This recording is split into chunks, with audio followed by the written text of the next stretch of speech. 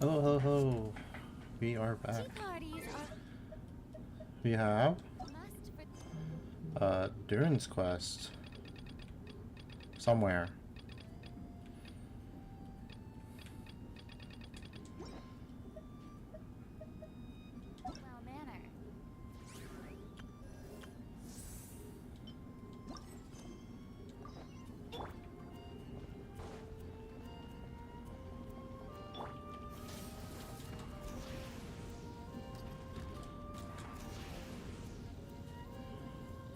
Maybe we'll do like some of the other character homeworks. Hey Durin, any more clues for us? We're all set for the next chapter. Let's do this. Yeah, I was just about to come find you. Let's see what it says. Now sprout to life the story's seeds, stirred by wind-born melodies. Then on that breeze the music leaves, fading into distant memories. Seek the place where wind and tale entwine, and once there, make 3 riddles into verse, and 3 melodies into song. For in poetry and song will this story start to blossom. Come on, another riddle? All that talk about wind and melodies. What do you think the answer could be? Wind, melodies, monster. Are you thinking what I'm thinking? Oh. Venti. Care to elaborate? Wind, music, poetry. Tone deaf bard's gotta know the answer. You mean Lord Barbados? You know too? Albedo introduced us when I first arrived in Mondstadt. I mean, someone like me was bound to catch his eye sooner or later. It's better that it's out in the open anyway. Now, how should we track him down? That was easy. I'm pretty sure he's already caught wind of what's going on here. Why don't we just see where the wind takes us? Right. He definitely makes it easy to forget he's a real god sometimes.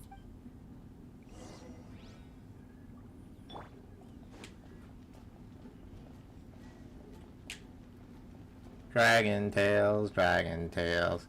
Something, something. I forgot the rest of the Canadian show. Canadian show. There's a Yu-Gi-Oh deck called Dragon Tail, by the way. Huh.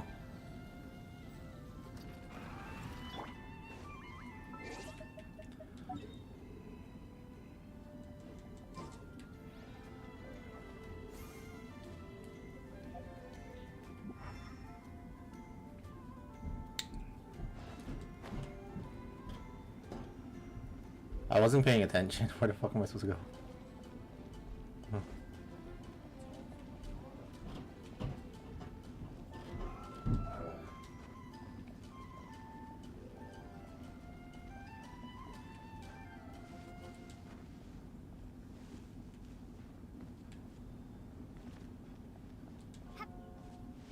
Oh, was he at the bar?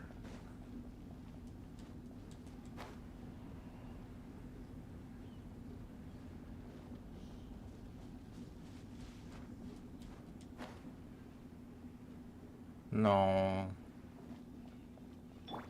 Burn it down. Crackle Tail, Art Line, you say? Yeah. I don't know the cards of the deck.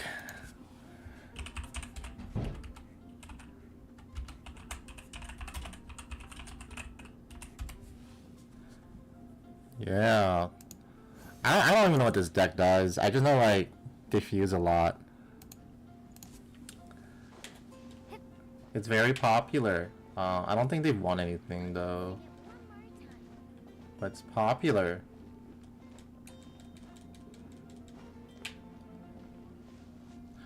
It's doing really good in like Master Duel right now because it just came out. Fuse or lose, baby. Yep. Fusion decks are so strong. They get like more and more bullshit. Rise with the sun. Okay, where the fuck am I supposed to go? Holy shit. Follow the guidance to find Venti. What the fuck does that mean? I feel like that Kanye clip with Kobe Bryant where Kobe's like saying some bullshit and Kanye's like, The fuck does that mean, Kobe Bryant?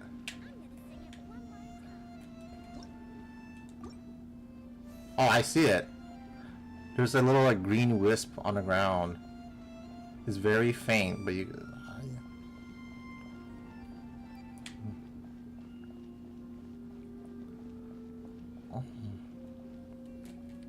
What bullshit? Paimon! What a sight for sore eyes. Ah, and the little dragon from the fairy tale world. If I remember correctly, I think this is Futaba from Persona 5. I heard your voices calling out to me on the wind.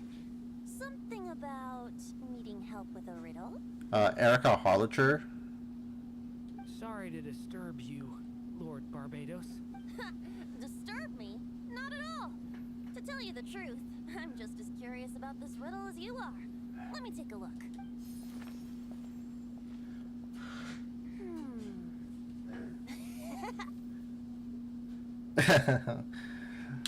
So how's your night going? What is it? Did you figure out the answer? 3 riddles and 3 melodies. That sure takes me back. The answer you seek lies hidden in memory. She's really popular for some reason, not because she's a smelly neat, but the other reason, you know. Looks like running to Tone Deaf Bard was the right call after all.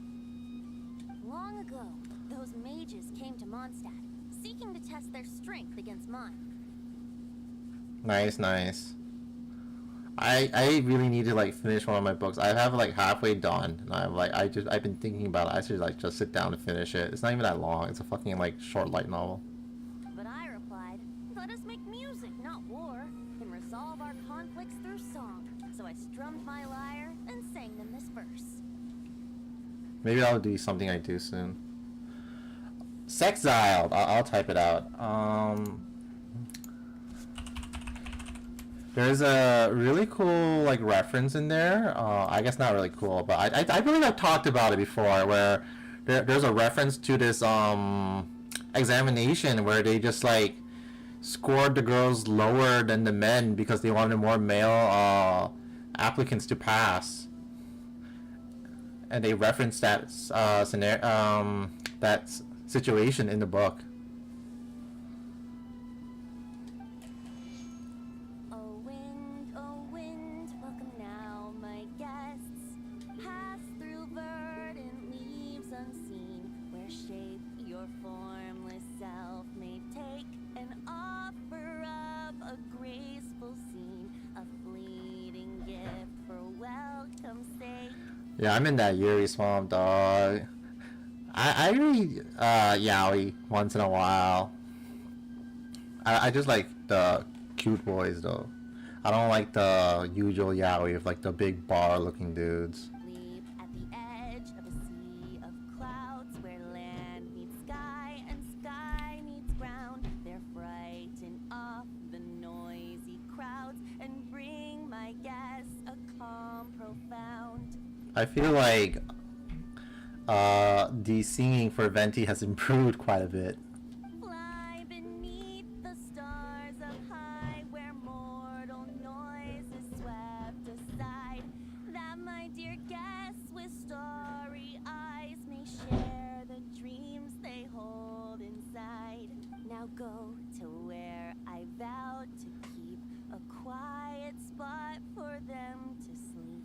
No clash, no contest bars the way, just tea and mirth to fill the day. There you have it, the 3 melodies. As for the answers to those 3 riddles, I trust you can guess them by now. Oh my god, I was just listening to that. I wasn't paying attention. The woods, the edge of a cliff, and the sky? Thank you, Duran. Thank you so much. He is really fruity. Correct. Funnily enough, your mother was also the first to solve it, all that time ago. There must be some kind of special rapport between those who write stories and those who sing them. The woods, a cliff, and the sky. Oh, so that's where it is! I suppose the spot that answer points to is where you're headed next. You should know, after solving my riddle, the mages even accepted my proposal and made that location their official meeting spot. No, I know where this is. It's the chess spot. And going by what your book is suggesting, once you found it, you might want to try playing the melody I just shared with you. Guess you can be pretty reliable when it counts, huh? Great Animal Archon? Thanks for the help, Lord Barbados. Still got questions for me, huh? Yeah, you must have read countless tales in your time, being a wandering bard and all. In your experience, why might an author consider a story unfinished? Unfinished? Well, I guess if there's something left to accomplish in the story, or, oh, if the last line goes, "To be continued." Huh? Wow, your helpfulness lasted for like 1 second. In all seriousness, I would think the answer to that question lies in your mother's story itself. It's not my place to pry any further. All right then, we should get going.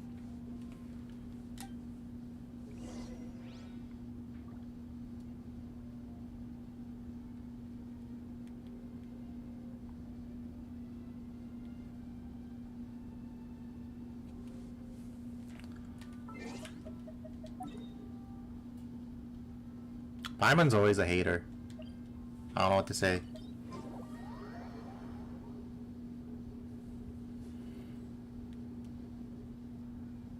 Okay, we're here. Now, we just need to play the 3 melodies, and we should be able to gather the memories for the next chapter, right? A musical performance. Out of all the things Miss Lisa has taught me, that's the one I'm worst at. Leave it to me. Alright.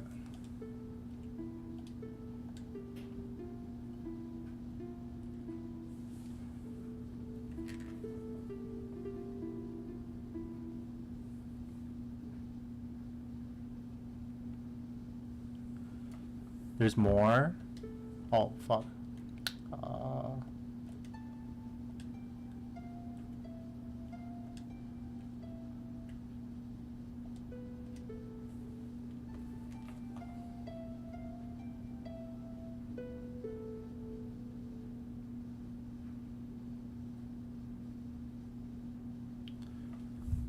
Holy shit, this is long. Oh, fuck. I gotta start over now.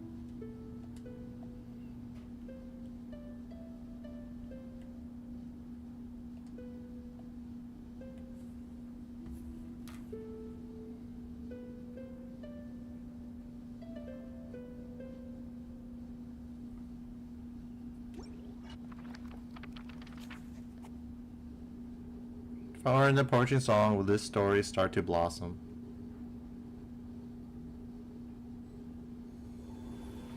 Where are we? The prophecy. Even a war that shook the world could not halt the witches' gatherings. Yet even so, with the passing of time, 3 of their teacups no longer came to be set.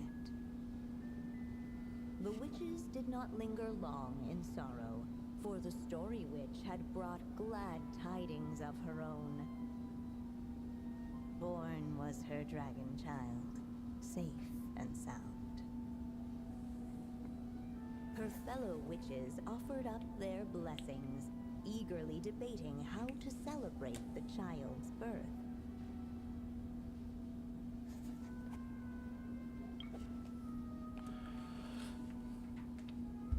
Sweet candy.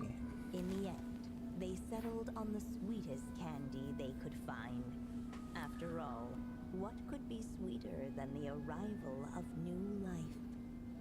Oh, is that Rhine daughter? And so, the witches' gathering turned into a birthday celebration.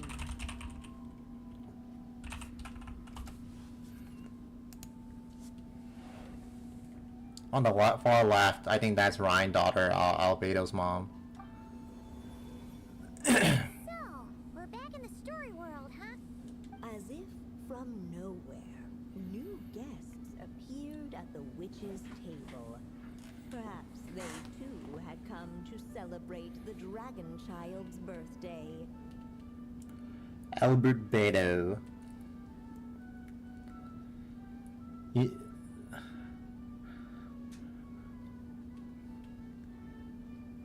I know. That's literally what this is. You know, every time I play this game, I'm like, I was like, man, this is like some bullshit from Kingdom Hearts. They talk about memories. I'm like, oh man, I love Chain of Memories. They talk about light and dark. I'm like, oh yeah, I love Kingdom Hearts. There's always some bullshit. There's a scene of Columbina falling. I'm like, damn, that's like from Simple and Clean.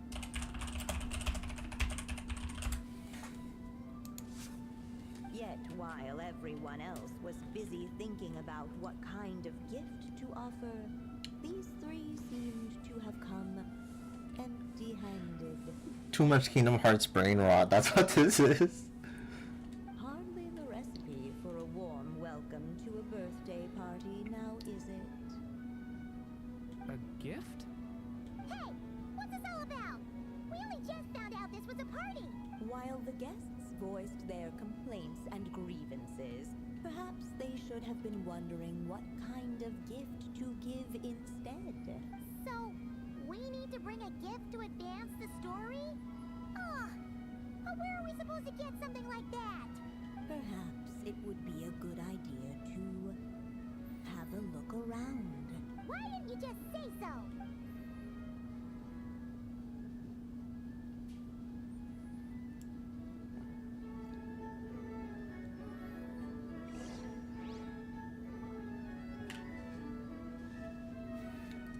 Oh yes, iTunes gift cards. They're perfect for a baby. The witches went on chatting away, ignoring the empty-handed guests. We got to hear Ryan Daughter's voice the other day. I think it was yesterday. That was really exciting because I don't think we've heard her voice before. Hey, could we use these as gifts, maybe?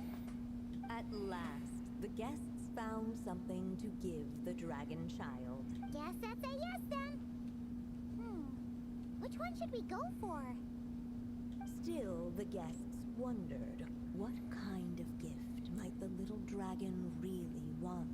Should they put a warrior's sword in his hand and send him out on an unstoppable quest to save the world? Or perhaps a wandering hero's slingshot and the promise of a life of endless, uncharted adventure? Oh my god, it literally is the shield, sword, and staff. Or maybe even a scholar's tome and the chance to take on all the world's unsolved mysteries. Okay. Wow. That's a lot of pressure all of a sudden. What do you think, Darren? Oh yeah. Technically, we're actually picking a gift for you. So, which one would you prefer? You want me to choose? Wow, this feels kinda special. How come? For as long as I can remember, I've spent most of my time living in the stories my mother created.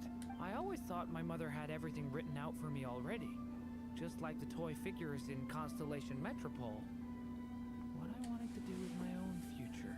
Huh. That's something I've never really thought about. What did I want back then? Ah. This is the first time I've ever asked myself that question. Sounds like this is the perfect opportunity to answer it then. It's been a while since you left Simulanka, and after everything that's happened, it might be about time to start thinking about your future. Then let me give it some thought.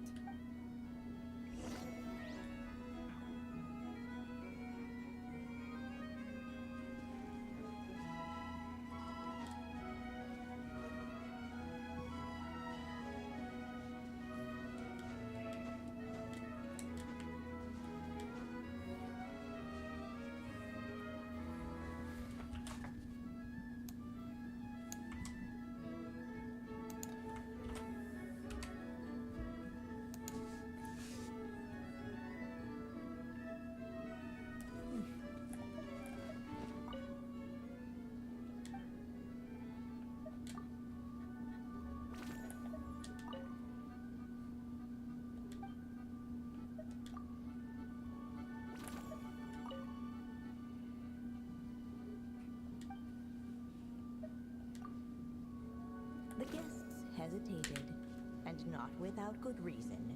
Given how much this gift would mean to the little dragon, a bit of careful thought could go a long way.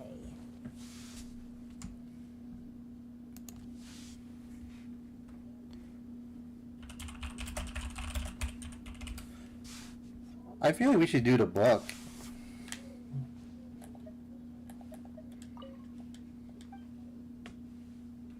Because he was born in a storybook and his family are all scholars. In the end, the guests settled on the Scholar's Tome. So you're the scholarly type, huh? I just feel like I should learn more about the way the world works. What makes you say that? I'll give you an example.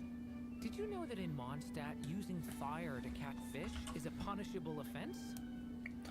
I'm guessing Clee took you fish blasting. I thought she was just teaching me regular hunting techniques. It was only after Master Jean caught me and sent me to solitary confinement that I realized I'd misread the situation. I think Albato's like probably the only one who hasn't been sent there. So much of what's considered common knowledge in your world just wasn't in Simulanka. So I have to learn, or I'll keep causing trouble for everyone else. Paimon's not sure that counts as common knowledge.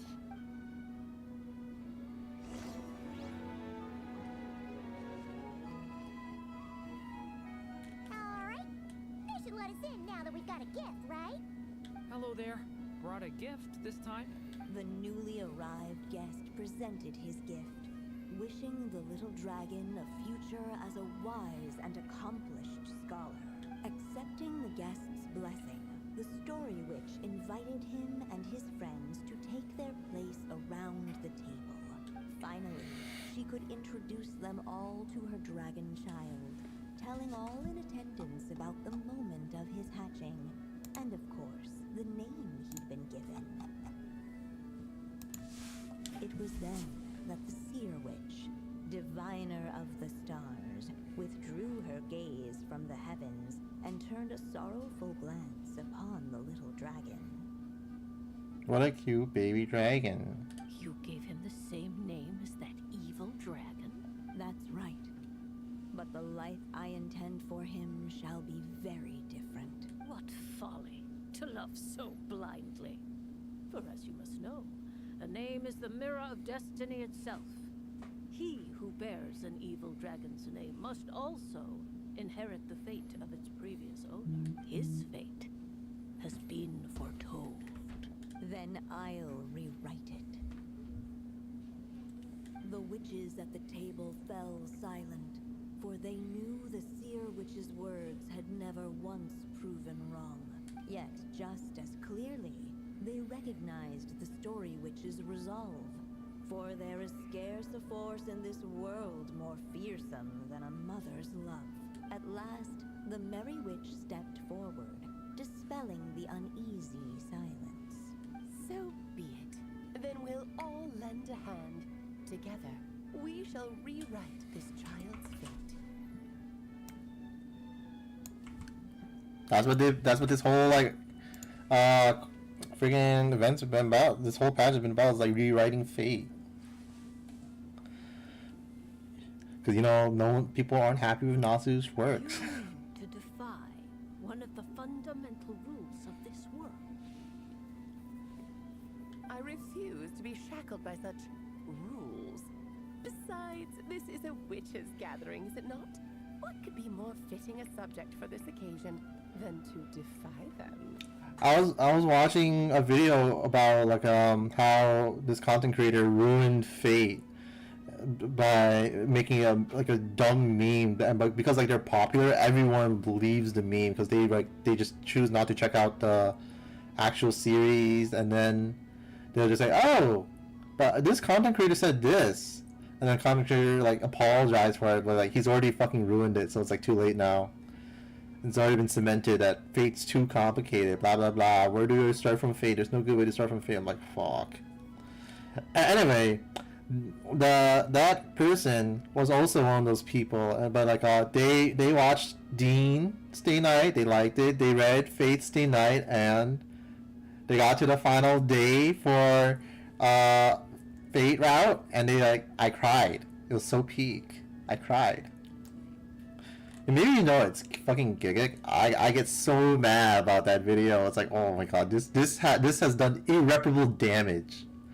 I was like so annoyed when that video came out, and like the years keep adding up, and I was like, oh my god, this truly has done irreparable damage. Oh, sounds like an interesting experiment.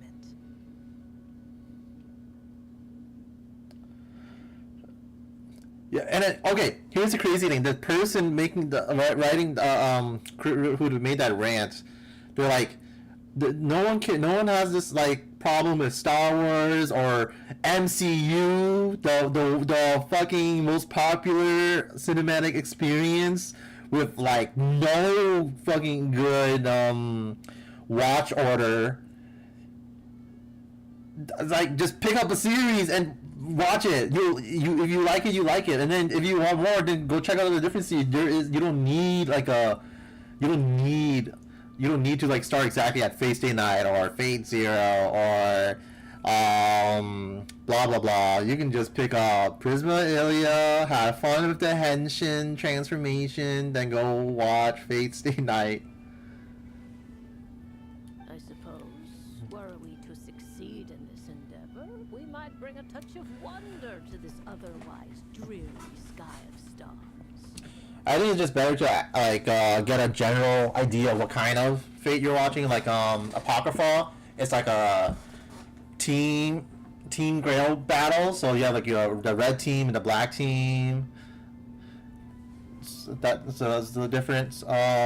Fate and I and like it's like, oh, you're watching Shiro's character arc. Fate Zero's a battle royale. I know like all Fate works are technically battle royale, but Fate Zero was just like, oh, I gotta kill everybody.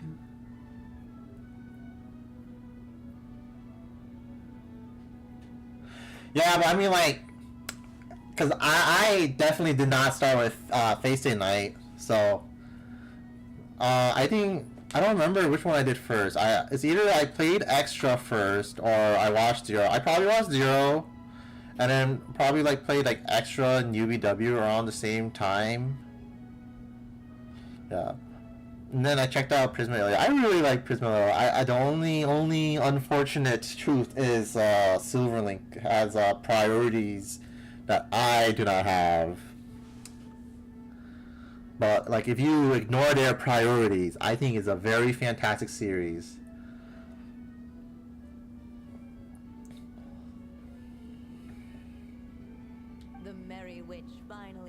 Them all round, just like she had done many times before. I can't believe he doesn't like use it at all in like any other fucking game. Warm and strong as the sun she was. So much so, in fact, that those who her light shined down upon had no choice but to bask in it. And so the witches readied their gifts. 3 marvels of the cosmos. For this child, I shall decipher the ravings of the heavens and lay bare before him the trickery of fate. You know, to some people, Saber is narrow because they started Fate Extra.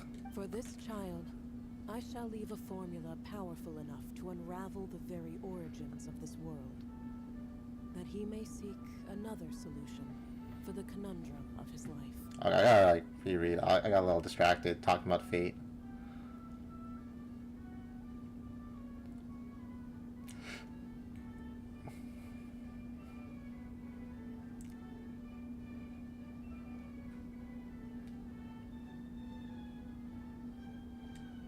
For this child, I shall call upon wondrous magic to make possible his impossible wish.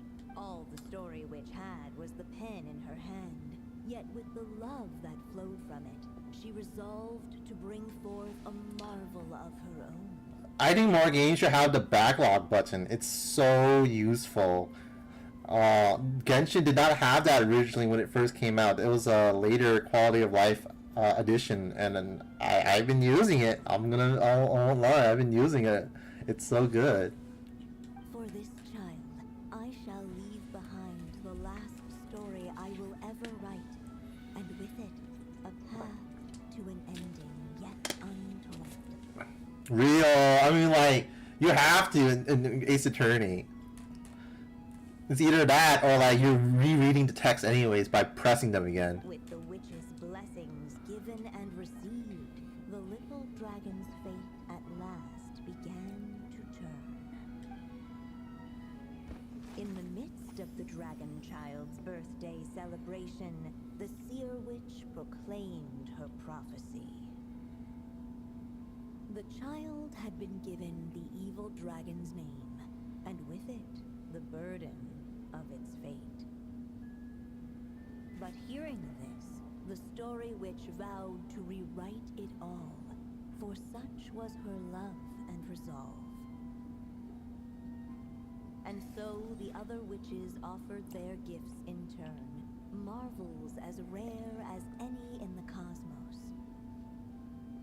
Together, they sought to test one of the fundamental laws of this world, in part to support a mother's love, and in part to sate their own curiosity.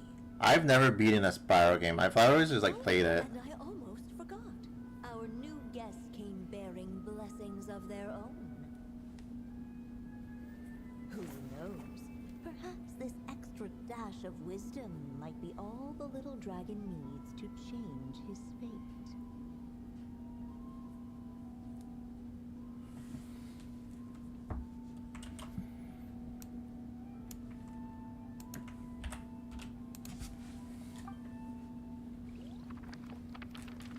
The witches readied their gifts, 3 marvels of the cosmos.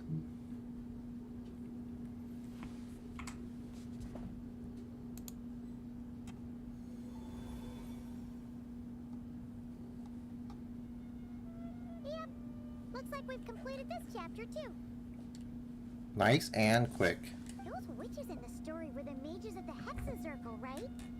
They sure seem to care a lot about you, Durin. Unfortunate. Kinda had trouble following their conversation. Just a bunch of mystery as usual.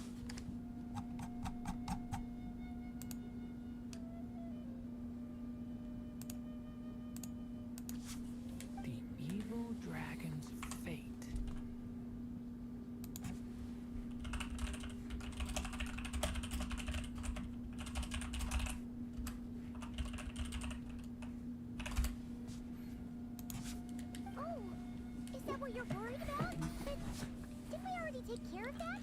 Yeah, after what happened in Sri Lanka with everyone's blessings. Ah, the mages must have had a hand in that, too.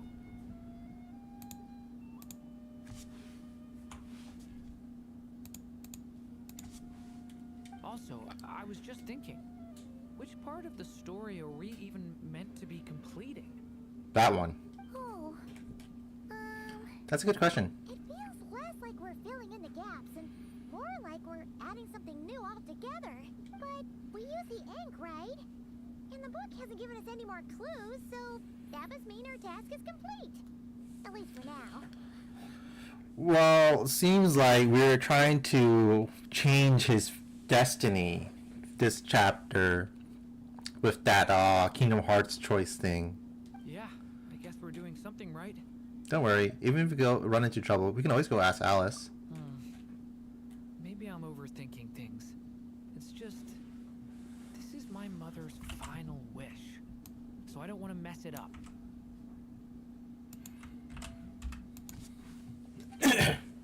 Thanks for all your help. I'll let you know as soon as the book reveals a hint about the next chapter. Okay then. See you in the next chapter. I'm gonna try to stay stream long enough to do that. So I think I'll be busy for the rest of the few days. Holy shit, we're gonna be streaming for 5 hours.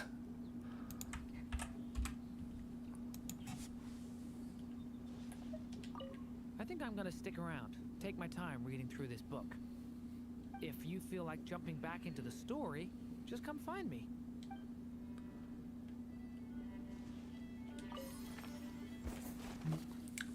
Oh my god.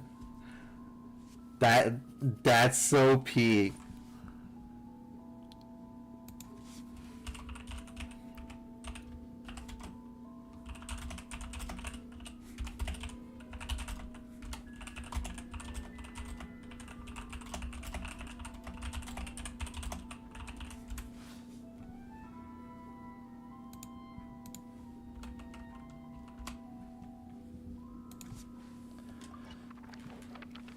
The witches ready their gifts. 3 marvels of the cosmos. A lot of people like me are molding over the there's like a weekly reputation quest. It's been locked as of this patch if you have done Archon Quest 4. A lot of people are molding over it. Rightly so, because you have to wait exactly 7 days before you can start the next one. And it's like, but like during this patch, you cannot play it. No one knows why they did that.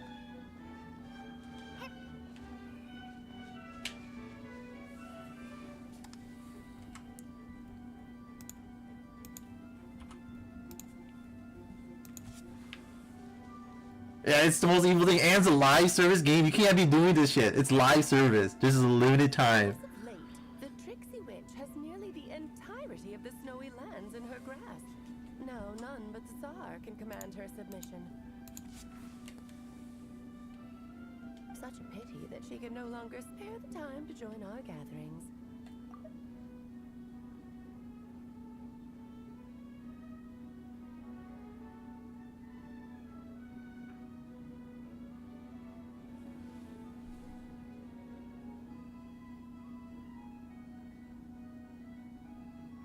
Wait.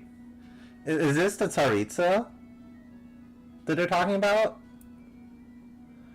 Real, oh my god, I'm so fucking pissed. I have to wait till 2026 to see if I have a chance of playing it. Tell me, does the Wander Witch still roam among the stars? I have to wait till next year. That's fucked up. Who can say how long we'll have to wait for her return? I had hoped sharing all the fun little stories from our gatherings might entice her to remain. Then how about the Memory Witch? Does she still walk the mortal realm? Yes, she has that secret mission of hers to accomplish, so she couldn't make it to our gathering. But she doesn't seem to regret her choice, so naturally, it's not my place to pry. As rare a chance to gather as this, and yet almost half of us are absent. Cheer up. At least you came with good tidings.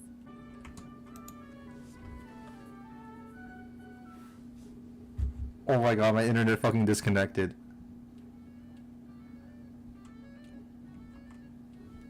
Real.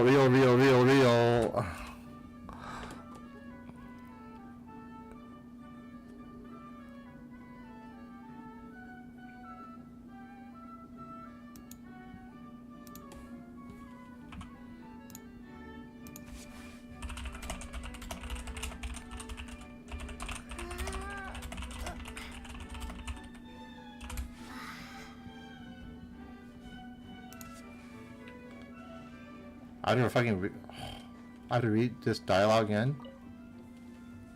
As of late, the Trixie Witch has nearly the entirety of the snowy lands. Oh. No, none but the Tsar. This model is from like the beginning of the game. It's Alice's signature creature. So it's like five years old now.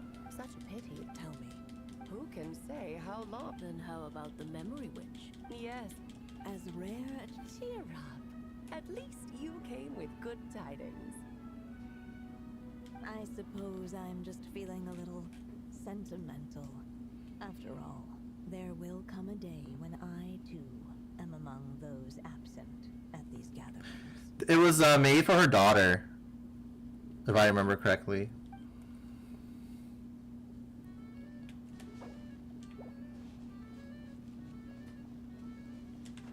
Is there anything else?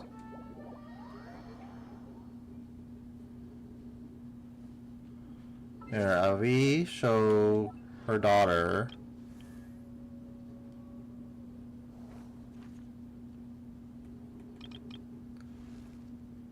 Where is it? What the fuck? Where are you?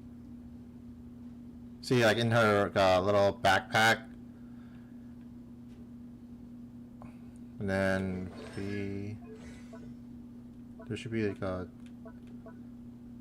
talent demonstration.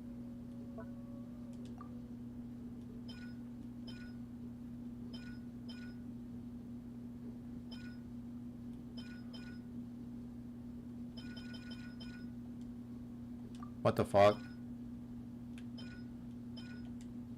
Yeah. Apparently Dodoko's a girl. I didn't know that. I just learned that. But yeah, this was made for her daughter, and they love explosives. I think it was a cute little detail though. It's nice. So we finished that.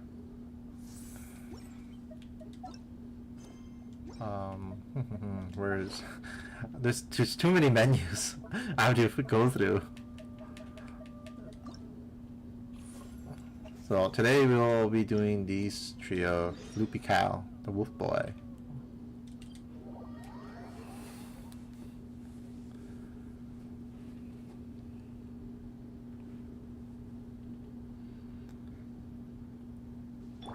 Burn it down. I do wish they simplify it a bit.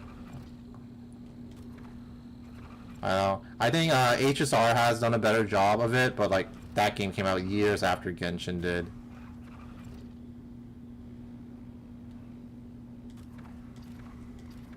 Try and stop me.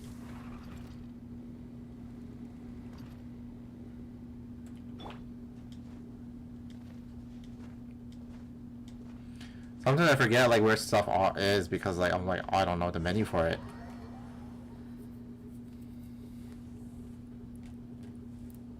And then I'll misclick and die. Isn't that Razor over there with... Whoa! The Great Wolf King of the North! Wonder what they're talking about. I didn't know the Wolf King was a witch.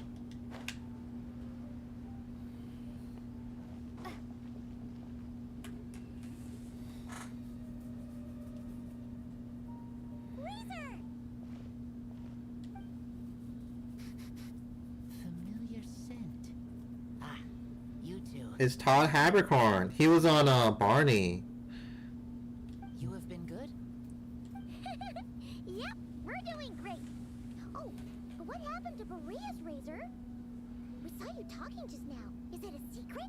We go on hunt. I tried to convince Wolf Lord. A hunt?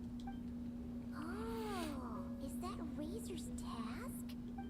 Are the wolves out of food? Is that why you're going on a hunt? Give me some beast traps. The forest boars have grown big enough.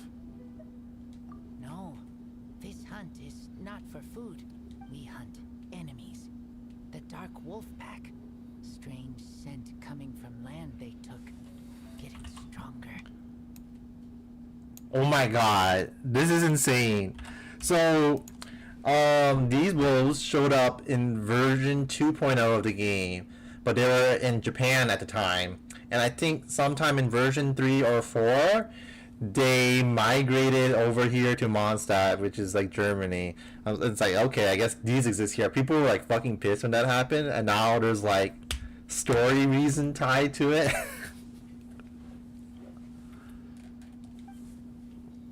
We must hunt enemies to purify the forest. Oh, so did Boreas agree? Paimon remembers last time he said something like, Razor, you must not get involved. This is for the wolves to settle between themselves. Oh, sorry, Razor. Paimon didn't mean to dig that up again. It's okay. I know Lupacall means no harm. Besides, teacher taught me how to talk to Wolf Lord. Lisa taught you how to talk to him? Oh, like she told you what to say? So that means you got him to agree then, right? So Lisa's the witch with the homework? Yes, words were hard, but I did it. Ha! So you actually managed to convince that giant stubborn old fella. That's super impressive, Razor. Dark wolves are enemies of the whole world. Teacher said this is not wolf problem. This is world problem. And Wolf Lord agreed. I love that Razor's like a human who can, who's like very ESL, and then the Wolf Lord, he speaks like fluent English. He's really good. But because of that, other wolves won't join. This war is between me and Dark Wolf Pack. Then count us in too. Those awful rift hounds have been getting on our nerves for a while. Thank you. Help makes for easy hunt. Speaking of, how is this hunt gonna work? We set trap. Chase dark wolves here. Into trap. Then Wolf Lord pinned them down. And we finish hunt. Tell me when ready. We start hunt. Let's do this. Come on, let's clear them out in one go. Yes. Oh, fuck. He has a stand.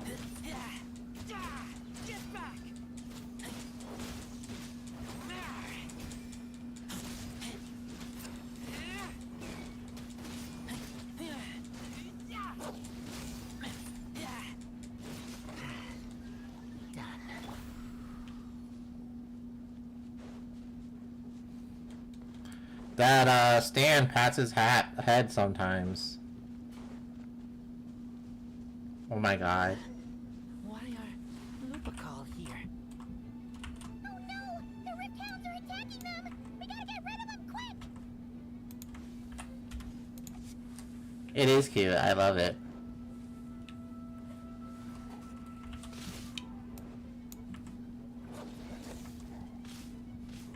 They can handle it.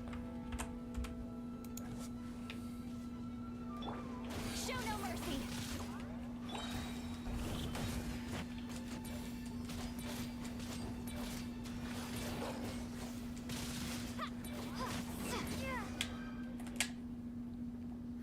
That was close. Good thing the wolves were there to help. They intercepted those rift hounds for us, and even drove them away. But this isn't wolf problem. You're doing this to help your Lupacol, right? Well, they want you to be safe too. Paimon bets they went to the Wolf King and said, "Listen here, this isn't just our Lupacol's problem. This is the world's problem." And then rushed over to help. Lupacol is Lupacol. I am human, but I do not need to be wolf to be Lupacol. I want to help them. Well said, Razor. Maybe Lupus Boreas agreed to let the pack help. Because he knows your heart. You think so? Yeah, absolutely. Now, come on. Let's go kick some rift hound butt.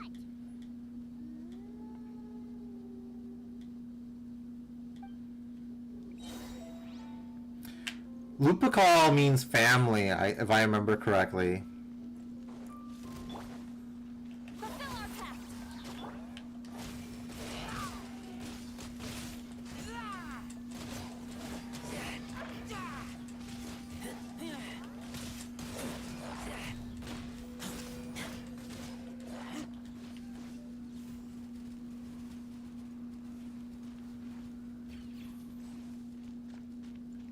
Yes, exactly. Ohana does mean Lupacol. Get to work.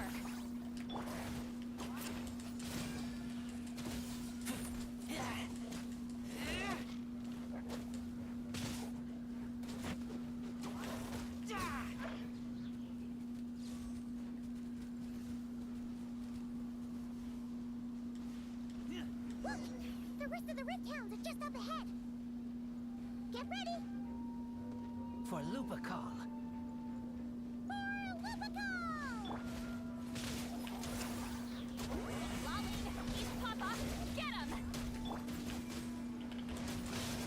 Whoa! I fucking went flying.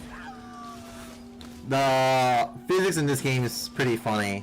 Sometimes you just get sent flying by doing a weird hit on an enemy.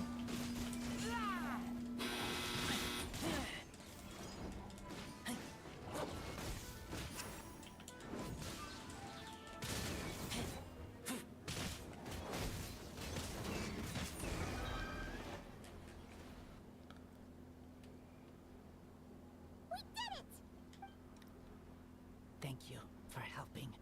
I thought protecting Lupical was up to me, but Lupical also...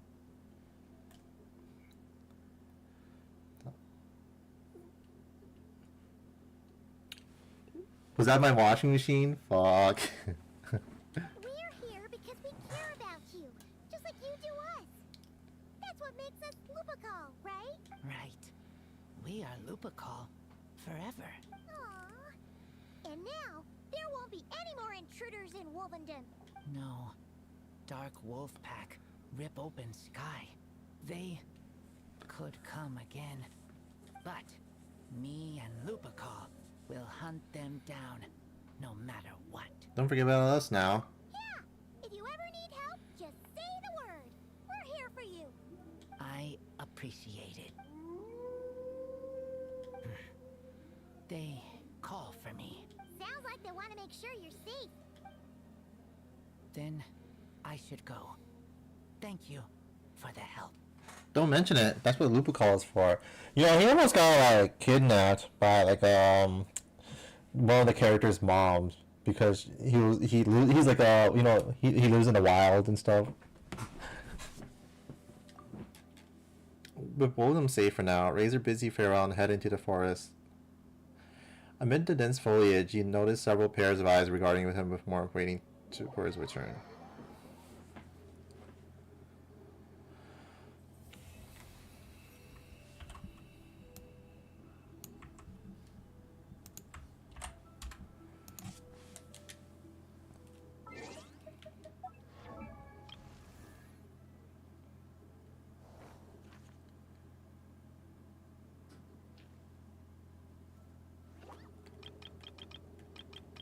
Yeah, this lady was forcefully trying to adopt him. And she already has like 2 children in game currently. Where are they? Her and her. These are her 2 kids.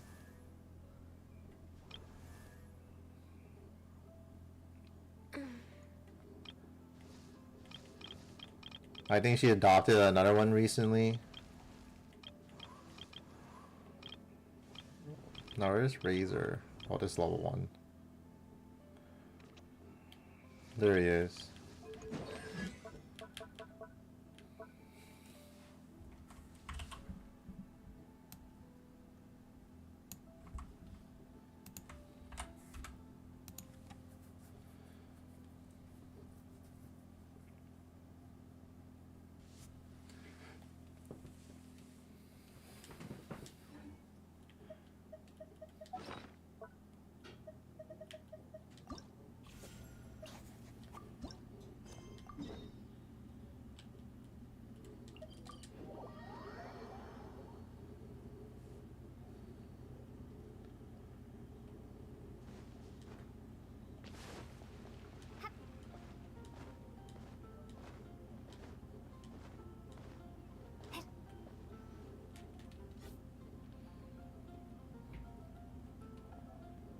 Astra Abyssosk.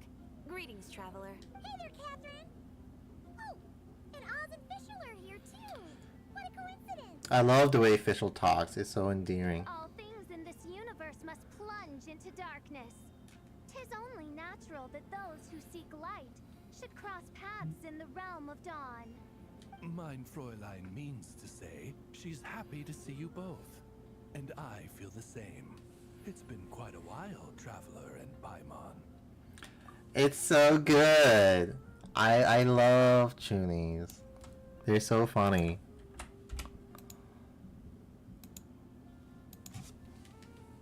You're here just in time.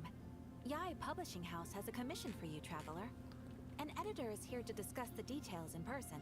Much of the information was kept from the guild for business reasons. All we know is that it has something to do with the author of the Legend of the Shattered Halberd. What? Surely you don't mean... Wait, is this author really that important? What if we weren't here? Or if we decided not to take the commission? The editor would just be wasting their time. In that case, it'd be a free trip to Mondstadt where one needs only pass some information along. That's an opportunity most would fight over. Yes. Well, I mean, remember, HSR was heavily inspired by Trails of Cold Steel with the gameplay at least, so they do like Trails. In any case, if the commission is of interest to you, the editor is waiting at the Good Hunter. Just look for the man dressed in Inazuman clothing. Hold on. I mean, halt thy steps, good traveler. Fate cast you upon the tides of the world, but not for you to stand alone in the face of its desolation. Nay, you step forth onto the path of the Immernachtreich. What mein Fräulein means to say is, she would like to go with you. Wow, you seem really jazzed about this commission, Fischl. Do you have some kind of insider information? You're welcome to come along either way. Well, let's head to the Good Hunter to meet with this editor then.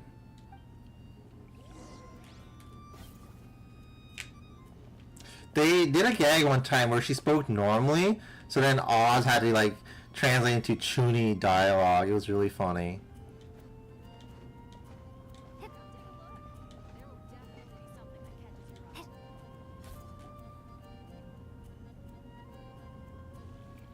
Alright, let's see who lucked out and got this free trip to Mondstadt.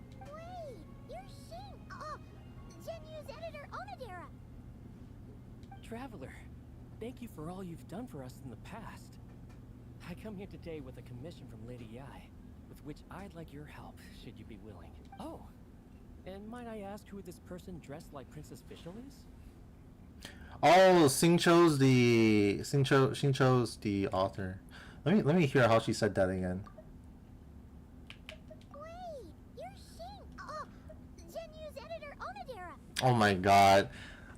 So in like China, there's like two main dialects, I guess, for pronouncing a name. It's either like Sing or Xing, and I guess this Paimon VA says Xing. I know Christina V uses Sing for the name, but she's the voice actor for Xingqiu. You have the pleasure of speaking to our eminent person, Fischl, Prinzessin de Vertalang. I do use Xingqiu a lot, though. Xingqiu a lot. Mein Fräulein means to say that her name is Fischl, and that she is most pleased to meet you. Yep, this is Fischl. She's a reliable adventurer, and she's here to help. That's right. This is Fischl. Yeah, I, kinda got that the first time. Since thou hast learned my name, understand this. To speak it is to be absolved. Praise it, therefore, and thou shalt earn thine salvation.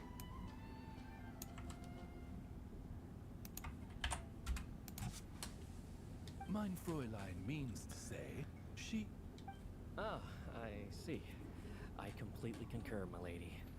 Remembering names is simply basic etiquette. And if you might lend me succor in solving this problem, I shall indeed praise your names to the heavens above. As many times as necessary, in fact. He doesn't need a translation. This is his line of work. His bread and butter. You understood Fischl language before Oz could even finish translating. An editor is not to be underestimated. Well, let's get down to brass tacks then. Now, have you heard of the author Mr. Nine? He's famous for writing the legend of the Shattered Halberd. Flowers. What was that, mein Fräulein? Flowers for Princess Fischl. That's what Mr. Nine is actually famous for. She got her name from. Mein Fräulein means to say, even should the creator be cold and unmoving, The Prinzessin and her Immanaktrich's resplendence might yet compel them to weep. Oh, they did the gag I was just talking about. Whenever Official talks normally, he has to translate it in Chuny language. It's so funny. Well, sure. The author of Flowers for Princess Fischl, Mr. Nine. He sent a letter from Nodcry asking for help, and he seems to be in bad shape. So ask the Adventurers Guild or a local mercenary to find him. Seems pretty simple to Paimon. Where it's so simple. But here's the problem. We don't know anything about Mr. Nine. What he looks like, how old he is, where he's from.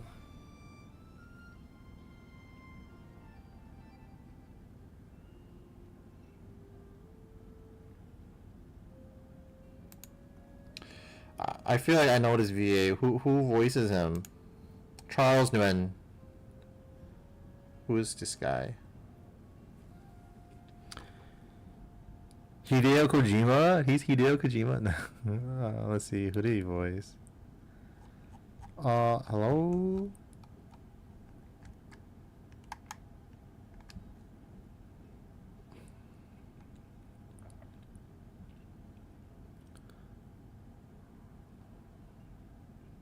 He's in like a lot of anime though. I feel like I know him from something though.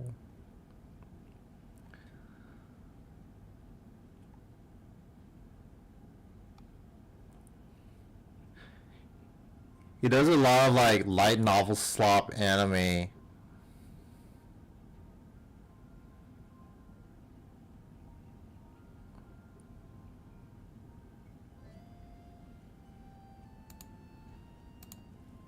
Can't figure it out. He's only ever communicated with us via letter, from addresses all over Teyvat. And he's never showed up to our annual meeting or events. Not once. So, what are we supposed to do?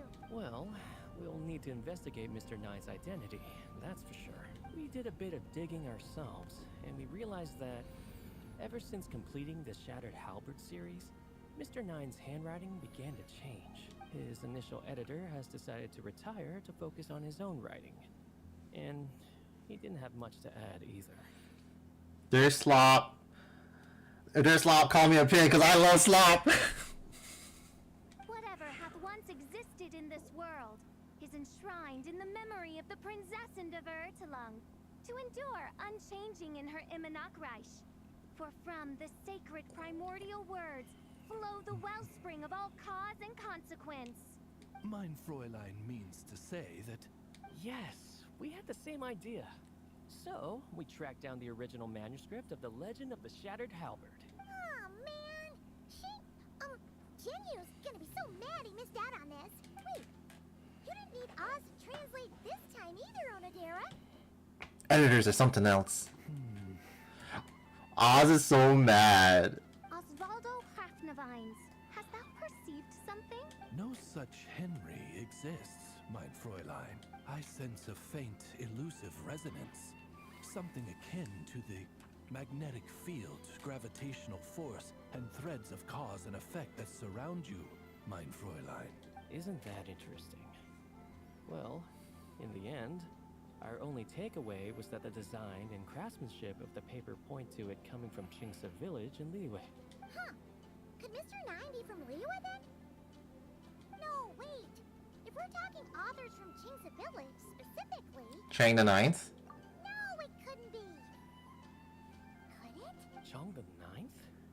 Ah, My bad. I've heard of him. He won a Best New Author award for the first apprentice of Guhua. Chong does make more sense. It matters not.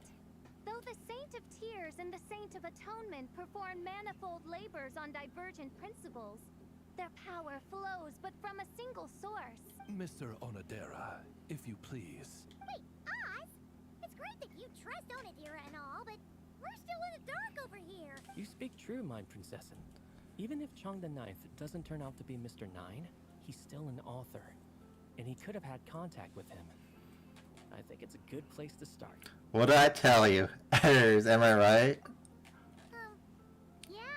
Well, either way, I appreciate the help. I'm counting on you.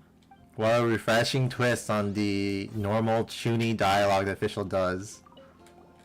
Is there anything else we should know about Mr. Nine? Well, according to some readers' Q&As and his author's notes, he has a receding hairline, a slight pot belly, he doesn't like sweet things, and his heart is on the right side. I remember, well, there was like I think like a ninja movie. Let's see, Ninja Gaiden live action. Is that was that where like this lady, she had like her heart on the right side. Ninja movie.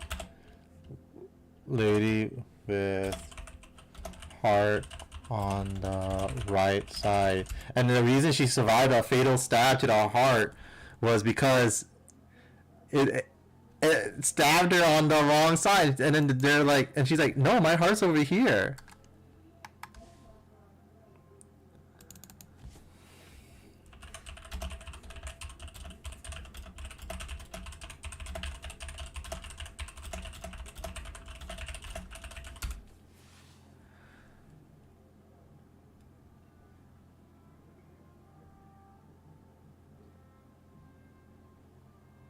But I don't remember what movie it is.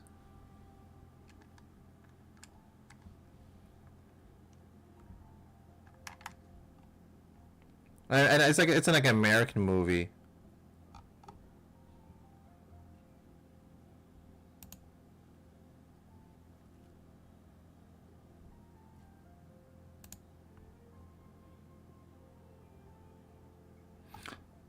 Man, I love seeing like people go, thank you for an answer, and the fucking answer is deleted.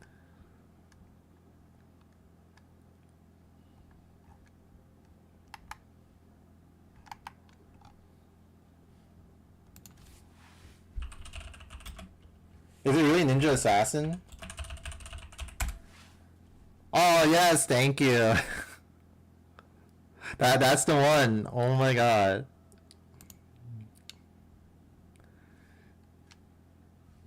I might watch that again.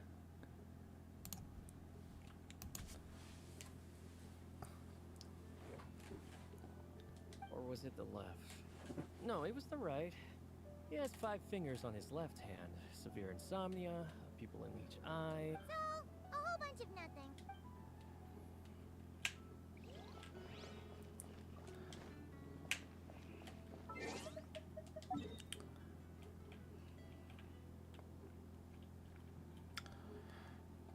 Man, you read books, watch movies, play visual novels, like holy shit. It's like a fucking fountain of media. My dad's also like a... Oh, that's crazy.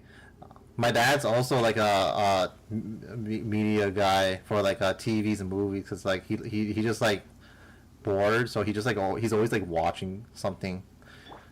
Rise with the sun. Try and stop me. Because it's the only like activity he likes is like COD, Black Ops Zombies. So, but he seems to like know like every single like show or movie.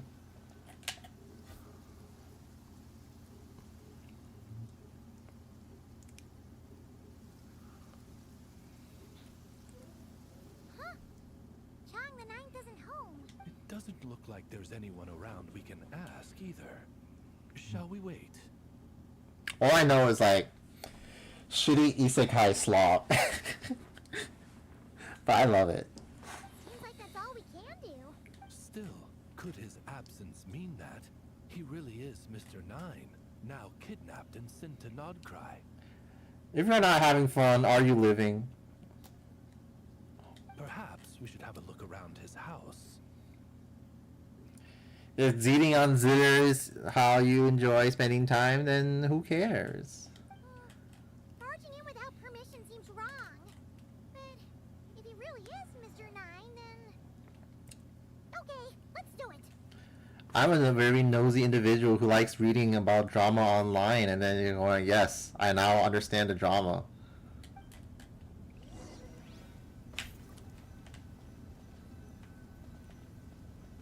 No, not here.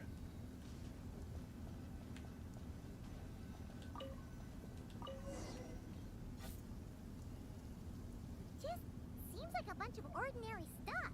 Nay, I, the Prinzessin, have beheld the mystery of the universe enshrined in these specks of dust. What hath been revealed is the very fount of wisdom. Ever does it flow toward the shores of truth. Mein Fräulein means to say, she thinks this is a clue.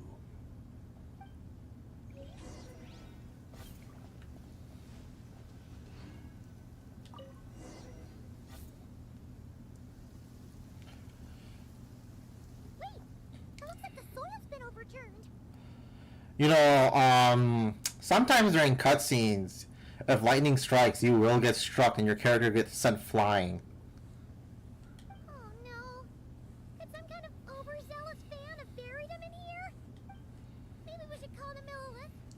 What do you think, Traveler? It's all right, Paimon. Mr. Nine's most zealous fan happens to be right here.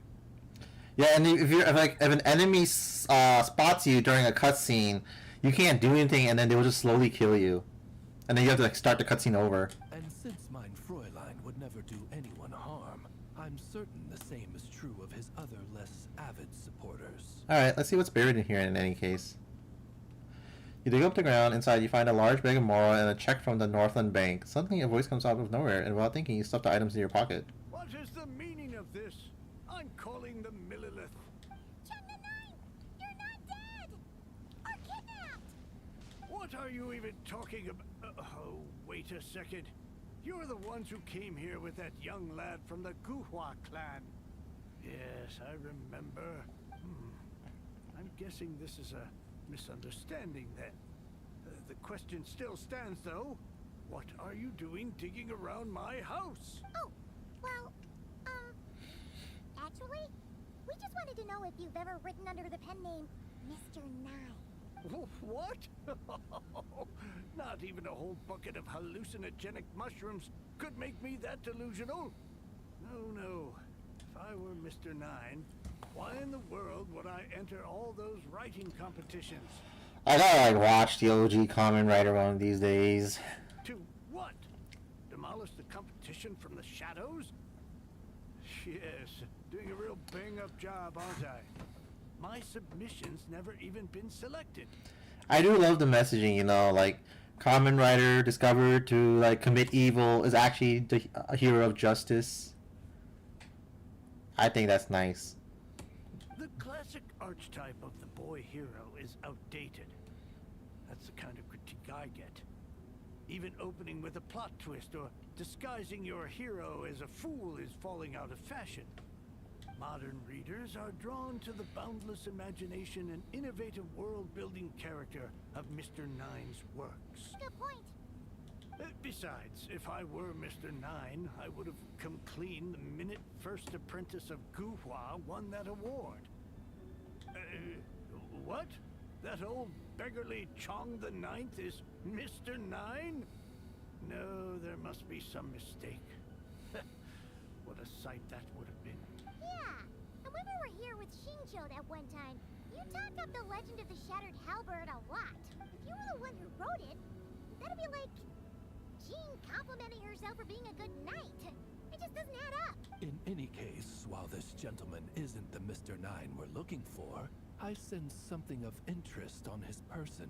It's a peculiar signature. The same threads of fate I sensed on you, mein Fräulein, and on the manuscript. I believe the traces are related to Mr. Nine, and it appears I can track them. Oh my god. He's the guy who did Catching a Ride, right? I don't know. I don't like Catching a Ride. People keep going, oh, you just don't understand it.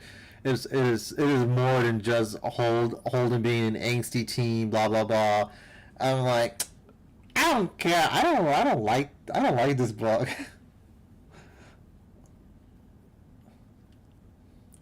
Man, oh, I don't know who this is. Thomas Pynchon.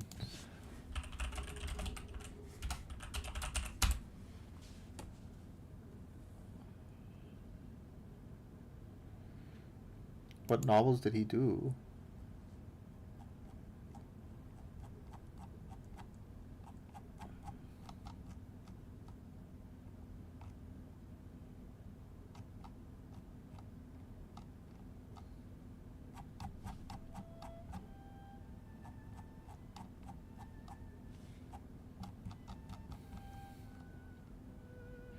I've never heard that word in my life. I can take a guess at what it is, but I've never heard of that word.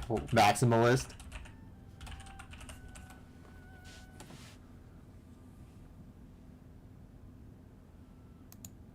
That is not what I thought it meant.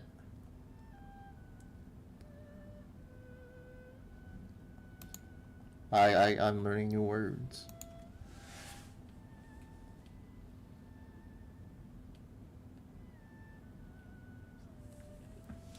Oh my god.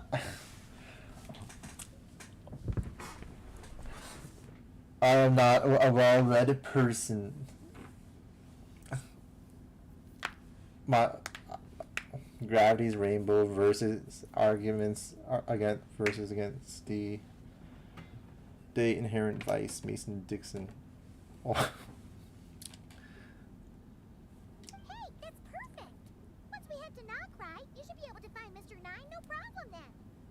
But, back to the signature. What were you doing before this, Chong the Ninth? Oh, well, I ran out of manuscript paper, so I went to buy some. I'm particular about that kind of thing. Creation of literature demands the highest quality. Oh, I saw that. I did. I checked up on his Wikipedia and I saw like a Simpsons image. That was funny. That's funny. That's cool.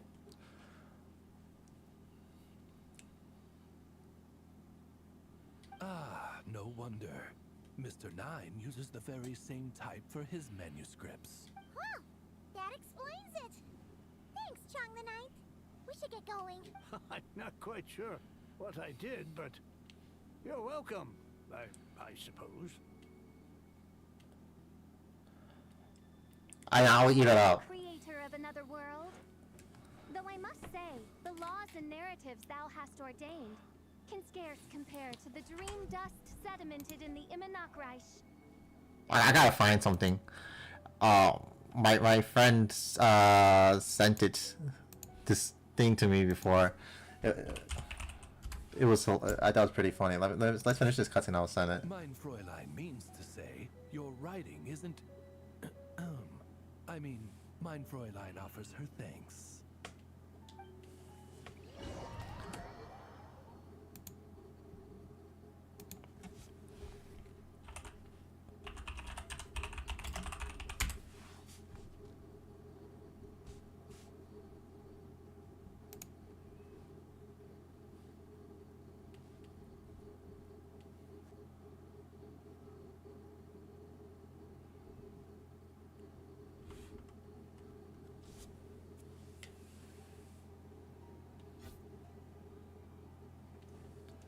It should be up ahead.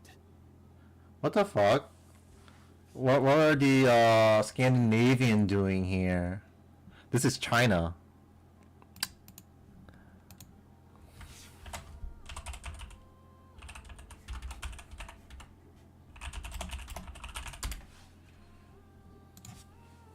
Wait, did something attack that Sealy? Something doesn't seem right here. And it bears the same signature I sensed before. Then it would seem fate has dictated our path for us.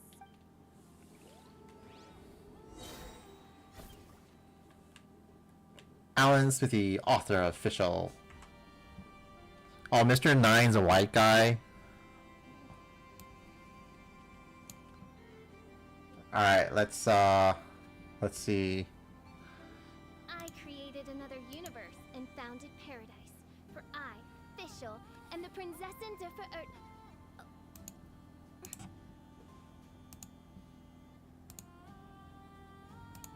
Yeah, Chinese slop. Chinese are making cultivation slop novels real, and we haven't even figured out how to make elves real. 100 trillion billion years ahead on slop too. I hear the voice of fate, speaking my name in humble supplication. I love the flying sword meme. It's so funny. General Tao did that shit, but with the giant tree. See, look at that. Fischl, and the Prinzessin de This is literally General Tao.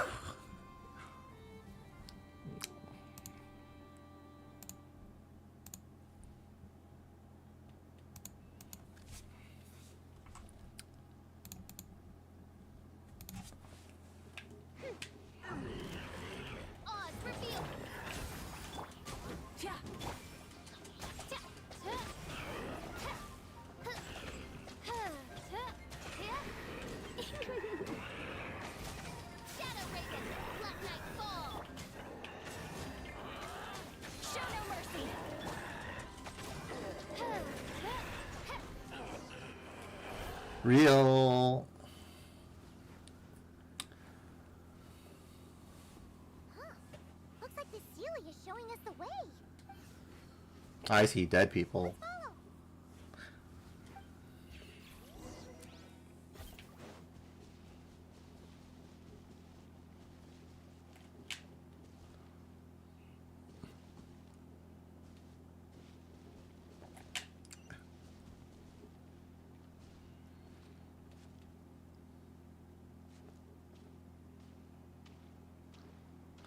Yes, it's very good.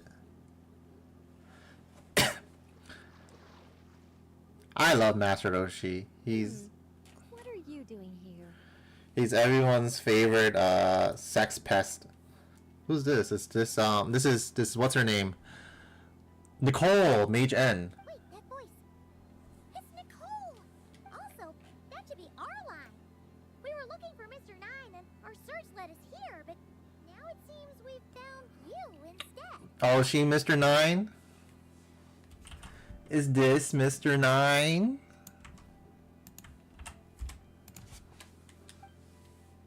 Tell Nicole and Celia about Yai Publishing House's commission and your investigation. Ah, I see. Well, Mr. Nine is right here. Oh, it is Cecilia.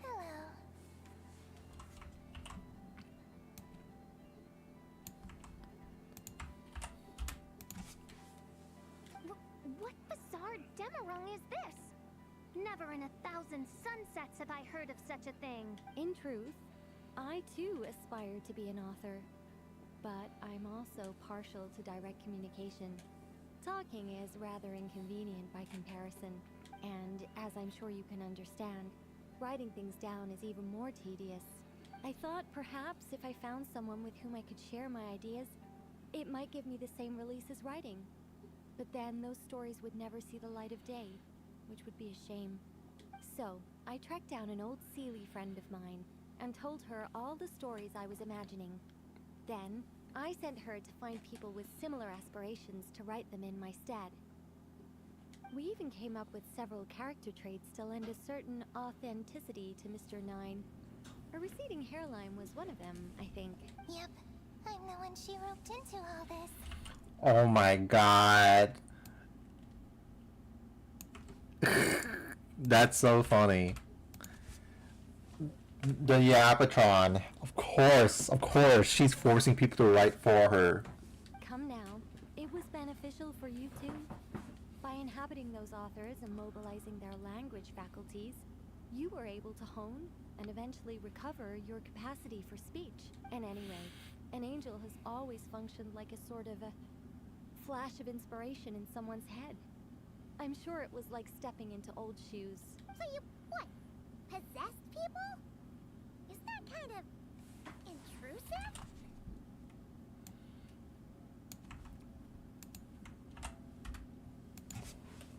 Oh, it's fine. She did it while they were sleeping. As long as the person is someone who dreams of creating worlds of their own, this inner writer within them will automatically awaken. Yeah, that sounds very automatic. Wait, but what about the letter and the strange intuitions Oz has been having? Nicole sent me to monitor the situation in Notcry. And it's super dangerous, okay? So I needed some help. It's not like I have the knowledge or power of the heavens anymore. As for your friend over here, well, you see, when writing a story, it's not uncommon to incorporate certain half-true details. For realism's sake, you understand? Yeah, we've seen that before. A real curse was written into an Inazuman light novel once. That's so fucked up. Indeed. In a similar vein, Mr. Nine's stories are full of metaphors, including one for the creation of life. What it describes isn't made up, per se. We just never imagined someone would actually manage to use it. Until you came along, young lady. Oh, Oz, yes, yes.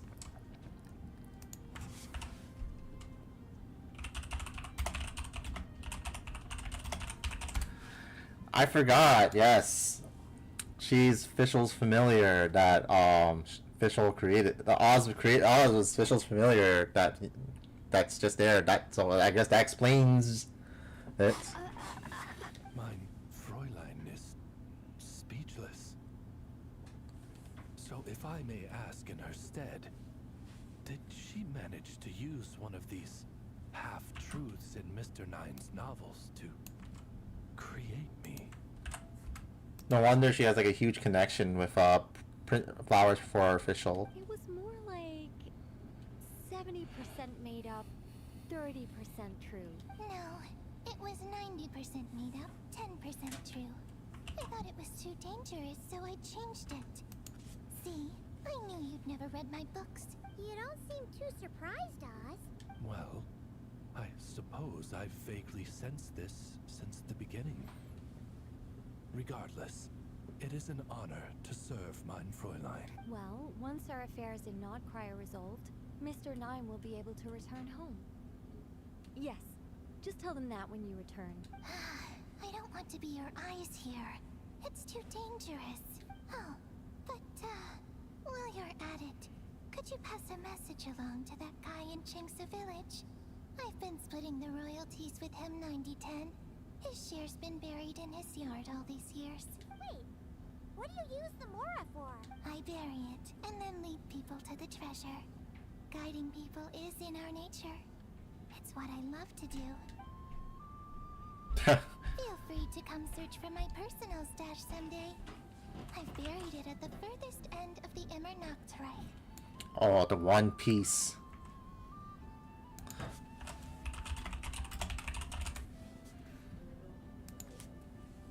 I will.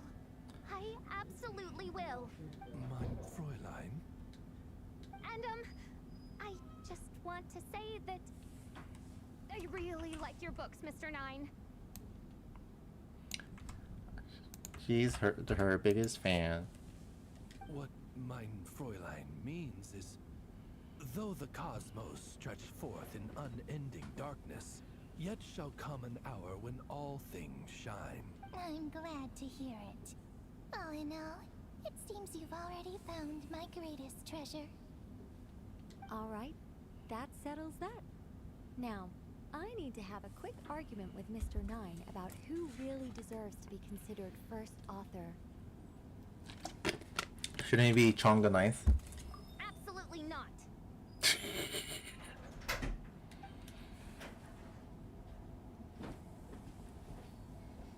La.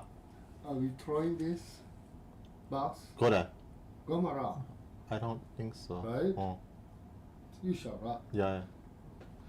第一什么考生的？啊，第一什么的考生？摘下来哦。哦。I think we'll keep that and throw these two. Yeah. It's just sitting there Oh. for like years and years. Mm. What are you gonna do? Now Yeah. we have TV already. Yeah. Ah. Yeah.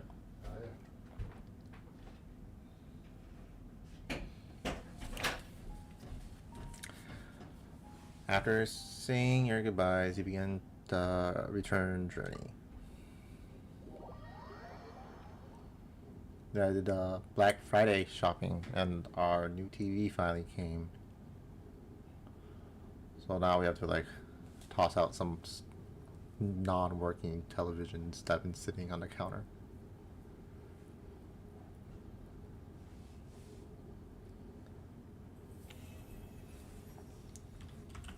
It's really nice. I think the one I've been using is like over 10 years old.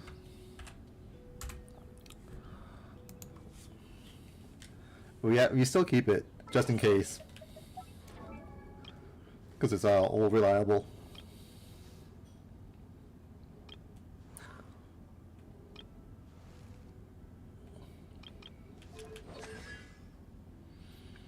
Wait a minute. I created another universe. Bow before the true majesty of the Prinzessin. My flesh is robed in the very tapestry of the heavens. Yes, a garment fit for a princessin. I created another universe and founded paradise. For I, Fischl, am the Prinzessin der Verirrt.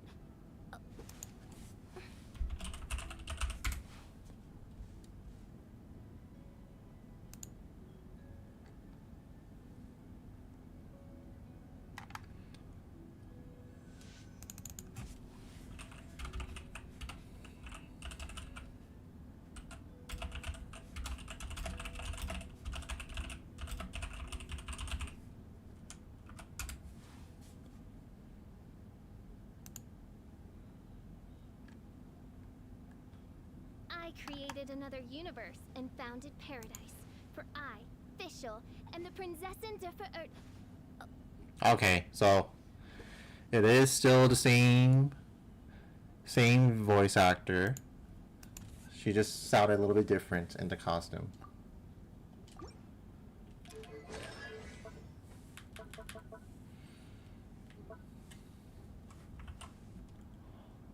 Osvaldo Hofnevens.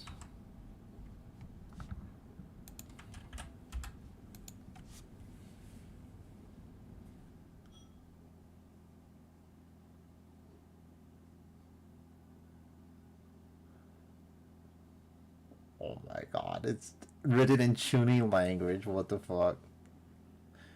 And then we bought like a little mini television thing for my brother as well, so he can have one in his room. So he doesn't have to watch on his laptop. Alright, I got one more. So that's cool. I didn't know her connection was with Mage N, Nicole. So we had Nicole. I'm not sure. I believe it's Lisa. Barbalith, Venti, it's Venti, Alice, and Ryan Daughter. So I wonder which mage we'll see, which witch we'll see with Sucrose. And I'm pretty sure Darren's gonna be Marie.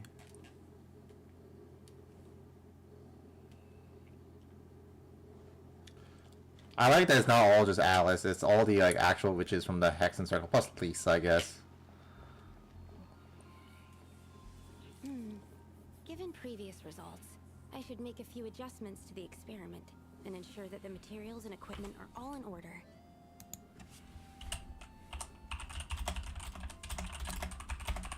I miss the old Sucrose voice already. As for the potion I need to make... Oh, Traveler, Paimon, what brings you here? It's they got a new VA for her. We're here to help with your task. We wanted to see if you could use some extra hands.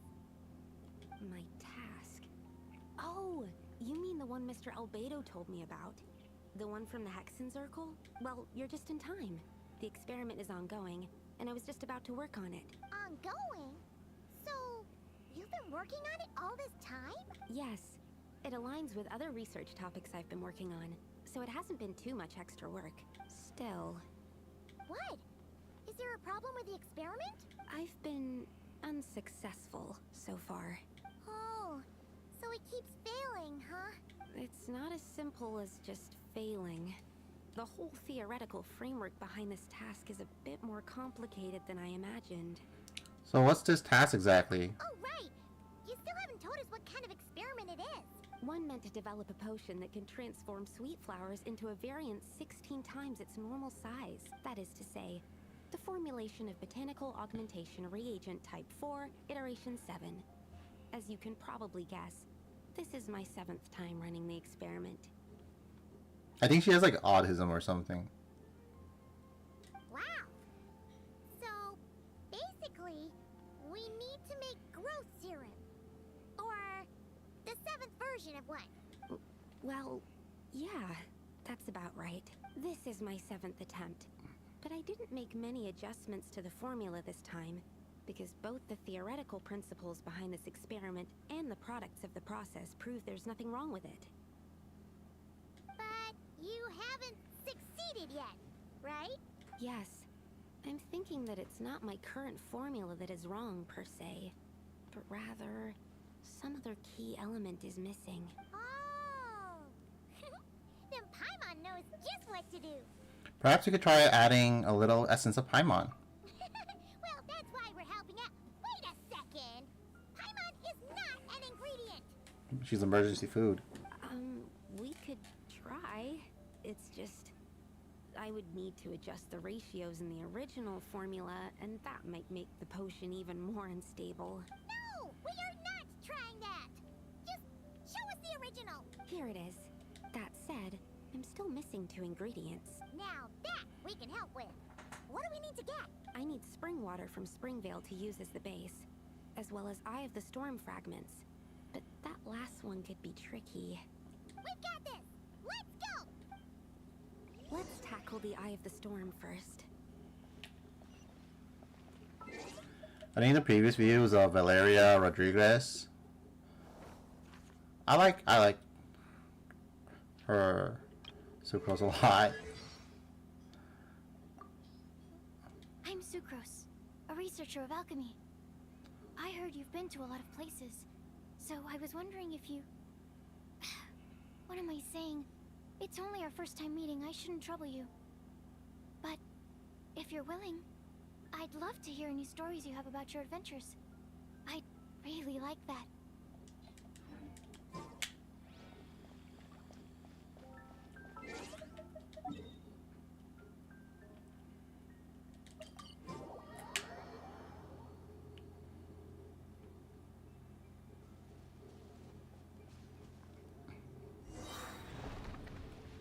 Fulfill our pact!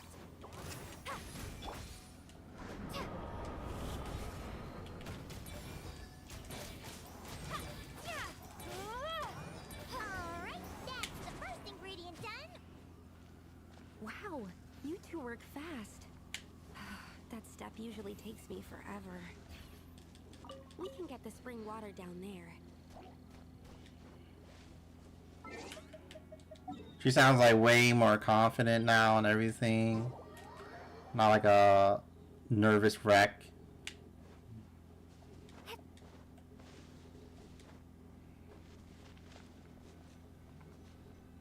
The high quality of Springvale's waters makes for a stable potion-making ingredient. That's all we needed, right? Yes, let's head back.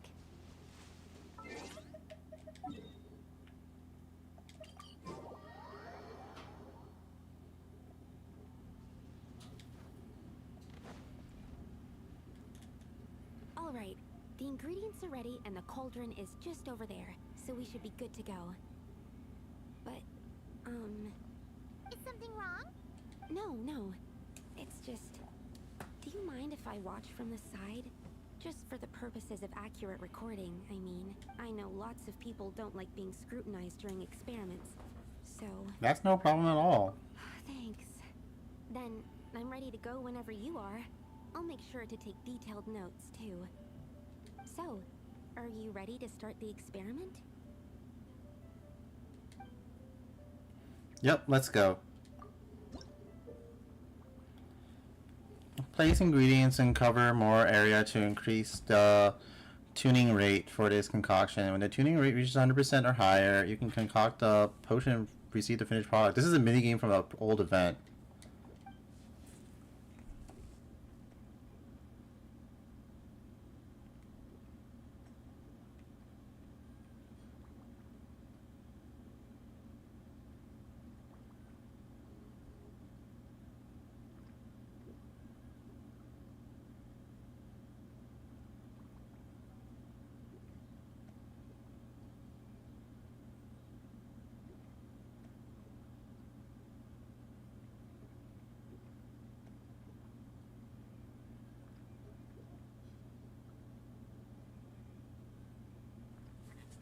Did you hear about the drama between China and Japan? I think like Japan said something about like sending their army to attack China if they do something to Taiwan or something like that, and then China has now like said fuck you Japan, and they're cutting relations with all like Japanese stuff. Like I know the singer for the One Piece song, she got like kicked out and stuff. Honkai Star Rail is getting delayed because of that, because I think the next main patch is which is like in it's usually in like February, so that's getting delayed.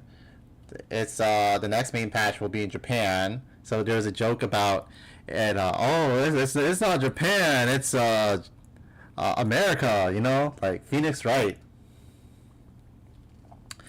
We have hamburgers. These aren't rice balls. These are hamburgers. We have a ton of cultural stuff. So it's so funny.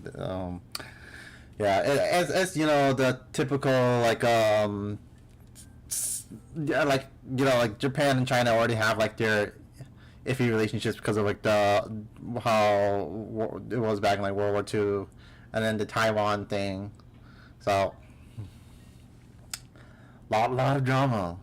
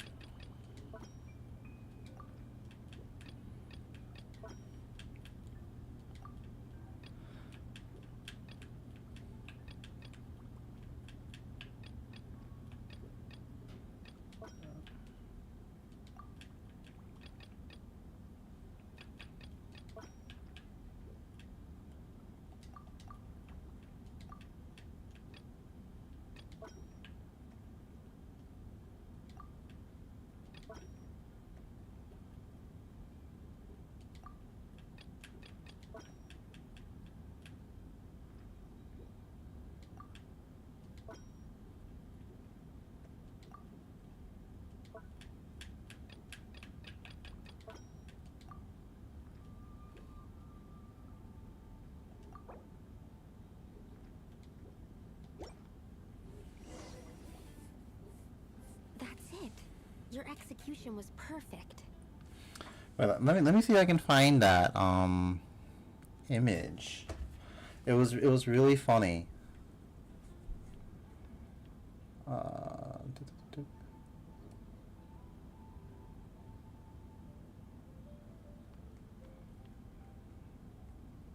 I think I've saved it on my phone. So I guess I'll.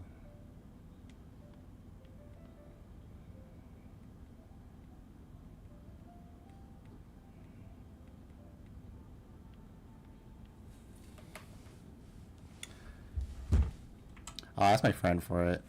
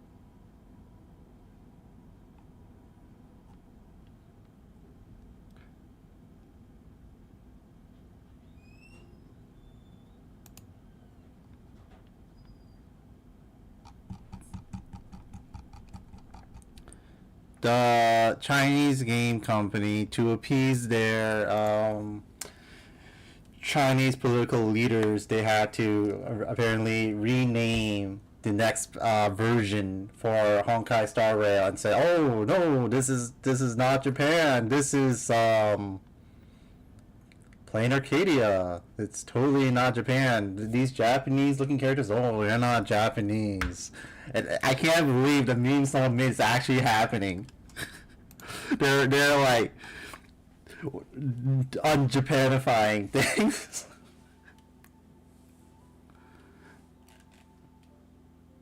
Really? Yes, I don't see any flaws in the brewing at all. Let me extract some and test the product's composition. One moment. Sucrose extracts some of the potion and uses the device to examine its Yes, composition. like I said, flawless execution. The potion is perfect. It's exactly what I was expecting. So? Was the 7th time the charm? Upon examination, it seems identical to the previous 6 iterations. Oh! Wouldn't that make the results identical? Not necessarily. Experimental outcomes can differ even with similar variables all around. You never know what the result will be. That's what makes experiments valuable in the first place.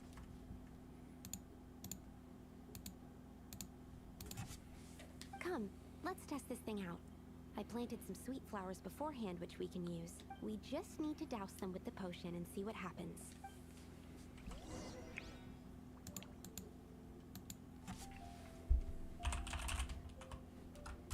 My friend sent me the meme. This actually became real. I cannot believe it. How could this happen?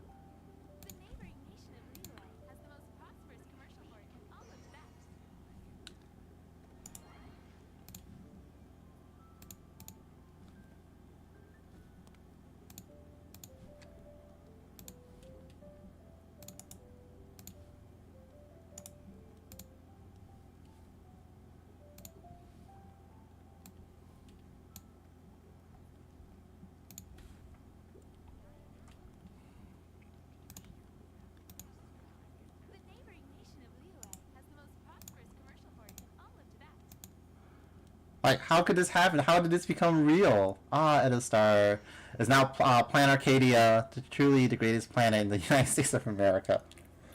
I, for one, am proud to live on a planet with as rich a history and culture as ours. Something about this seems off. Don't be ridiculous, Trailblazer. Now come and let's enjoy a traditional American meal around the traditional American kotatsu. Eat your hamburgers, Trailblazer. This became real! So stupid. I can't believe it.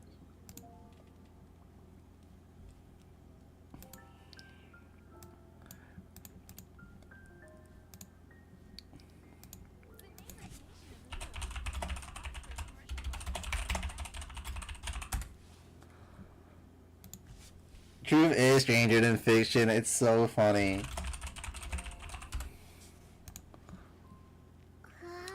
It'd be really funny if they double back down and called it America again. Because we already had America in HSR. Oh god, I fucking hate Dragon Spine.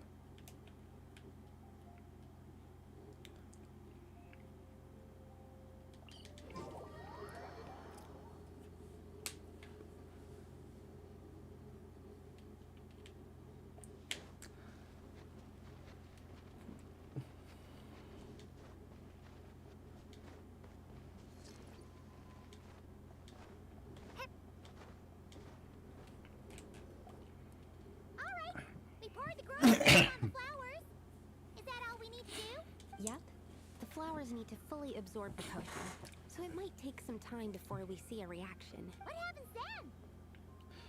No, I think this is a very good voice actor. It's just, I have like an image in my mind on how Sucrose is supposed to sound and act. So it's clashing right now. The flowers will grow in size while maintaining their original appearance. But then, when they reach 12 to 14 times their normal size, this will prove more than they can bear. As if some upper limit has been reached, they will wither and rot, assuming unnatural forms until nothing is left of them but liquid. Wait, what? No. I've adjusted the formula time and again, resolving all kinds of issues that arise when inducing small plants to grow larger. Issues like ensuring that the leaves don't get too large, strengthening root diameter and load-bearing capacity, calculating how the increase in surface area might affect sunlight exposure and nutrition. Does she also have the load-bearing Goku? Which game was it that had that? Guilty Gear Strive, that's the one.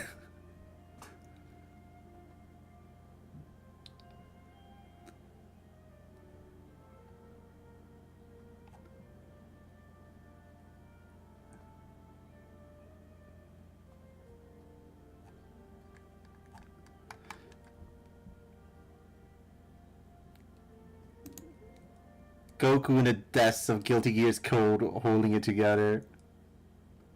Yeah, cause Arxis did both Arxis did Dragon Ball Fighter Z, and then they have that asset in Guilty Gear Strive. And without it, it will break the game, the code. So he's holding Guilty Gear Strive together so it doesn't fall apart. So, why isn't it working then? I think like one of Valve's games, like Team Fortress 2, had the load-bearing pineapple or something, right? Because the flowers cannot transcend. As above, so below, is one of alchemy's guiding principles. Alchemy seeks mastery over matter, but this world has its limits. It's like a specification etched into the law that governs all things. Part of the purpose of doing multiple experiments is to determine if this specification is stable. So failure is also a viable result. I'm used to failing. I've taken the same courses multiple times. Exactly. It proves that the limit continues to exist. Have you ever had to repeat a course? It sort of sucks, but like, it happens. Okay, this is all a bit over Paimon's head, but basically, you needed the experiment to fail to prove that the limits and borders in this world are stable? Oh, what a weird experiment. Huh? Looks like one of the flowers is reacting. Wait a second. That's not a sweet flower at all. This was a raid boss when the game first came out. Careful! It's a whopper flower. It must have absorbed some of the potion. Wait, but that's happened before, and it's never gotten this big either. Can this mean...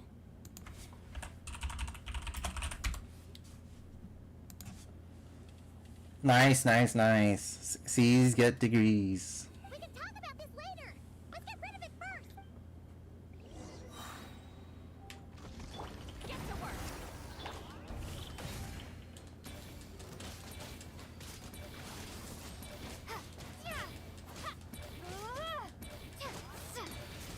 Back in the day, when this game came out and you played co-op, it lagged the shit out of the game when certain people like use certain characters. Venti was like one of the biggest offenders. Phew, we did it. Even at that size, a whopper flower is just a whopper flower. He had so many like effects going off that he just lags the game. But, was it supposed to get that big? I could only make a rough estimate during the battle, but it looked at least 16 times its original size. That's why. Even larger. That's why they're like EOSing Genshin for the PS4 because the PlayStation 4 can no longer handle Genshin. This means that the experiment worked. No. So this is related to like what happened in the Archon quest. The borders are unstable because like I remember like what is it? Daughter was messing with the phantoms and stuff, and so he was able to like rewrite history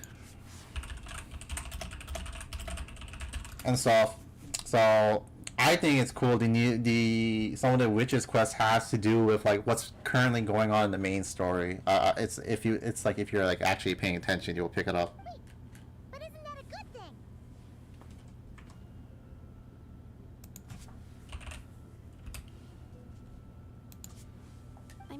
not sure what the implications are. But if further attempts succeed in reproducing this result, that means that something's different. Perhaps the limits and laws of this world are changing due to some unknown factor.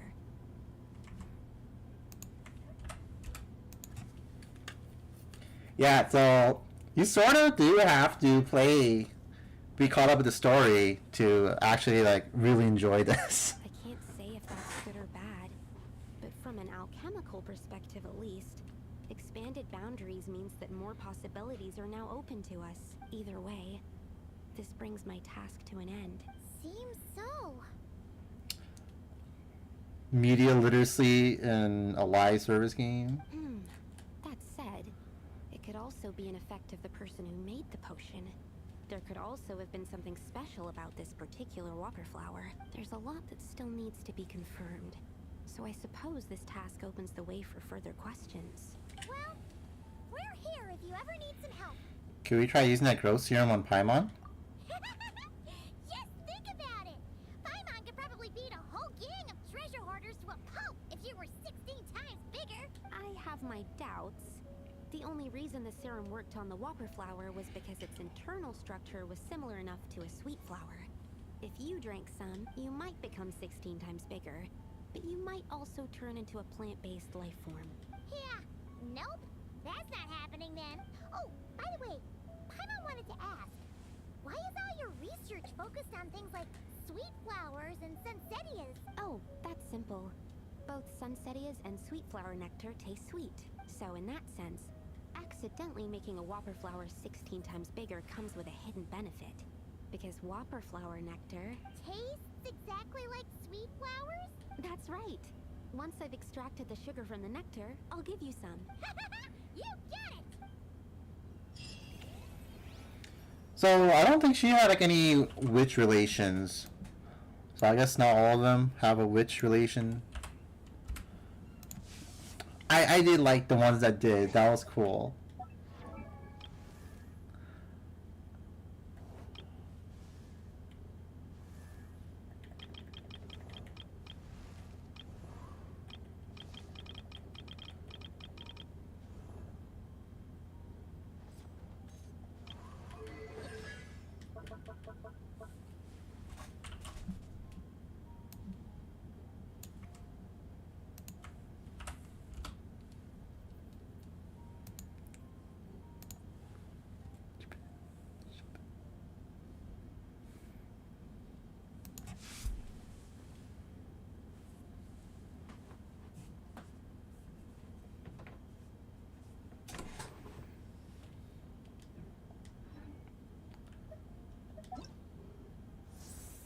Alright, so we're caught of that.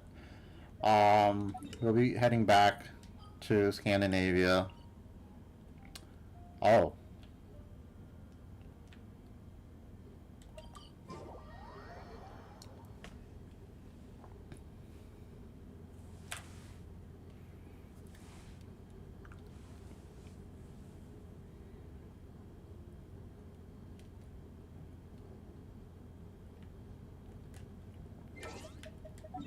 This is like a fucked up world map.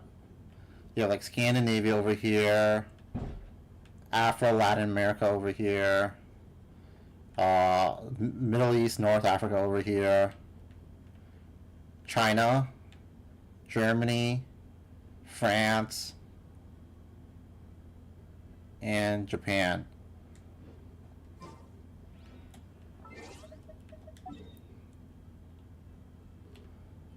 Let's go meet Skirk.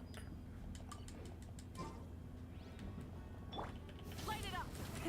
Rev the engines!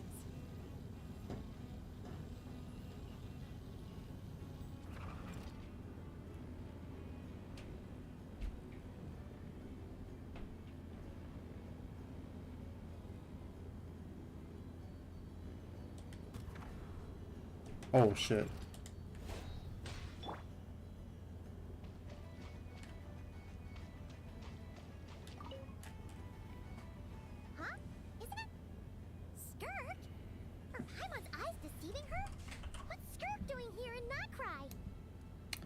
It certainly is a surprise.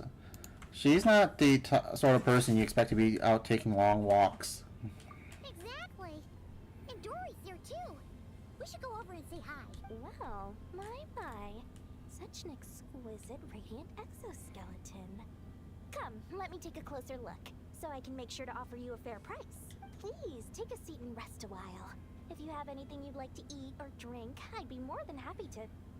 She's limbless, as you can see. Let's not waste time. Just tell me how much you're offering. Of course, of course. Just a moment, just a moment. Remarkable. Not so much as a scratch. Even the very best bounty hunters would struggle to retrieve a radiant exoskeleton of such quality. Skirk! Dory! What are you two doing here? I came to look around Nogcry, and thought I'd take the opportunity to make a little more. What's this? My most valued customer is already acquainted with my most valued customer? Is Paimon hearing things? Or did you just say most valued customer twice? Naturally, my most valued customers are equally valued. So you both receive my most effusive enthusiasm. What is this pose? Big Kamen Rider fan. I forgot which one did this pose.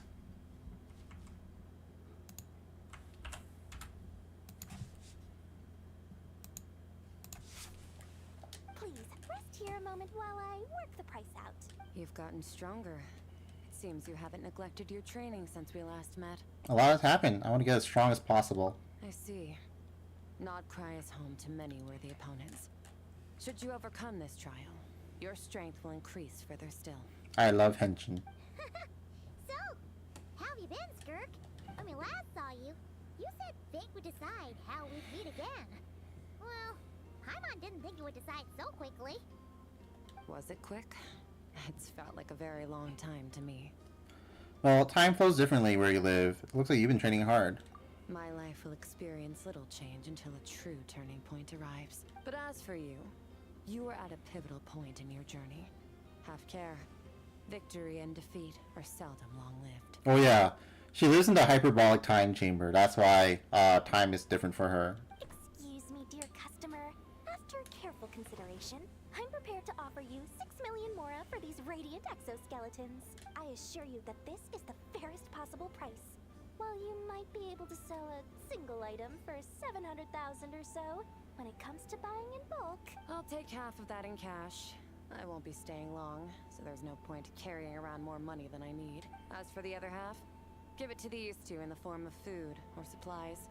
You should have plenty of both in your stores. Of course. I can see my most valued customers enjoy a very close relationship. Here's your mora. Please, do stop by again. Oh! She's so silly.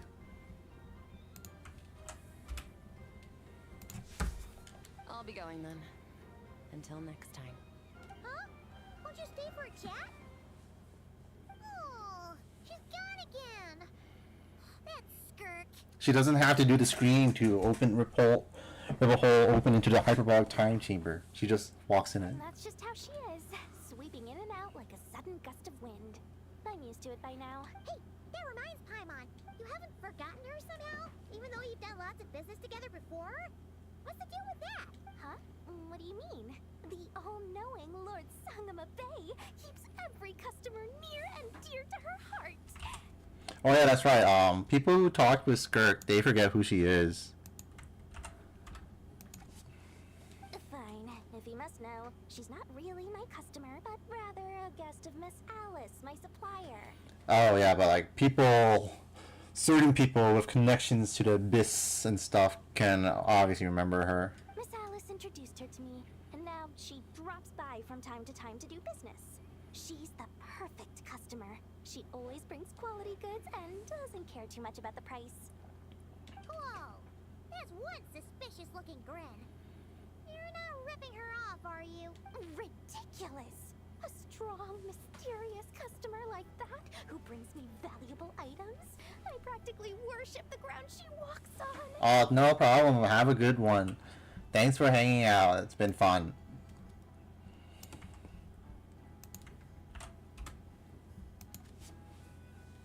Tori's Divine Bazaar is a fair and reputable business. Now, I promised I'd supply you with food, so it's about time I start hunting for ingredients.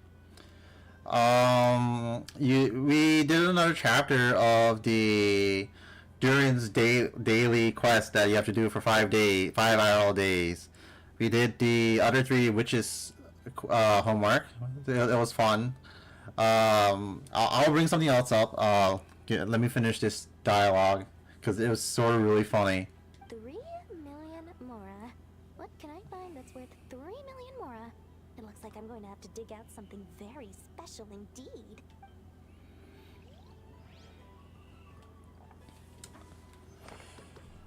The witches homework, apparently Alice is not the only witch. We have multiple witches, and I thought that was really fucking cool. And not all of them have a witch to talk to, apparently. Sucrose and Razor didn't really. But yeah, where was it? So this what do you call it? So you know, like the tensions between Japan and China, because Japan's like, blah blah blah, if you do something to Taiwan, we will come and invade you like World War II again, blah blah blah bullshit, right? And then China got really mad. They're like doing their anti-Japanese policy again. It's the cause Honkai Star Rail to get the version 4.0 to get delayed, and now they are saying, next versions in Japan. No, it isn't. It's actually not Japan. See, these are not Japanese people, and you have characters like Sakura from and the other Japanese characters, like they're Japanese aesthetics. So they're not Japanese. And then I sent you that image of the Ace Attorney thing. That's what's literally happening. No, it's okay, but like it's sort of funny. Like that stupid meme became real. They're renaming everything. It's gonna look like Japan or something. You know, you're gonna have like Japanese aesthetic somewhere, and they're like, oh, that's not just not Japan. It's Japanifornia. Those aren't sushi. Those are hamburgers. I think it's funny as hell. Like that actually happened. It was like some joke someone made. Yeah, there's like a recent announcement, which is why like everyone's talking about it. So like the next plan is called Plan Arcadia, and since Sparkle is going to be like mainly involved, if you played the end of the last patch, you can talk to Sparkle, and she'll be talking about to visit her place next, and then you get like a little trophy talking about the sakura blooming. I'm like, sakura trees? That's Japan. Jelly-filled donuts, exactly. It's so funny. They're doing the 4Kids sense localization to like appease their political leaders.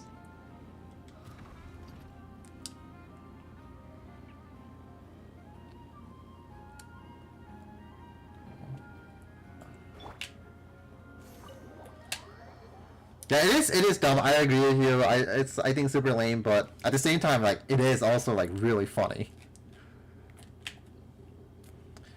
Yeah, and then I do want to do the 3rd Durin quest, so we'll be here all night long.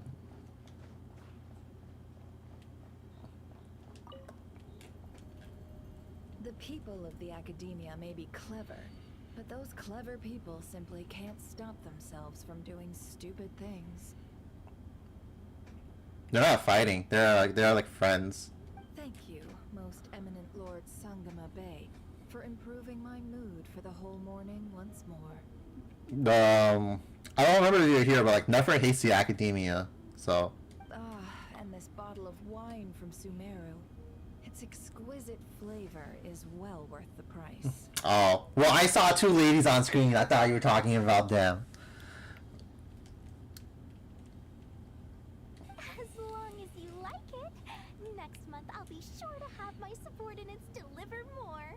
Please don't like it, please don't like it.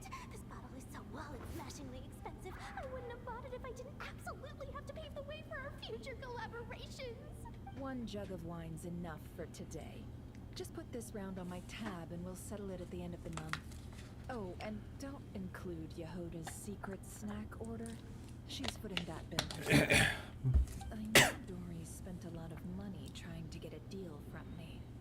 I shan't say no to free drinks, but perhaps it'd be best to leave her some room to wiggle. No problem. I'll send the bill over in a few days. Am I going crazy? Why is Never being so straightforward this time? Don't dwell on it, Dory. Just focus on getting the deal first. Why so hasty? Please, after all the trust I've placed in you, surely it's unbecoming to fleece a fellow countrywoman over a simple drink? Dory, oh Dory. The deal is yours, but the money? Oh, we're going to split it. Oh, come now. Even sisters need to settle accounts clearly. Let's put the mora on the table first, so we don't run into trouble down the line. I don't like that look she's giving me. She wants a cut of the deal, doesn't she? That's going to be a pain. How much should I let her have? Dory and Nefer, what are you two chatting about? Just some hometown gossip. You're welcome to join us if you'd like. However, nothing we've discussed prior has been particularly interesting. Mostly more of the same. But really, I must know, Miss Dory, why did you want to get involved in that fiasco at the Academia? It's a simple feat to lift a sleeping serpent from its nest. But what happens when it wakes up? Had you no fear of getting bitten? She just won't stop. Why is she bringing this up again? I already answered this question. Wait, now that the Traveler's here, could she be using this information to exchange for some favors down the line? Oh, well, the Traveler's the one listening in. What harm could that do? May as well help our personal relationship along, even if it costs me a secret or two. Why, business, of course. Sometimes you just need to learn how to wrangle snakes. That fiasco gave me one of the biggest orders of my entire career. Oh, fascinating. So, did you profit from it all? I heard that after Azar fell, a certain group of cowards fled Sumeru. That must have played havoc on your trade routes. Right, and a sizable sum of mora, too. But that's just life as a merchant. You win some, you lose some. Even big losses are small problems. With money, more helping hands can be found and more goods purchased. But I had to retain the ability to do business in Sumeru. Much like Genius Invocation TCG, then?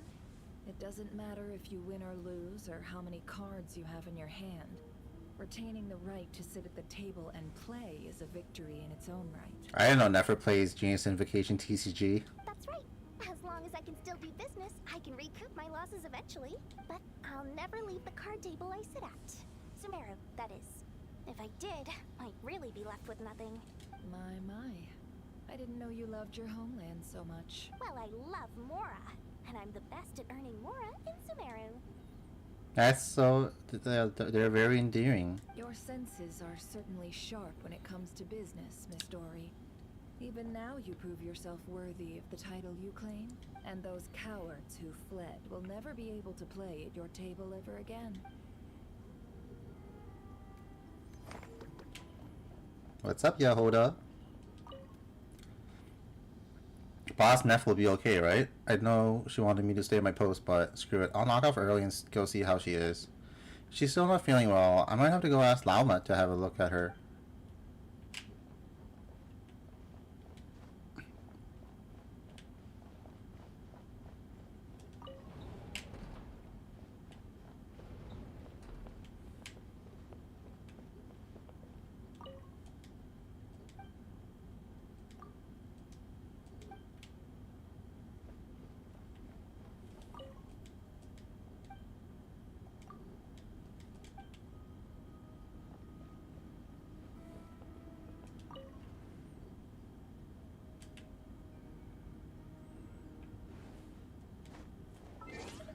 Alright, there are some quests we have to do that will give me trophies.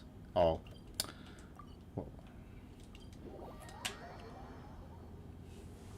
Is Yenfei a deer?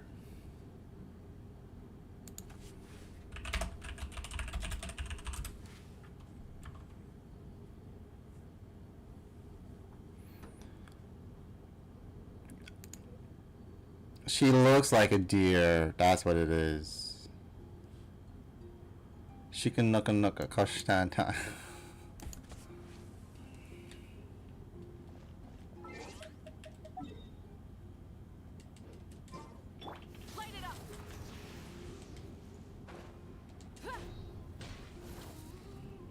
No, we're talking about Yanfei. This one. What the fuck? This is here?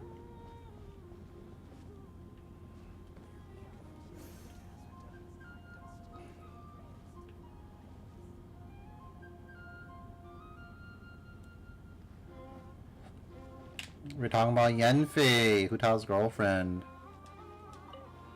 Are those antlers on your head? Wow, they look just like deer antlers. Oh my god. I was just talking about this.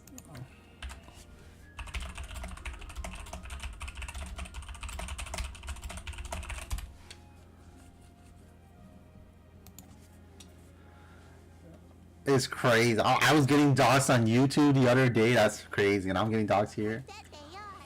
Just like us Frostmoon Scions. Yeah, Our Lady Moonchanter, Miss Lauma, also has a pair of really pretty antlers.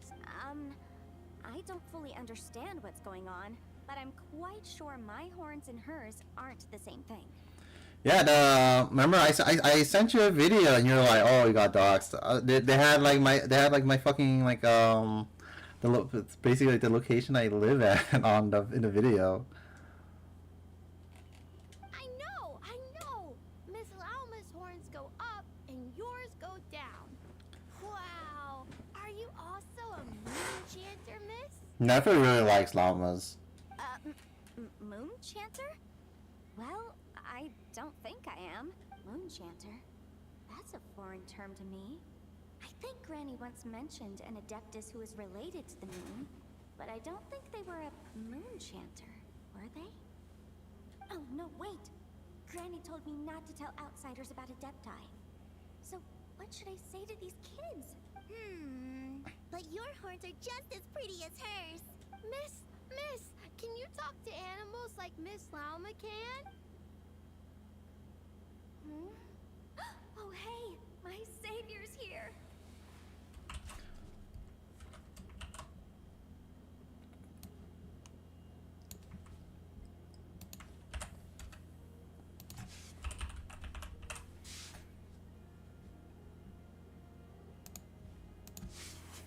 Hey, traveler!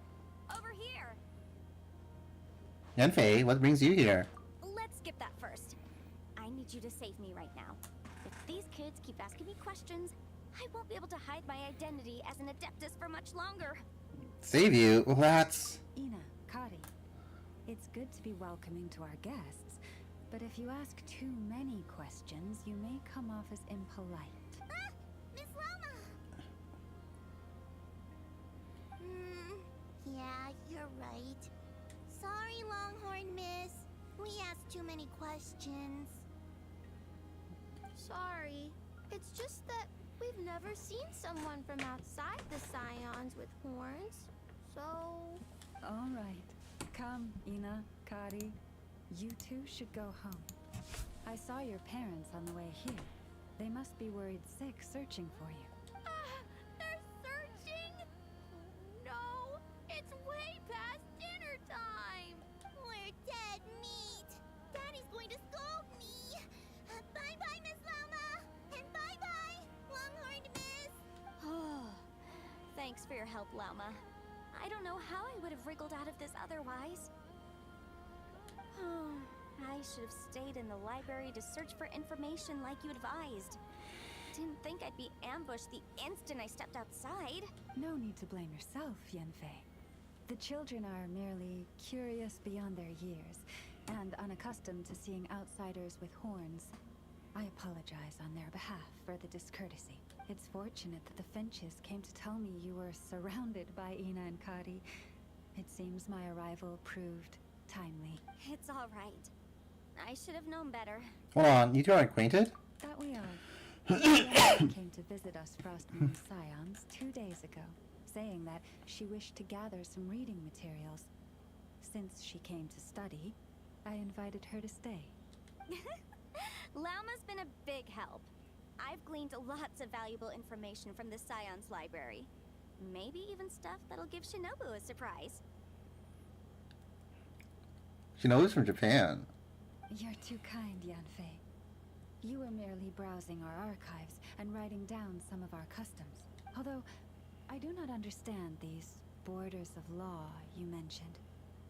As long as your time here has proven fruitful, then all is well. The borders of law are essentially... On second thought, it's not the sort of thing where a short explanation will suffice. Once the book's done, we'll just send you a few copies. It should be clear once you read it. It's a universal law book that should be concise, engaging, informative, and easy to understand. We'll cover legal concepts, as well as the regulations present in many nations. Is that so? Well, then I look forward to reading your work, Yanfei. I believe the children will be interested too. I remember last time we met Yanfei in Not Cry, she fucking ditched us to take the blame. I was like, what the fuck? I promise it'll be interesting. I guess I should head back to the library and continue my transcribing for now. See you both around. I hope our Adeptus finds what she's looking for. Yanfei's already revealed her identity to you? She told me everything on her first visit. I must admit, seeing an Adeptus with horns fills me with a sense of familiarity. I'm trying to think. I don't think there are any other horned, other than like what, Ganyu, right? Rip. I listened to her many stories of Liyue's Adepti, and in exchange I granted her access to our library. In that, she has thus far proved most rule-abiding. A praiseworthy virtue, I must say. She's the best at following the rules. Is that so? That's wonderful. She did mention a certain white horse Adeptus while telling me of Liyue's legends. If memory serves, our books do chronicle a divine envoy who once dwelled on the moon. White Horse Adeptus. Is there such a person among the Adepti of Liyue? Now, do not concern yourself overly with a mere flight of fancy on my part. That was literally my goal, Shiron. But now that we have broached the subject, far apart though Liyue and Nodcry might be, both have always bathed in the moonlight. And then she didn't even give me good sparks. I pray that the people of Liyue may also be blessed by the moon, and lead lives of peace and prosperity.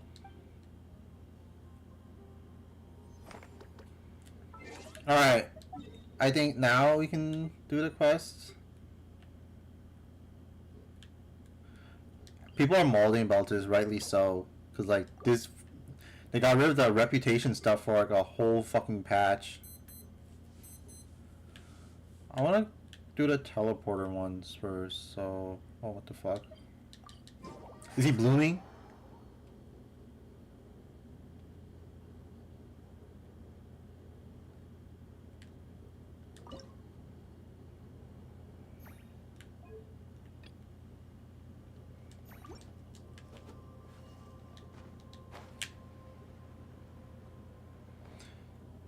No, it's tied.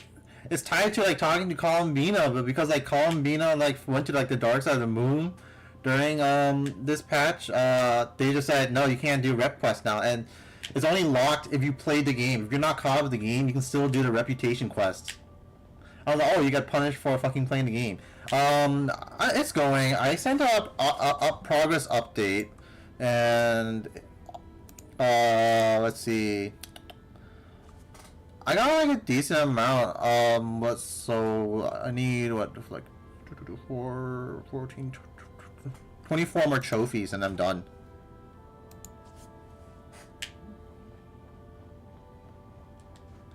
A lot of it comes from like Fontaine, just playing the story in Fontaine, which I'll get around to this month.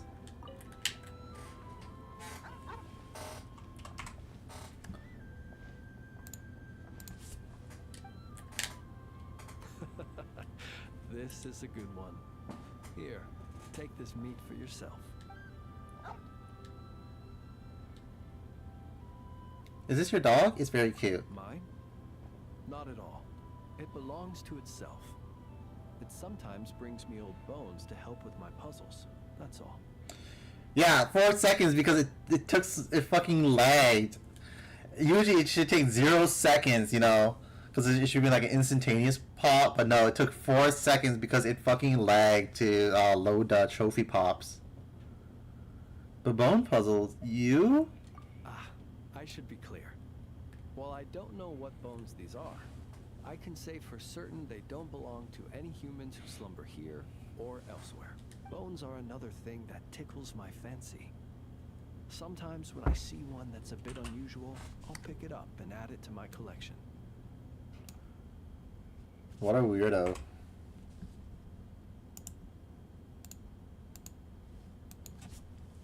Then when I'm feeling bored, I try to connect all my bones and create something whole. A bit like doing a jigsaw puzzle. You could call it a form of artistic expression.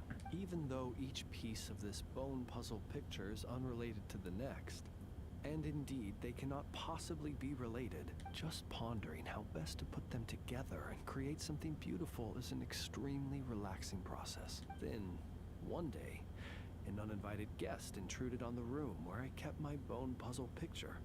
It was none other than the dog you saw just now. Oh no, please say you didn't. It did. By the time I entered the room, the little intruder had completely dismantled my picture. The second it turned and saw me, it bolted away between my legs. Such a shame.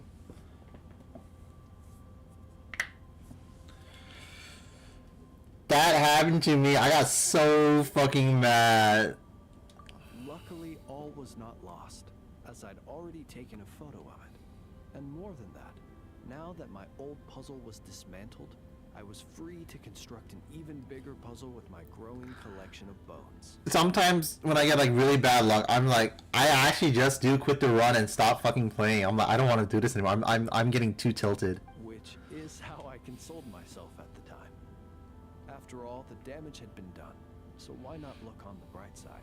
The next day, as I was just about to begin piecing my puzzle together, my four-legged guest returned, and this time it brought a mouthful of bones. I couldn't understand what it was saying, but its intent became clear when it laid its animal bones at my feet and then placed them one by one into my puzzle. After that, it simply sat down and looked at me. After I gave it some cured meat, it got up and left. Ever since then, it's dropped by from time to time to give me bones in exchange for food. It seems like the two of you have a budding relationship. Does it ever try to play with you? I think you might be viewing this with too much sentimentality. It's just a dog looking for food, nothing more. I'm a source of sustenance, and luckily for my canine friend, I happen to be relatively generous. Not that that's a bad thing. I view it more as an assistant under my employ. Unfortunate. It doesn't speak, and it leaves when I tell it to. That's pretty much everything you could hope for in an assistant. If you'd like, you can give it some meat. Sometimes it sits and waits by your side, which I think probably means it's still hungry. Perhaps it might be a little more friendly with someone such as yourself. What a cute dog.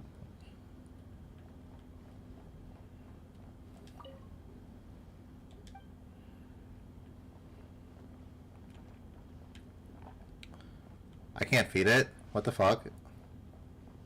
Why would you even mention it then if I can't even feed a dog?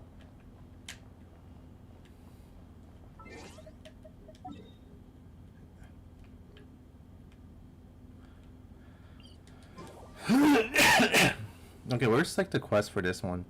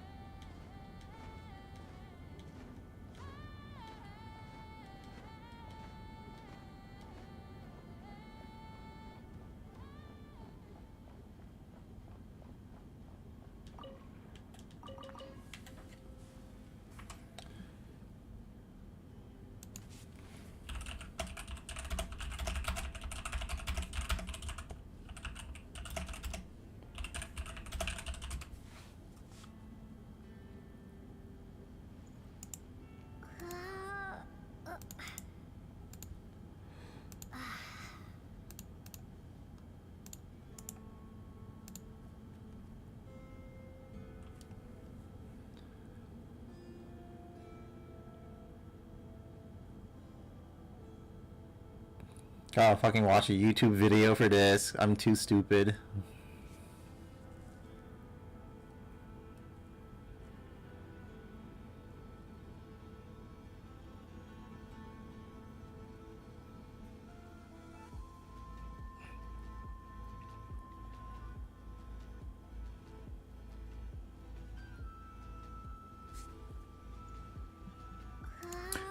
Oh, I know how to do this now.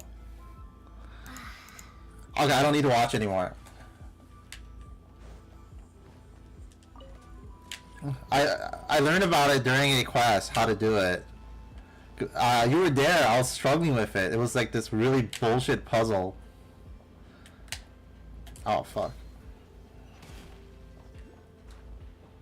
It was like, it was one of these.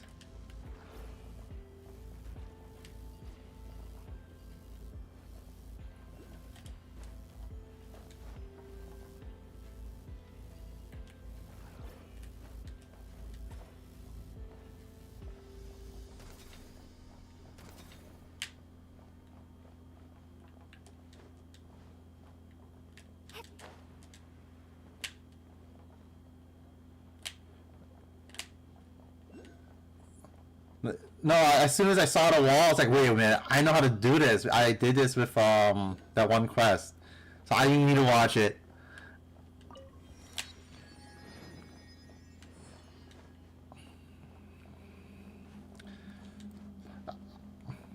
I don't remember if they explained it well enough either, though, that's the thing. Because I spent like so fucking long on that one quest. You know the blonde lady? That was the one where I learned how to do that puzzle. Because I just could not for the life of me figure it out. What the fuck is this? Crap, how come there's no alarm going off? Don't tell Paimon the staff have to figure their way through all this too. That's downright cruel.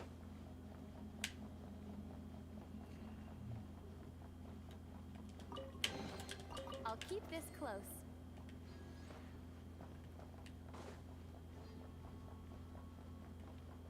Oh no, the one that got scammed by like the hot lady, you know, the hot Sumerian lady. The one that you want to be playable. Show no mercy.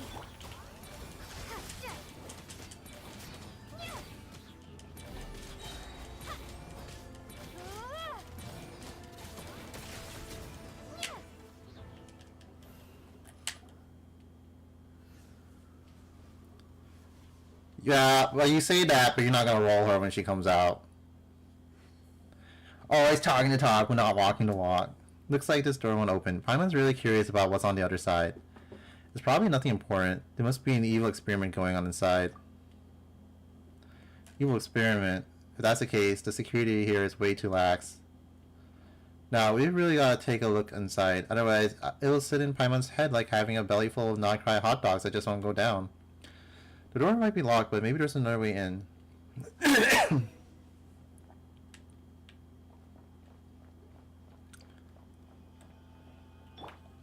Take me up.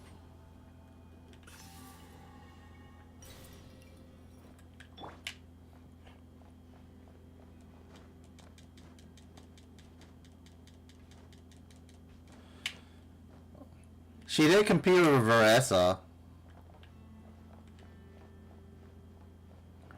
Paimon's the throat goat, Glizzy Gobble champion. However, the rest of that Obama-Trump meme went. That's also a really funny one to manifest again. Okay, now where the fuck do I go?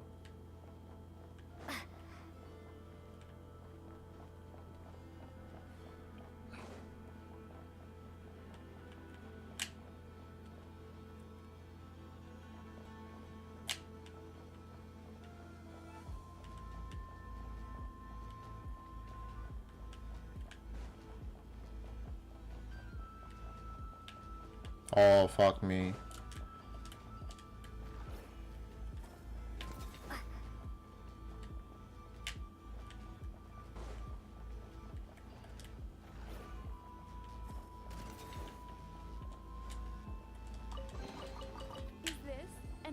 from this world?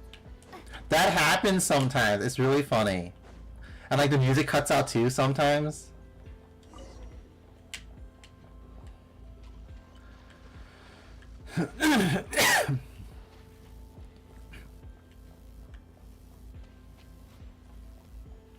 I got something in my throat.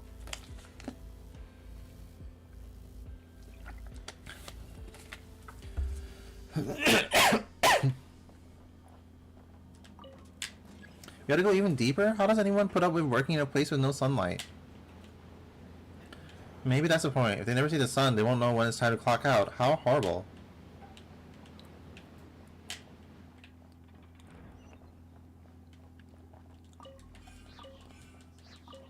Oh, that's another trophy.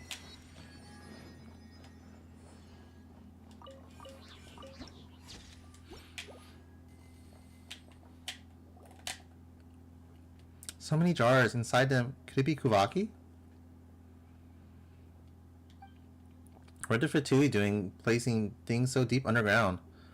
So they can use them, of course. It must be some kind of evil experiment. Well, we all know the Fatui are pretty evil, but Paimon wants to know the details. Oh, you sent something. Yeah.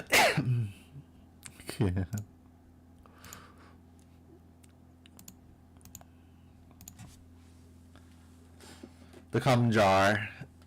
Traveler, let's investigate around here first. Maybe we'll uncover some clues.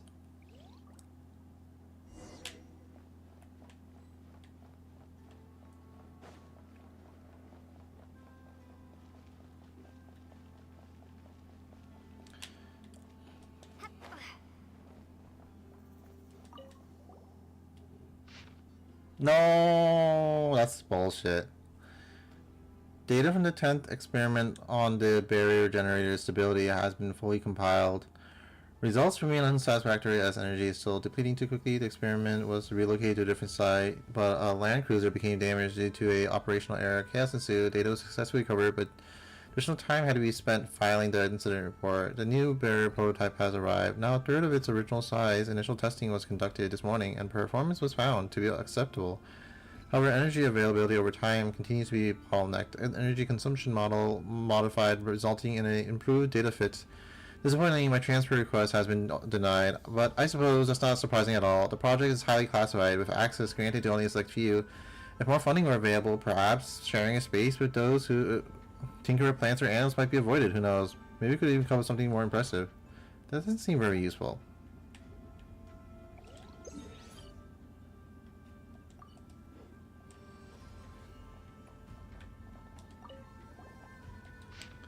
To all units and personnel, due to the recent increase in suspicious activities around the Design Bureau, Command has decided to raise the alert level effective immediately to ensure the security of military secrets and personal safety. All sentry posts and patrols are to remain on high alert and increases surveillance around the Design Bureau's perimeter and non-core areas. Any unauthorized approach or entry into the restricted zone shall be treated as hostile behavior, and the necessary measures shall be taken without delay, by order.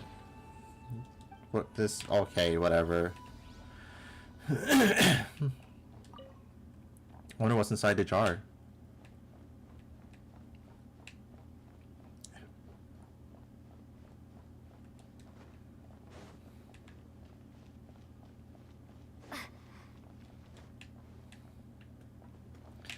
I was watching a YouTube video about like a game that hates you, the player, and then I was shook when they said it was Drakengard. I was like, Kiara screaming, Drakengard? What do you mean Drakengard? I was so shocked.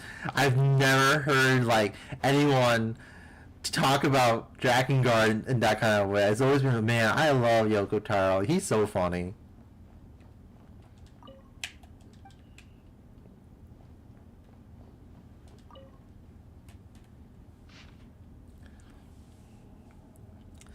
Test the stability of the new barrier generator when generating protective barriers in various settings. Experiment location referred to illustration. Kuvaki energy harnessing mechanism successfully established. The feasibility of high density energy barrier generation has been experimentally verified. Yeah, he's so silly. He hates Persona 5 because it's gonna kill Nier with Current technology, barrier generators can stably produce energy barriers in various shapes, including spherical configurations. But on the other hand, he loves Nikkei and Stellar Blade because it's bringing more money for Nier.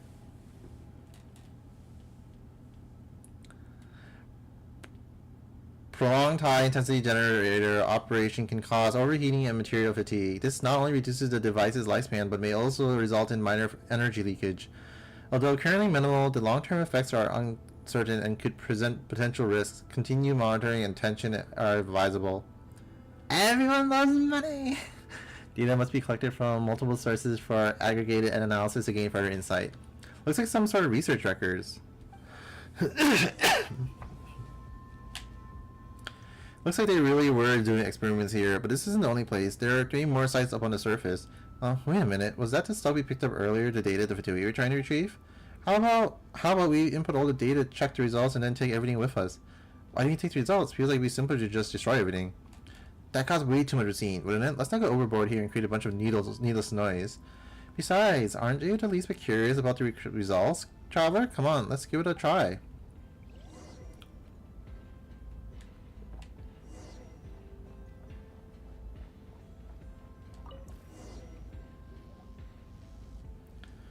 We're locked in! This has to be another trap. How are we supposed to get out? Seek a way out.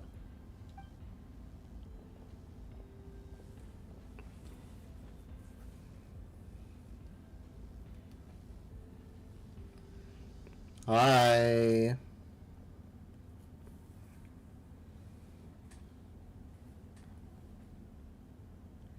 The device has been activated. Does that mean... Let's see which filthy rat has snuck in this time. You're the criminals who ruined the experiment site. Now you dare come here? Traveler, Palma doesn't feel like a beating right now. Quick, do something about that barrier.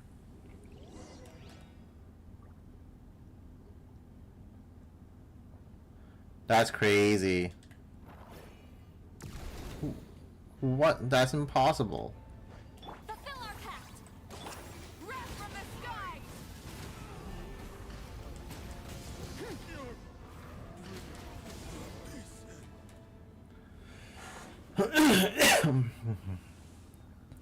We finally got rid of him, huh? Why isn't the machine showing anything? Don't tell me it got broken during the fight, or did the Fatui shut it down? All that stuff, we still didn't get to see the results. Traveler, did you hear that strange sound just now? Palma thinks it came from that way. I think it's fun. It feels really good when everything goes right. But oh my god, I get super tilted when it's like when everything goes wrong.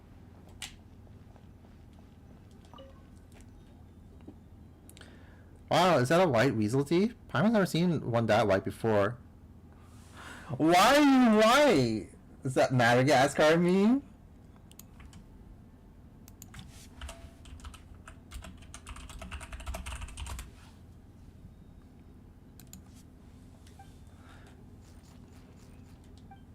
Paimon's more. Stop right there, you thief. I'm able to catch up. You watch how this is the white weasel thief runs away. I slipped away just like that. Good thing I didn't lose anything. But Paimon did. Paimon's secret stash. Huh, if Paimon ever runs into that weasel thief again, Paimon's gonna make it pay back double. I got a trophy for or achievement for that. Anyways.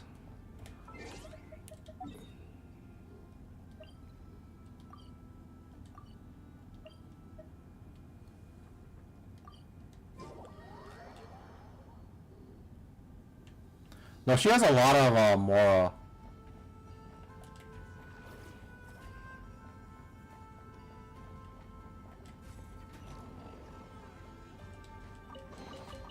A reward on the road.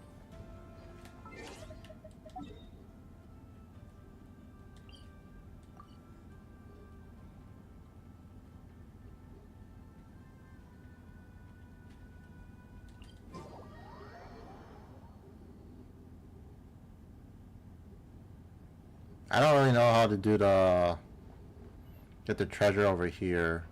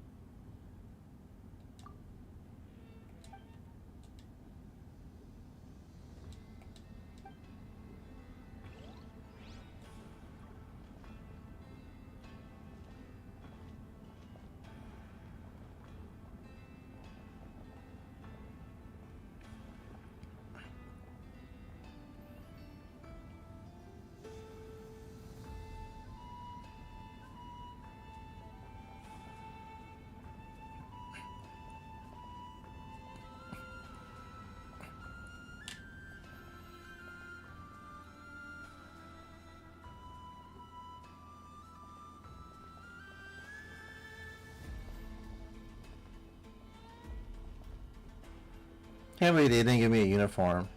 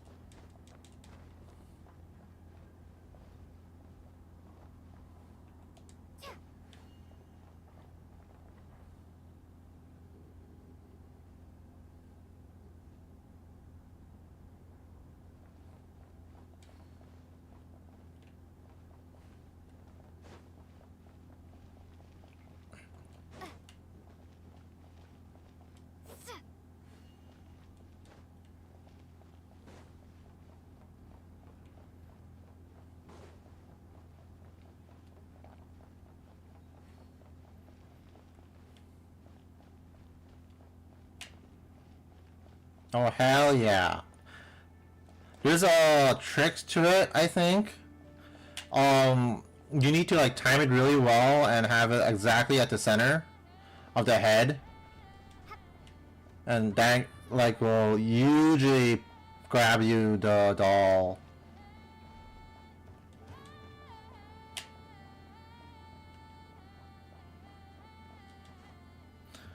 But then sometimes you have to grab them on their sides and it's like a pain in the ass.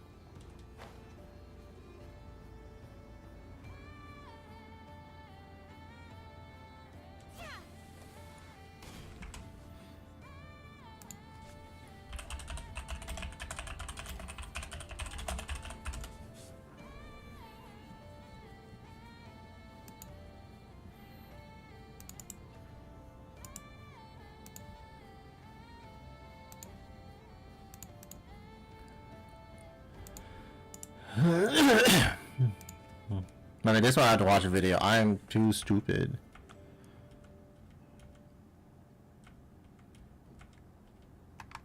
You had to kill the people.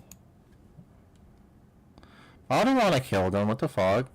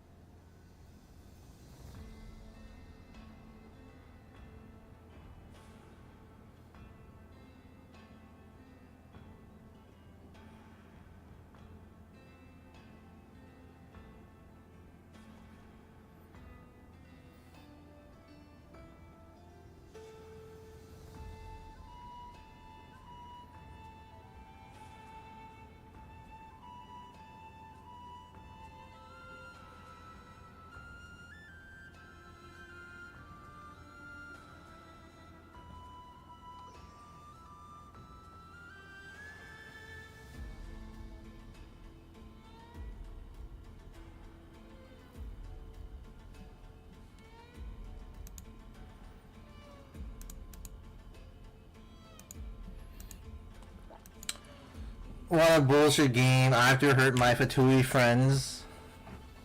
Well, I don't want to do that.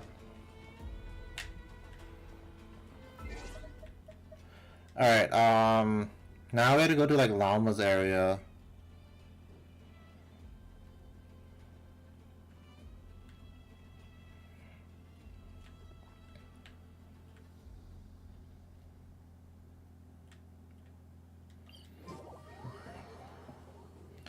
I want to check this place really quick.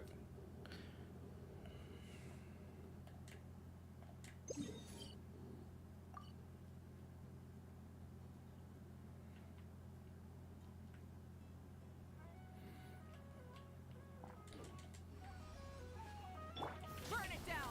Full throttle!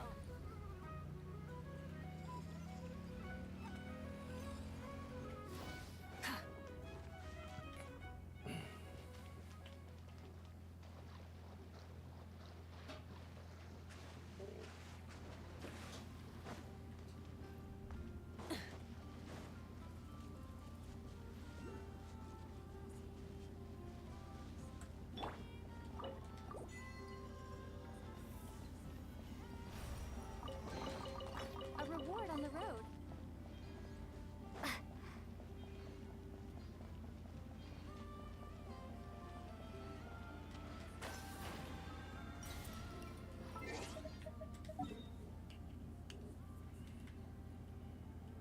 And then there's like another one. I couldn't figure out how to get that one.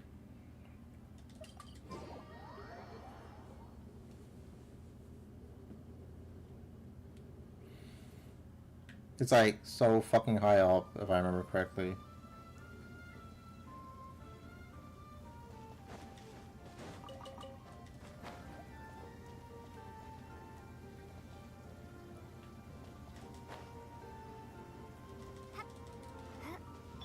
Light it up!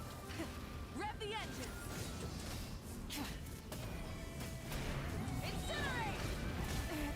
Incinerate! Holy shit. She actually died.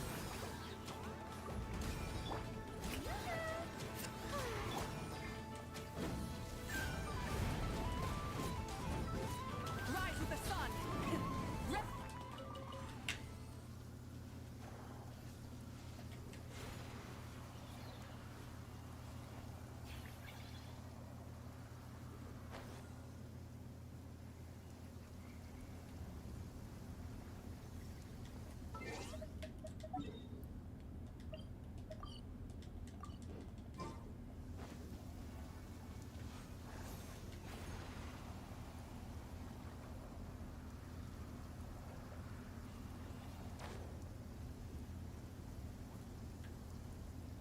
Where is it? So up high.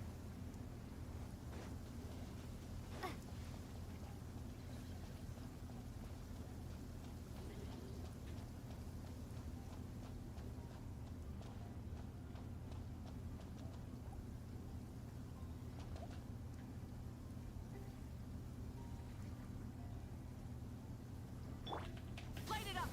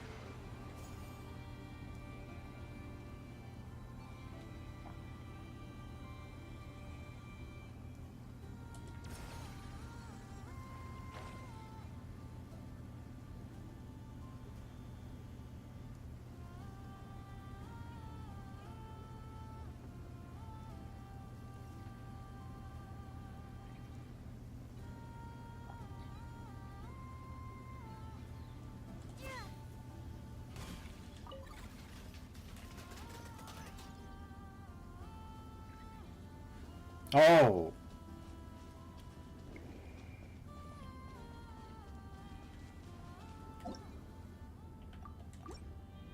go.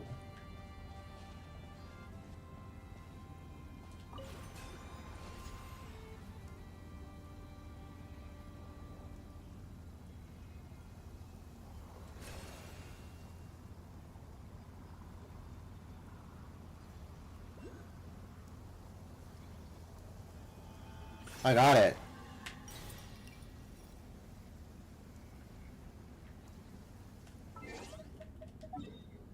I just had to look around more, I guess.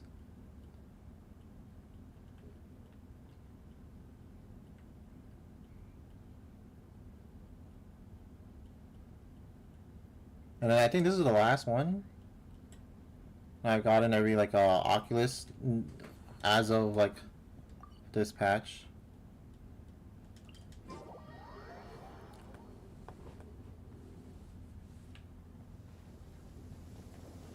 Burn it down.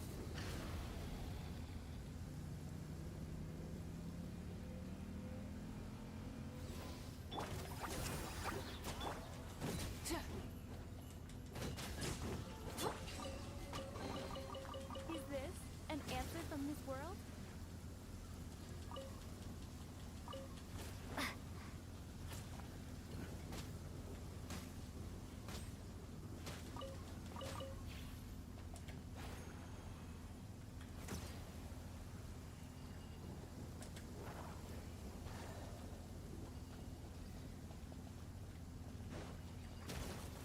Oh, I remember how to do this now.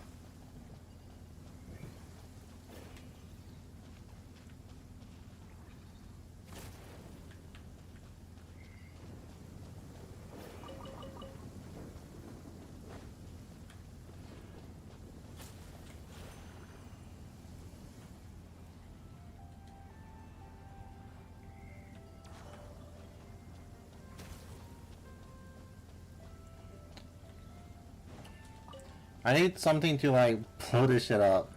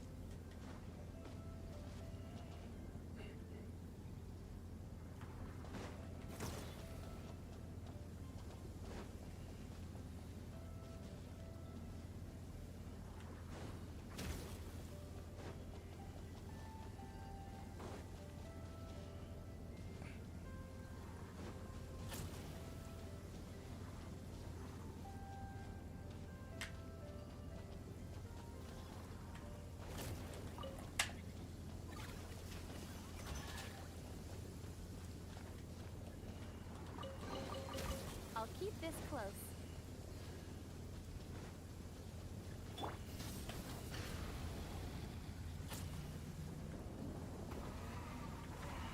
I thought I saw like a little challenge thing.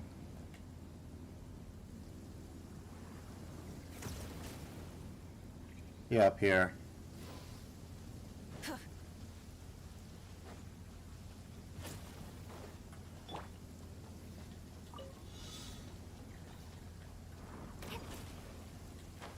Where are they?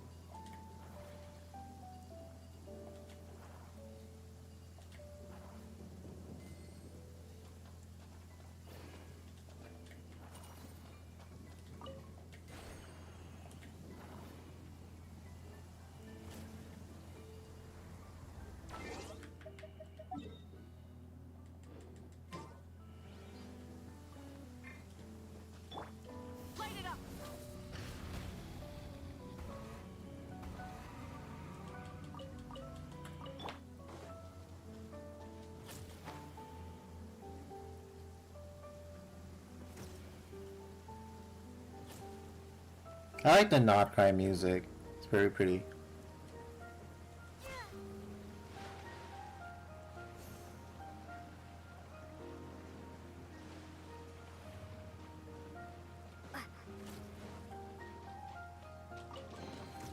A reward on the road.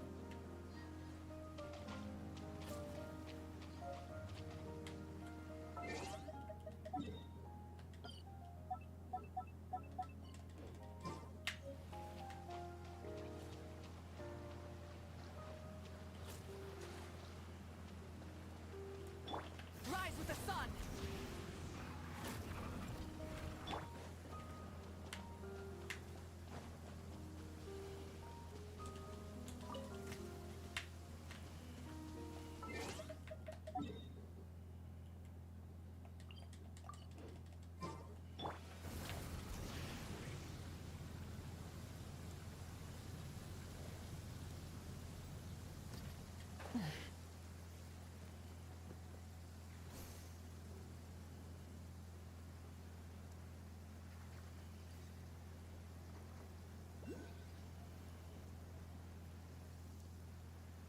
This is like not how you're supposed to do this.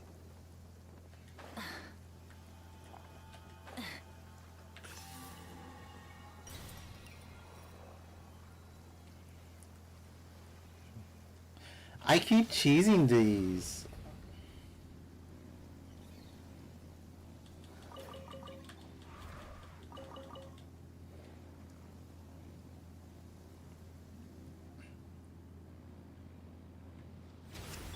Get to work!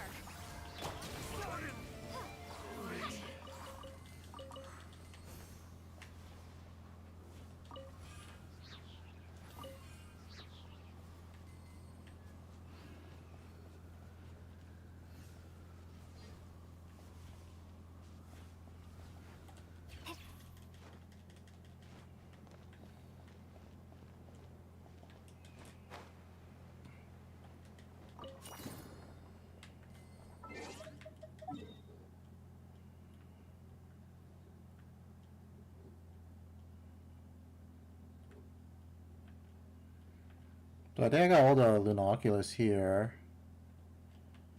What the fuck?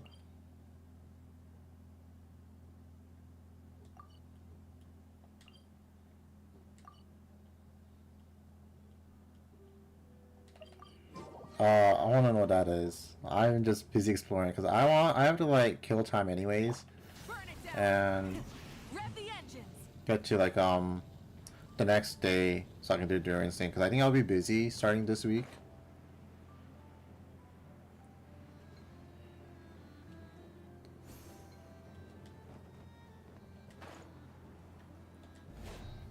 Friends hanging out for the week.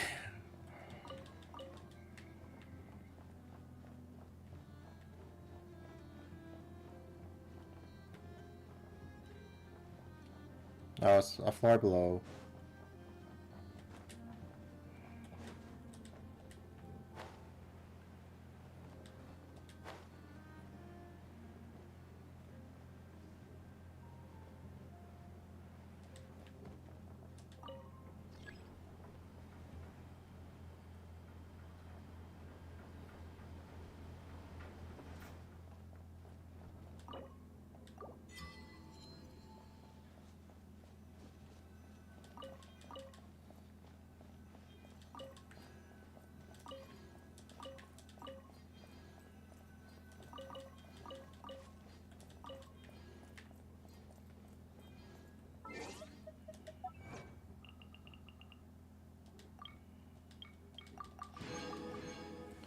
Oh my goodness.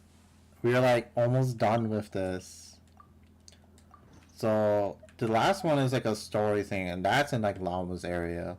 So okay, we're finally back to Lauma.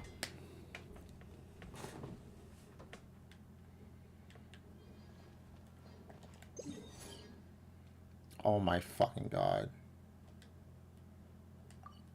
I think this is probably like a story one.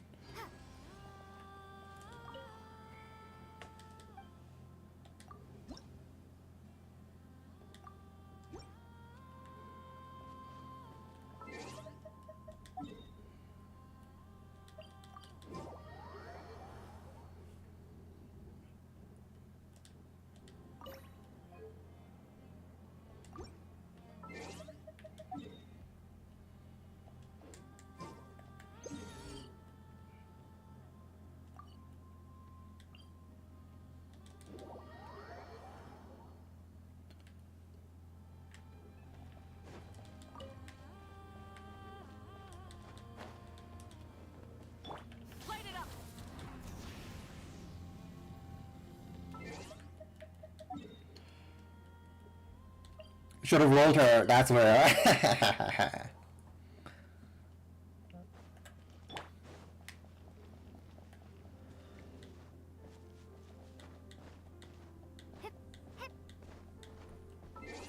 He's over here.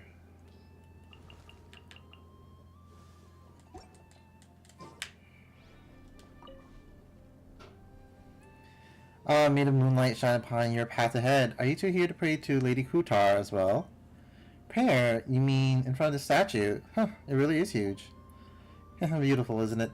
This idol of the new moon was reportedly carved by a moon chanter from 500 years ago, depicting Lady Kutar's original form. Oh my god, 500 years ago again? The genocide of 500 years ago.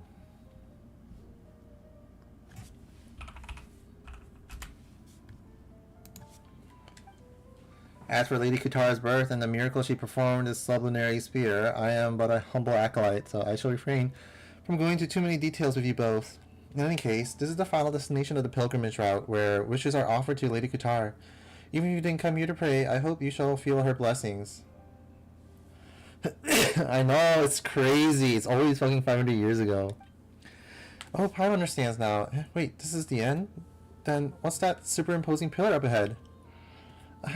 That's not actually a pillar. Beneath it is the court of the First Edict, an ancient sanctuary that was sealed off 500 years ago by the Moonchanter decree. In a sense, you could say it's a forbidden ground for us Frostmoon Scions, and because of the Moonchanter seal, no one can enter anymore, so it's better not to get too close. As for that huge edifice up there, it actually fell from the sky. By Lady Kutar's grace, none of the falling debris hurt anyone. Debris? Yes, when it came down, several fragments fell from it. One of them fell into the camp below. You two must have seen it on your way here, right? As for the other, slightly larger fragments, I remember that they mostly fell to the west. In any case, it was surely Lady Kutar's guidance that brought you both here. If you did not come to pray, may the moonlight bless your path ahead.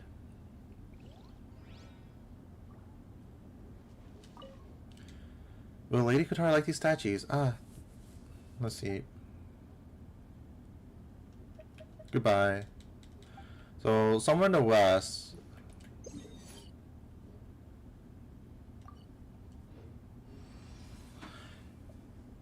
Oh my. Okay. Shore to the southwest. Could you, like, mark my map for me? What the fuck?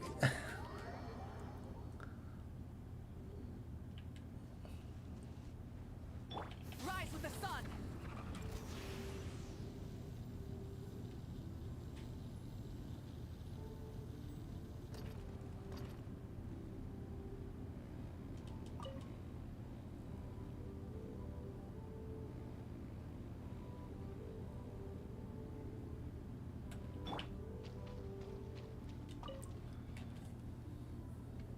$25, $26. What are you counting? Shh, keep it down. Oh, forget it. Not like I was gonna catch anything anyway.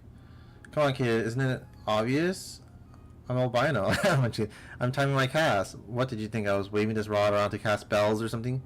Well, you are a member of the Frostmoon Scions, so maybe it's not that far a pace. Maybe you're catching a bestest traveling companion. Who knows? That's how I got Paimon. Huh? Hey, don't make it sound like anyone can fish up their bestest traveling companion with a casual cast. Wait, that's not even a point here.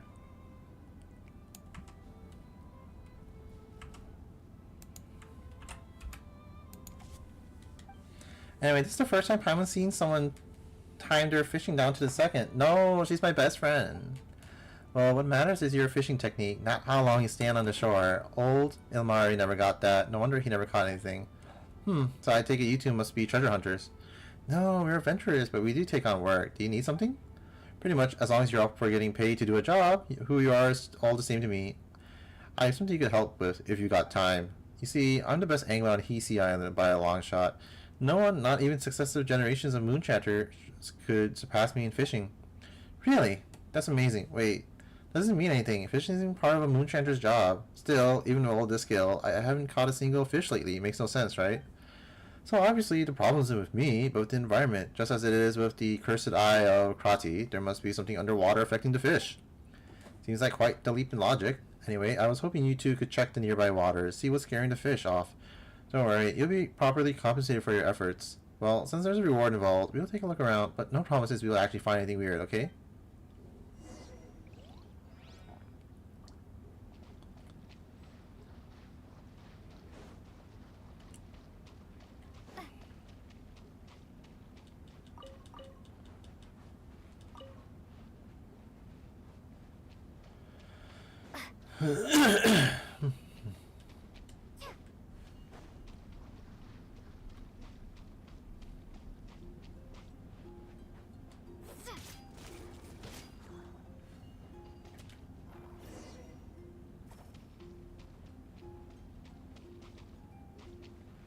Okay, what stone do you want me to put them on? Oh.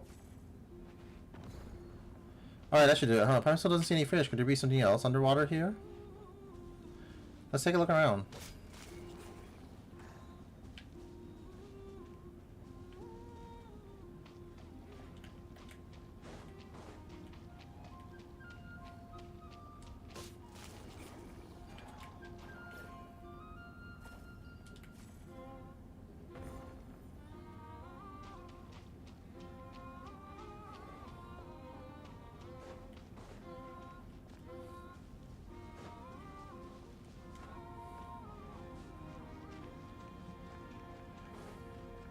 Rarity fragments.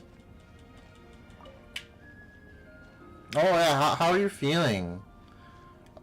Better now or still under the weather?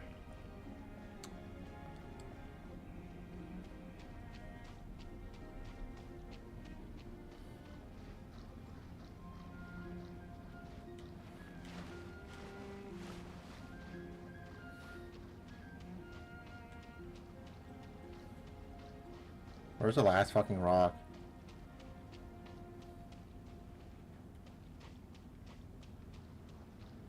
Aw, that sucks. Well, I'm glad you're feeling better.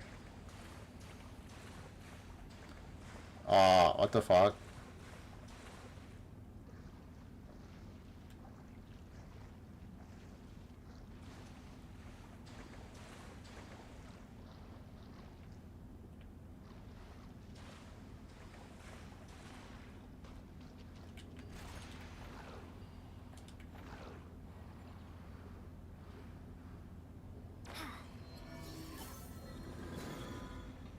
Huh?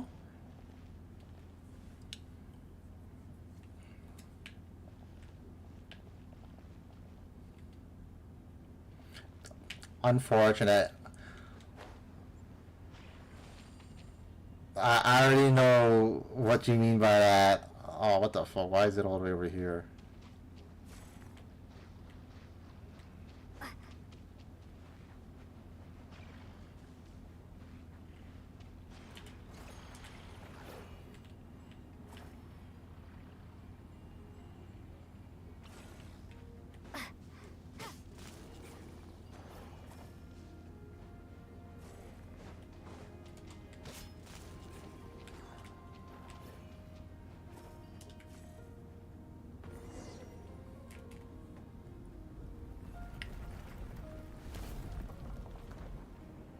Fuck. Oh my god. This spot, I climbed to the top and there was like nothing at the top.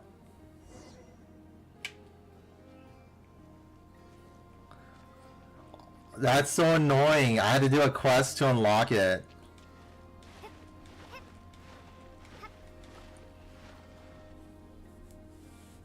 Hey, did you see that? I don't even know what happened. One moment I was looking away and the next thing I knew, the big rocks just flew off.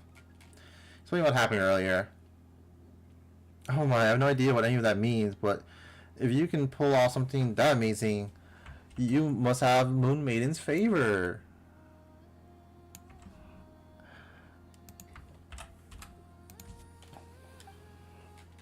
Oh, the Moon Goddess protects. She protects indeed. Now I can fish here to my heart's content, so long as the annoying bard doesn't bring his pet over, or, goddess forbid, start singing. As promised, here's your payment. Although I haven't caught any fish lately, I reeled all kinds of other stuff, some of which should be worth quite a bit. Not that much more. Not that more is much used around Hisi Island anyway. So it's all yours. Thanks for your help now. It's time to fish in peace. Right, do you remember what Verna mentioned recorded the first edict when we were at Thunderclap Reef? I went to somewhere over at Hisi Island. We got some time spare. Why not have a look?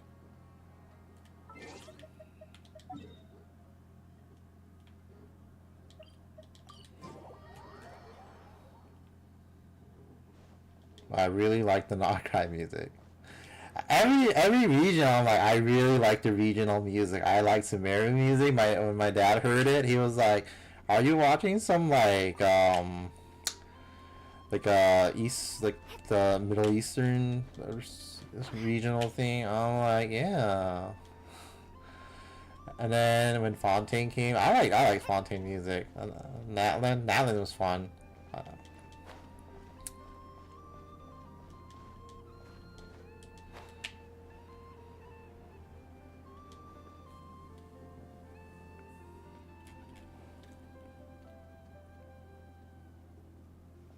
Oh, it's Traveler and Paimon. Nice to see you again. Miss Priestess, have we met somewhere before? You don't seem that familiar to Paimon. Hey, it's me. Seriously, we met not long ago. Can't you recognize me by my voice? Is this the Holy Moly? Oh yeah, it's you. Oh no, I remember her. She's the one like dressed up in like a fucking trench coat and everything. You're the one from back with. Who are you exactly? This is starting to sound like some kind of weird scam. Oh, my adorable little Paimon didn't even recognize me. That really stings, but I'll let it slide. After all, you did call me Miss Priestess. I guess fair, since I never took off my helmet back at Thunderclap Reef.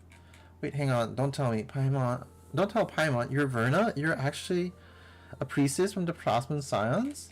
Excuse you? That's a weird way to say hello. Seriously, you won't find a priestess more reliable than me anywhere else. There's never any reason to doubt me in the first place. She was like, this is her was like the first one I did in Nod Cry. Anyway, this must be Moon Maiden's guidance at work. How else could I be so fortunate to run into you both at a time like this? Well, we're just passing through. I have a bad feeling about this.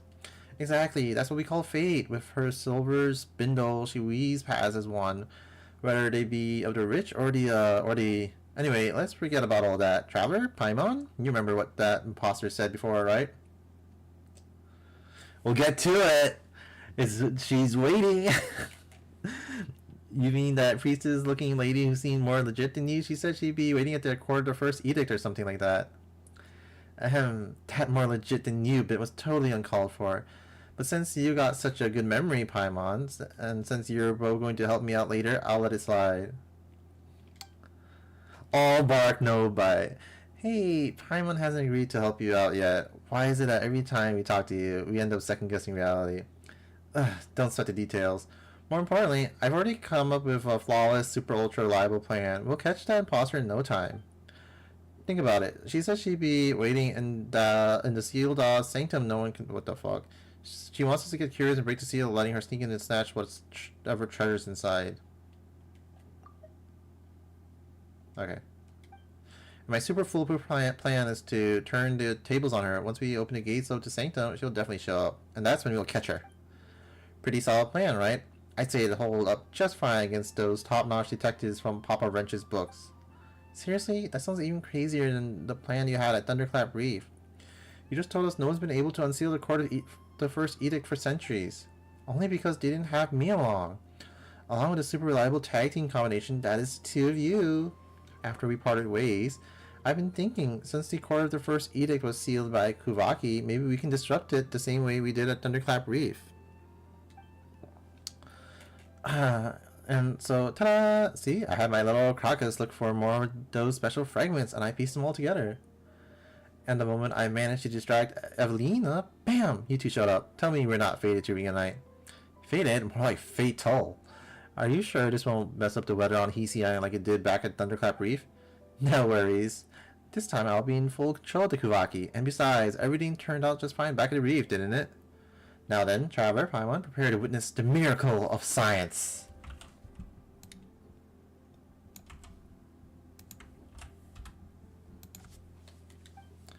Wait! If someone's gotta throw it, let us do it. If we leave it to you, this already sketchy plan is bound to get even sketchier.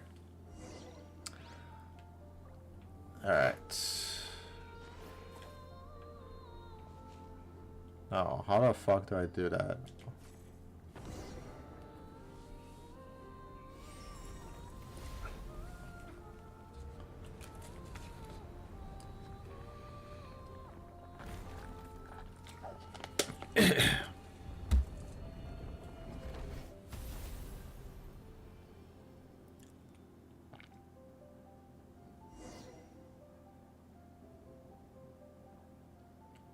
The Evangelion one?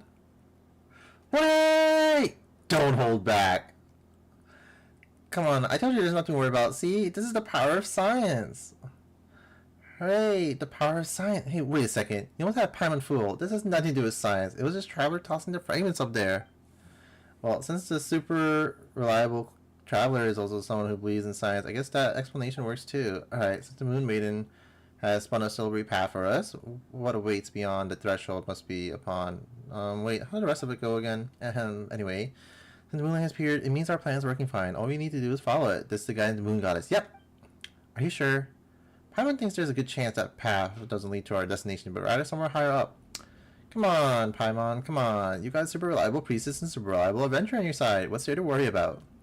We better get moving before the other priestesses show up. I mean, while the moon god is still showing us the way. Onward and upward. That's the trophy, wasn't it? Onward and upward? When you, like, get further in the abyss?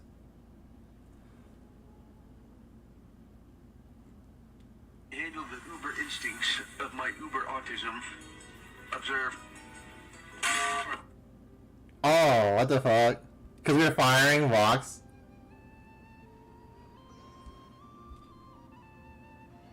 Yeah, that's exactly the one. Holy moly.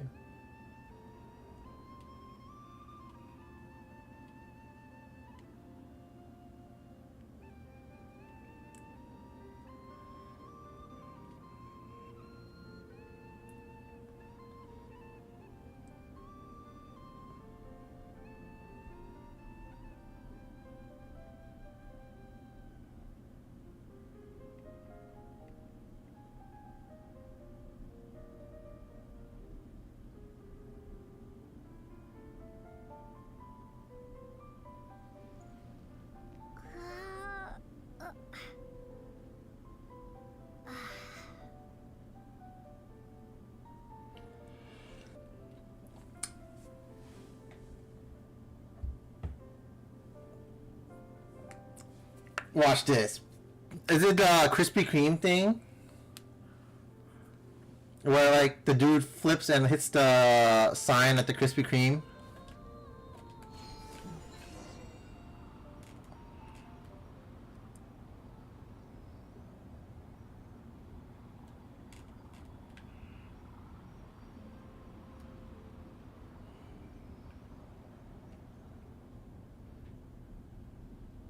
I can't believe I climbed this when you could have just, like, rode there. That's fucked up.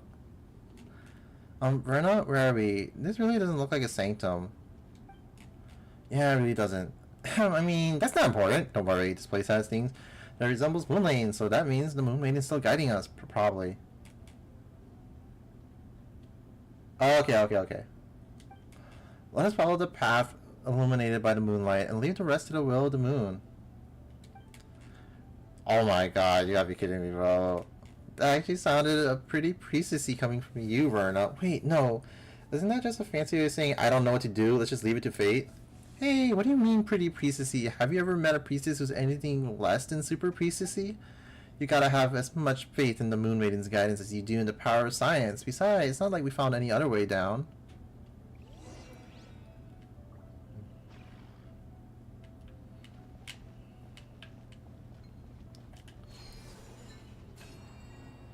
Engraving, waking up, identity check, starting mode, matching, activate.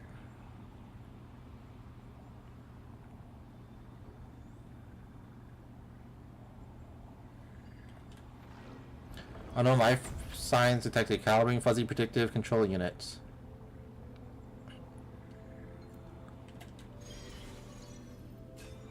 No shadow corruption detected. No traces of genetic components. Oh shit, I wasn't paying attention. Fuck.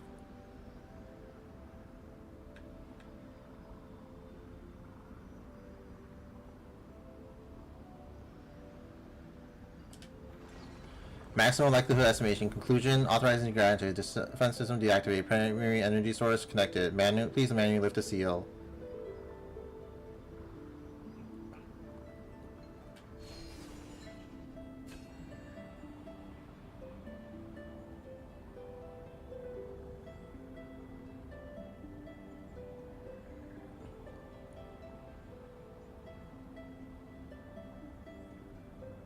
No, these are the Kuvaki. This is the Traveler. You can transform into a Kuvaki.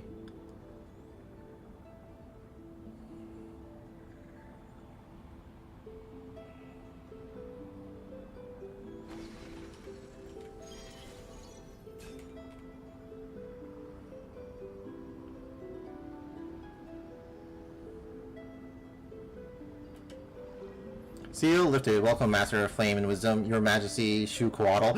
What the fuck? That's Natlin.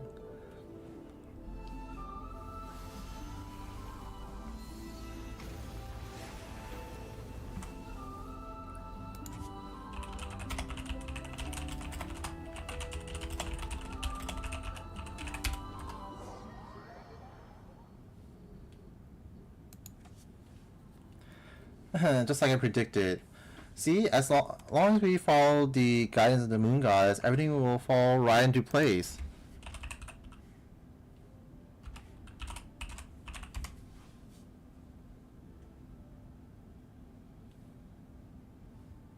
Oh no, they're mistaking me for Shu Coatl. You mean like the dialogues earlier? Yeah, it's like it was like a defense mechanism thing. Like Natlin is like super technologically advanced long time ago, and there are like a ton of machines and stuff. So this looks to be like Natlinese technology. And it mentions Shu Coatl. So I guess that they thought we were Shu Coatl. Well, if you say so, but are we really sure it's a good idea to open up a place that's been sealed for centuries? I don't know why we're getting like a Natlinese name and Nodcry though. That's there's some mystery there. Oh, it'll be totally fine. You've got the most trustworthy priests of the Frostman Scions right here. There's absolutely nothing to worry about. Croto, did you see where those suspicious intruders were headed? They took off toward the first edicts. Not many places to hide around here after all. You two, check on the seal. I'll inform the Lady Moonchanter. Let's see them try getting away, causing trouble in the sacred lands of the Frost Moon. They got a death wish. The only way they're getting out of this one piece is if there's somehow the Lady Kutar herself. Verna, so I want to tell us there's absolutely nothing to worry about? Yep, that's right. There's absolutely nothing to worry about. Now that the seal's been opened, all we have to do is set a trap and wait for that imposter to walk right into our hands. I'm sorry, I'm so sorry. There's absolutely everything to worry about. I should have never have missed the seal. What do we know? Help me, Traveler, please!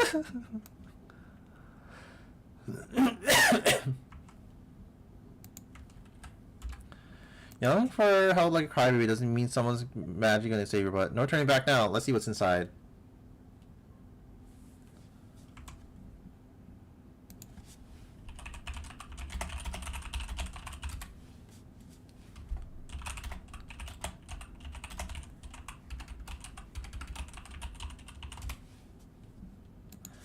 Well, since the seal's already broken, you might as well head in and take a look. But Verna, you better make sure to say sorry to everyone you dragged into this. Ooh, chest. I'll keep this close. All my gems kind of looking up. Wow, we got like quite a lot of gems since my rolls.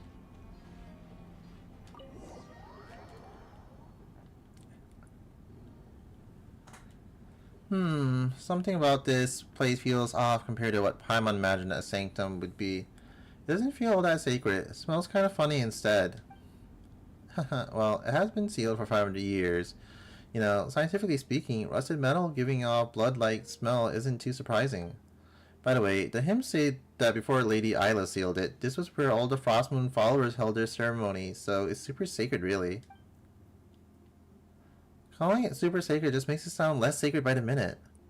Oh, come on. Don't get hung up on the wording. Look over there. That's the verdant crest. Legend says it's the sacred tree that witnessed the birth of the Moon Maiden. And that pool over there, if I'm guessing right, that should be the ever-flowing white spring blessed by Lady Isla herself, Velamo. Or is it Veamo? Do you really have to guess? Also, are you sure you didn't just make up those names? Hey, I might be a fairly reliable priestess, but even I've never seen these relics from 500 years ago with my own eyes. 500 years ago.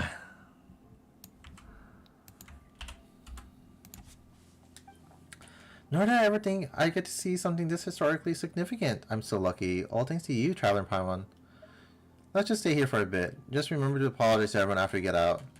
Yes, no problem. I'll do whatever you say, Traveler. Just standing in place does feel like a waste, though. Since we're here, why not take a quick walk around? Okay, give me the Oculus. I know it's here.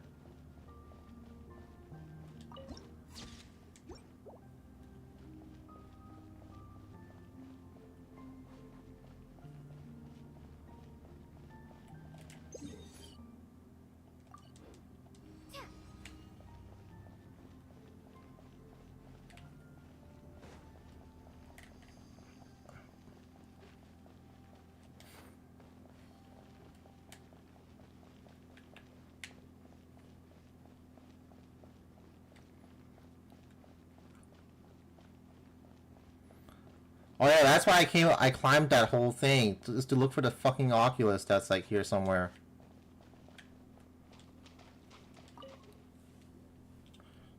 I climbed all the way to the top just to find out, like, oh my goodness, it's tied to a quest. There's something beneath the water. Is that a sword? Huh? Why would there be a sword here? Wait, hold on. Could this be a ritual sword forged from the Hyperborean moonlight that Lady Isla supposedly left behind? The blade that was used to offer up the very first drop of blood under the new moon. Whoa. It's a kuhenki. Does it want us to follow it?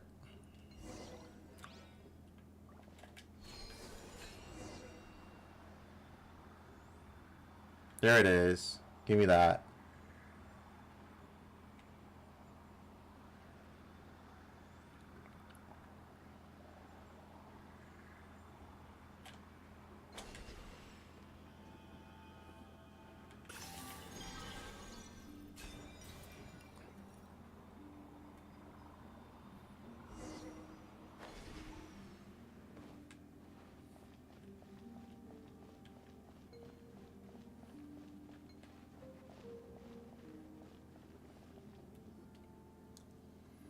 Ah, you're here. Wait. That'll get the altar dirty. Hey, when the heck did you get in here? We were the ones who opened the seal first. Something's off. Good thing the treasure chests are still here. Yeah, you're right. Wait, now's not the time for that. So, just who are you, miss? Priestessy looking priestess? If I may, I suspect she's more of a what than a who by now. Hey, don't say creepy stuff like that all of a sudden. Are you saying she's a... No, that's not what I meant. There's no such thing as ghosts. At least I think so. But she seems more like a lingering image left behind by the moon goddess's blessings. And it's been left inside the court of the first edict. Maybe this... Oh, this is the holy girl. Might be the first moon chanter herself, Lady Isla. Is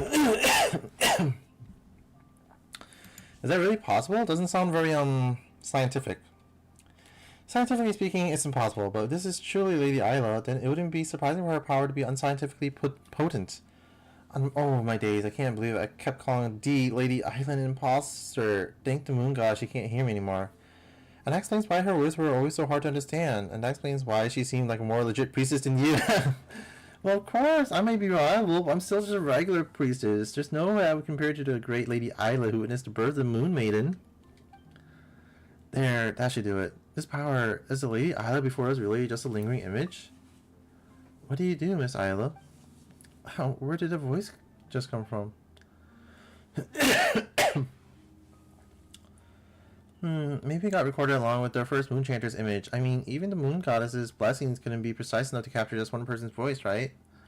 There's no need to be so tense. That woman who shares my bloodline surely showed you a few of these lowbrow tricks before, This is merely a blessing that records awareness, so that the brave warrior over there can hear our words. Paimon's not dreaming, is she? Paimon's spirit, she looked right at us. Come on, Paimon, you're most definitely dreaming. What we're seeing now was recorded 500 years ago. There's no way she could actually see us. Over there, but I don't see anyone. Ah, never mind. I probably wouldn't understand even if you explained it to me. And whatever tangled past lies between you and her, I'm in no position to judge. Regardless, thank you for your help, Miss Isla. Olivia should have known better. The wounds left in the wake of the atrocities and the old which inflicted upon you both run deep. Of course, the scars fester with resentment. What surprises me is that she trusted you so deeply. Verna, who's this Lovia they mentioned? Paimon feels like she's heard that name before. She was the leader of the Frostmoon Science 500 years ago, but she was stricken from memory for the sin of blasphemy. Normally, only senior and super reliable priestesses like me would even know about her. If even someone like you knows about her, then it can't be that much of a secret, can it? Hey, rude. What do you mean, someone like me? But seriously, her identity should be the top secret. Ordinary followers and folks from the outside aren't supposed to have even heard that name.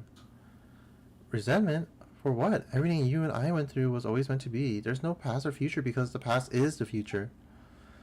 Your gaze is upon me now, but all you can see is this one fleeting moment. Thanks to Lovia's blessings, the blessing of our ancestors, I can see every moment. Your arrival, Lovia's end, all threads of a tapestry too vast for me to tell, and yet how it thrills me. She trusted me because I heeded her every word, and when the lady of the underworld, Tuanatar, guided my hand to sever her thread, even then she should have rejoiced. As for you, you'll be leaving this place soon, won't you, Mr. Solove? My role here is finished. The believers outside already hail you as their new prophet, and at last you no longer need to endure the suffering imposed on you. I still have things I must do. I need to uncover the mad monk's true intentions for my fallen friend and the people of this land. He must pay for what he has done. With Lovia's years of secret correspondence with him as evidence, tracing his steps should be much easier. Once again, thank you for your help, Miss Isla. So you still don't know a thing, but that's alright. You'll soon enough. I'll take that as an encouragement. To me, it's already happened. Twice shall that serpent fall, first strangled by the flesh of the faithless, then shrinking away before the light you and I ignite together. But you shan't be the one to cut off his thread, because that fate does not belong to you. I don't believe in fate. I'll just do what I can. Then do what you can. Before the lanterns are lit, I'll be here waiting for you. You are the hero meant to protect Elysium. Oh my goodness, Elysium mentioned again. And you, forgive me for drawing you here this way. Your thread simply would not catch in the loom of the sublunary spear, so I had to guide you with those stones. Fitting, for they are just as out of place in this world as you are. Huh? Berna, what's going on? Are you sure she still isn't talking to us? Well, not anymore. Those stones we saw earlier only fell recently. How could Lady Isla have known about them 500 years ago? By way of apology, I left the last sword forged by the Apostle of the Golden City using moonlight in the ever-flowing white spring. After centuries, any bloodstains on its blade should have been washed away. Please accept this humble gift. Though your fate remains unclear to me, I just believe you are the hero of this sublunary spear, the one that's to fell the undying serpent on our behalf. This will probably be the last time we meet. If you follow the light and find those who share my bloodline, then you will come to understand my words. Oh no, we're not going to see her anymore? That's unfortunate. Are you talking to someone? It's nothing. No, please don't let me keep you any longer, Mr. Soloway. I must begin sealing this place at once. I hold no resentment toward Lovia, but our children must not be stained by her sins. That's why the evil and the corruption she wrought must be buried. I'll see them all here. This too is part of our preparation for the birth of a god. Oh, is Lovia the old moon goddess? We are all tainted by sin. How could we ever hope to behold the moonlight in its purest form? She vanished. So, just like back at Thunderclap Reef, it was Lady Isla who guided us to break the Sanctum seals. Also, you could retrieve the sword she left behind, traveler. But Paimon still doesn't get it. Why would Isla give us her sword? And what's this undying serpent stuff all about? We're not gonna have to fight some giant snake next, are we? Anyway, traveler, let's retrieve the sword first. Right, if someone as reliable as Lady Isla said it, there must be a reason. Maybe it'll all start to click once we get that sword.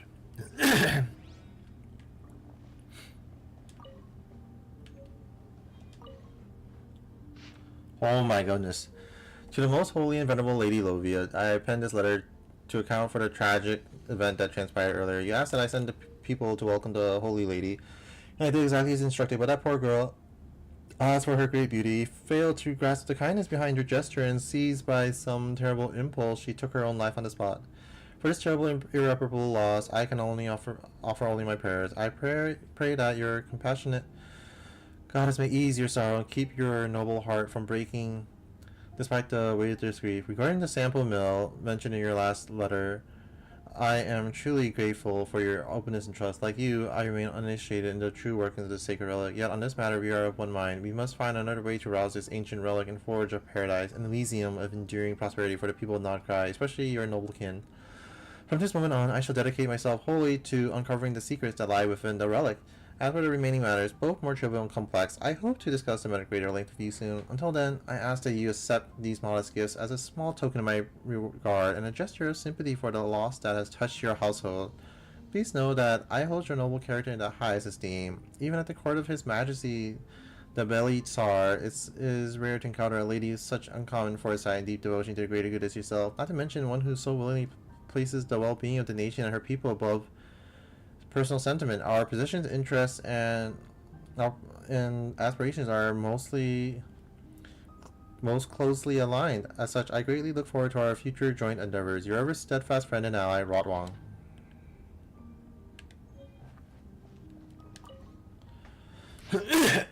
Dear Miss Isla, I'm truly sorry that I was unable to stop Miss Aaliyah in that moment, yet it was through her noble sacrifice that we ultimately thwarted Rotwang and prevented the loss of countless lives. Now I finally understand why she pretended to be my close companion. I hope to speak with you about this in greater detail when next we meet, though perhaps by then you will already know more about this oldest than I. I shall not presume to judge, nor shall I attempt to alter your opinion of her, but I ask, if nothing else, that you allow me to honor Miss Aaliyah's final wishes by sharing her words with you.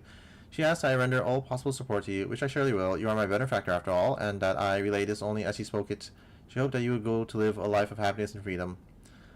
As for the arrow Terpicaranus you mentioned in your last letter, if it truly holds the power to dispel the pitch-black calamity, if you are willing to share with such selflessness, then on behalf of the people of Notcry, please accept my deepest gratitude. Should, as you foresee, Rotwang indeed rise again from the pitch-black filth, then our successors in order I am considering naming the Light Keepers. Oh my god, Flynn's! In honor of the flames. Yo, fuck off. In honor of the flame that you kindled, will stand ready to vanquish the threat once more. Honor the technology you have so generously gifted us. We can speak of the details in person whenever you are free. I understand all too well that after Lovia's passing, the Frostmoon Scions have been left with countless matters demanding your attention. Yours sincerely, Solave.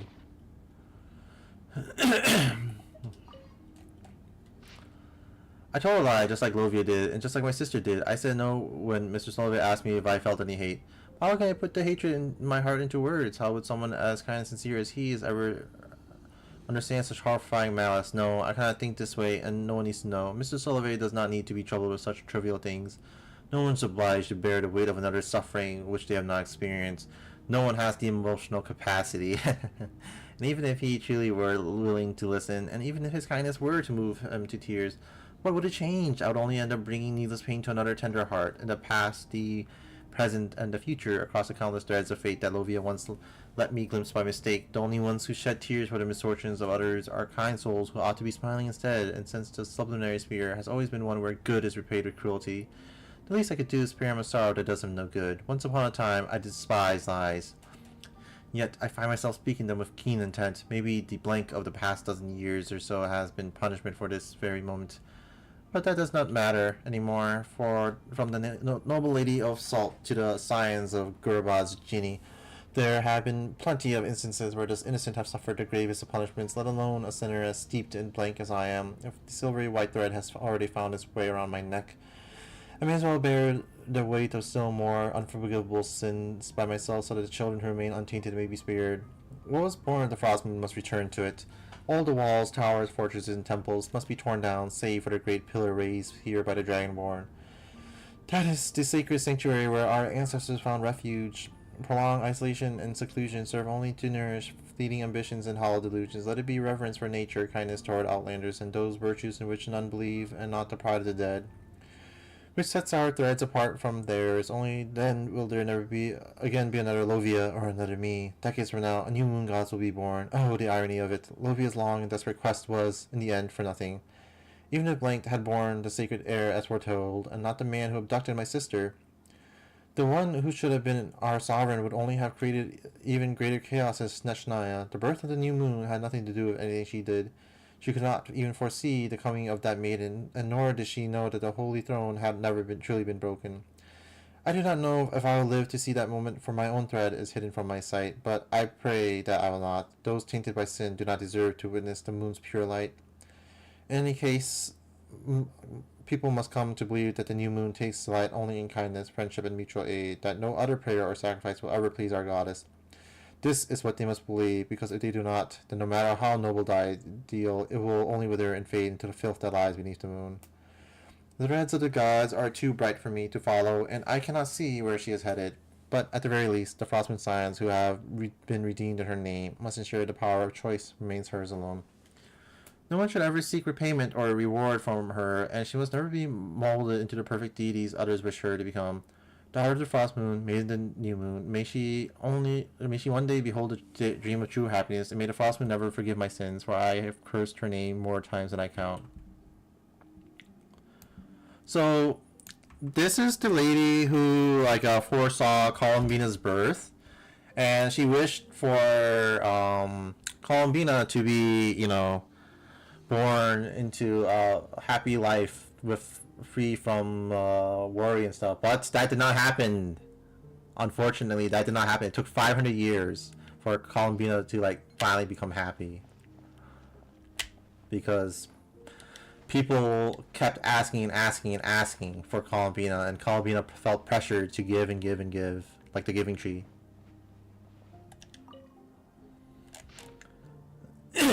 According to the teachings left by the Apostle of the Golden City, all matters must be governed by reason alone.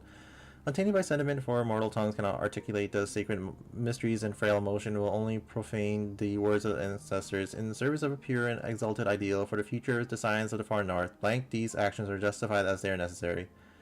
This decree had been approved by Lovia, humble handmaiden of the Frost Moon, and the archpriestess since the fall of Hyperborea. Decree 100... I don't know what M means.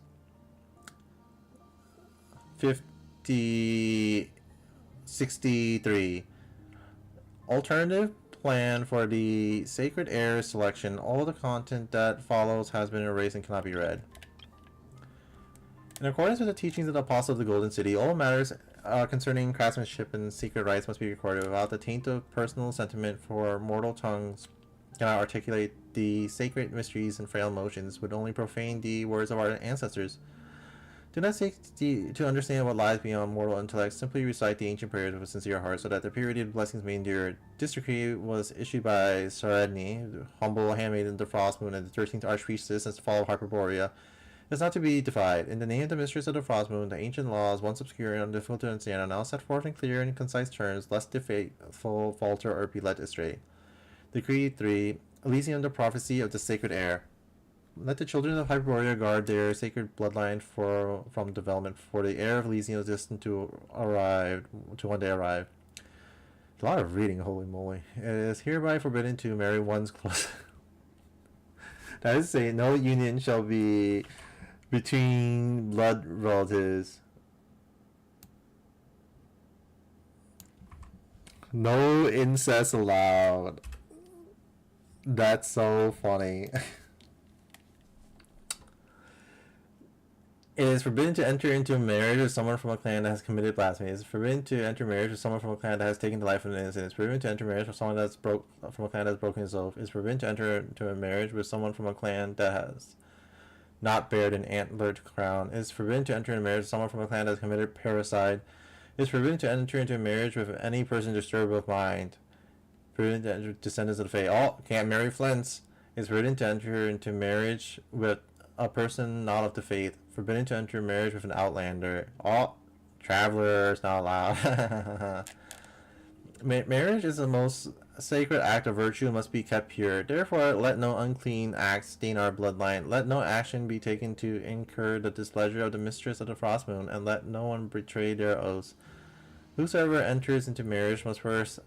I think Nefer is also an outlander, technically. Whosoever enters into marriage must first obtain the permission and blessings of the archpriestess, lest a curse befall their bloodlines. Such curse shall plague their bloodlines for 7 generations, and then for 7 more. Whosoever breaks this oath shall have their horns severed with a silver blade. They who have been marked thus shall be cast in a long, lightless night. Hear now the ancient prophecy. In the fullness of time, Elysium shall come, and with it the sovereign ordained to rule over it shall also appear. The false sevenfold radiance of the high heavens shall fall at her feet, and the bones of the earth shall rise to follow her from her shall spring union with the world, and from her shall the first great cause be rebuilt. Let these words of wisdom find root in your heart. Neglect not the sanctity of your blessed bloodline. Degree 6. Oh my goodness, it's still going. Offering to the sample mill, sample Koski, or whatever. The children of Hyperborea shall guard the sacred treasure forged by the apostle of the golden city at all costs. Let it be known that the relic that is the sample mill is a sacred work, for its blessing yields unending gold, grain, and salt. Only the prophesied heir shall lead the power to rouse the mill, and thus bring forth an Elysium of eternal abundance for us all. According to the revelation of our ancestors, the mill shall be sealed within a holy sanctum to preserve it from taint and desecration until the appointed time when the sacred heir is born at last. All followers below the rank of priestess shall not enter the holy sanctuary wherein the mill is sealed. Those who violate this precept shall have a curse befall their bloodline. Said curse shall plague their bloodline for 7 generations, and then for 7 more. Before sowing in spring, an offering of wheat, goat's milk, and salt must be made unto the sample mill, lest famine befall you. At least 1 priestess shall be designated to chant prayers to the mill day and night to ensure a bountiful harvest and enduring prosperity. Decree 10. Offering to the era of Terpsichoreans. The children of Hyperborea shall revere the era of Terpsichoreans without fail. Let it be known that this relic, forged of pure light, it is a bow and arrow that can pierce the manifold darkness of the frozen night. You shall mix the sacred oils in the following manner, prescribed by the rites of the ancestors. Take up a clean silver vessel, free from all the dust and water, for defilement is the root of all corruption. Take the fat of a lamb, clear and pure, and warm it over a gentle fire. It must not be too hot or too cool. Do not bring it to a boil. Add sulfur, salt, sawdust, and wax in their proper order while stirring with great care. Stir until the substance inside the vessels are of one uniform color.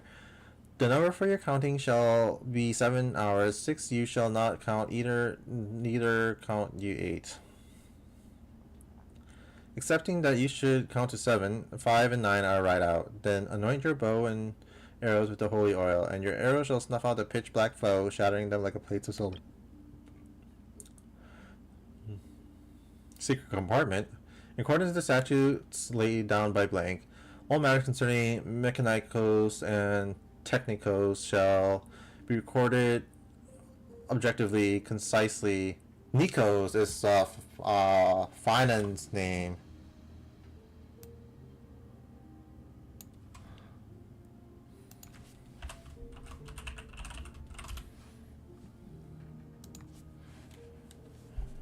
Thus shall we guard against the distortion of truth via subjectivity, that the knowledge we possess may be transmitted with clarity to future generations and serve the welfare of our people to the fullest possible extent. The contents of this document have been approved by Sparga Pyrrhus of Haxathrasa. All members of the order, beginning with the executive priest, shall commit its content to memory and observe the prescribed procedure with deviation until the reconstruction of civilization has reached 5/7 completion. For further details, consult Technicos Manual I-330. If these words have reached your eyes, let it be known that you have completed the foundational disciplines of Mechanicos or Technicos and are hereby elevated to the rank of executive priest. Congratulations are in order. Regrettably, your newly acquired title is not a privilege, but a burden of duty, hardship, and silent suffering borne for this realm and the countless lives she shelters. You are destined to offer all of your youth and your life to preserve the last embers of civilization. Yet even with your final breath, you may never behold the frost moon's radiant light, nor see the dawn break once more upon our beautiful homeland. For the lights of the far north have been extinguished, and countless generations are condemned to cower in darkest night. No miracle has ever graced this tainted sublunary sphere, and then tears have never delivered our kin from sorrow. Then what purpose, if any, lies in all that you shall do from this moment hence? I suppose, then, it is for an ethereal dream, a dream of countless tomorrows, for an infinity of futures yet unborn. Only through our blood, our tears, and our toils shall our children be granted the chance to behold the glorious era and the lost Elysium was once new. On that day, none shall weep for suffering, nor fear hunger or cold. All beings shall love one another as brothers and sisters, and all shall dwell in joy and peace. This shall be our final and greatest dream, that our kin shall no longer be mired in superstition and barbarism. For the hope once envisioned by gods and mortals alike, we must push forward. There is no path but through. Sear these words into your mind before you proceed to read the assessment records and the operating procedures. Hold fast to our dream of tomorrow, and let its light be dimmed by the dust of neglect. Sparg appears of Haxadrasa, acting Archpriest of Hyperborea. Oh my goodness. Protocol 3. Final evaluation on bloodline selection and purification upon evaluation confirmation by the acting Archpriest. There's a lot of fucking just words that just are just there to be there instead of like meaning anything. The Senior Executive Technicos Priestess, the Seed of Life project from the Hyperborea era, henceforth referred to as the Sacred Era project, has been deemed to no longer be viable within the bounds of its original planned parameters. The priests who led the project, Vinda of Hithantrauza, has passed beyond, and the essential technicos processes and mechanicos apparatuses required for its continuation were lost in the fall of Hyperborea. These include, but are not limited to, the process of blank cutting and modification, the process of blank creation and reconstruction, the blank and blank processes which were of the fade, the adaptive blank editing process. The aforementioned technicos processes are at present irreducible. After due deliberation, the following alternative protocol has been deemed acceptable. The purification of existing blank is to be performed through controlled artificial selection using methods primitive and inefficient. The phenotypic stability of each generation shall be recorded. Then from this data, the most suitable pairs for a union shall be identified, and non-coercive means employed to persuade the parties to join in union. Should persuasion fail to meet the criteria detailed in Technicals Manual 090, promptly proceed to the next priority match, and continue in the like fashion. To minimize risk of disease, the bloodline proximity index of all breeding pairs shall not exceed blank.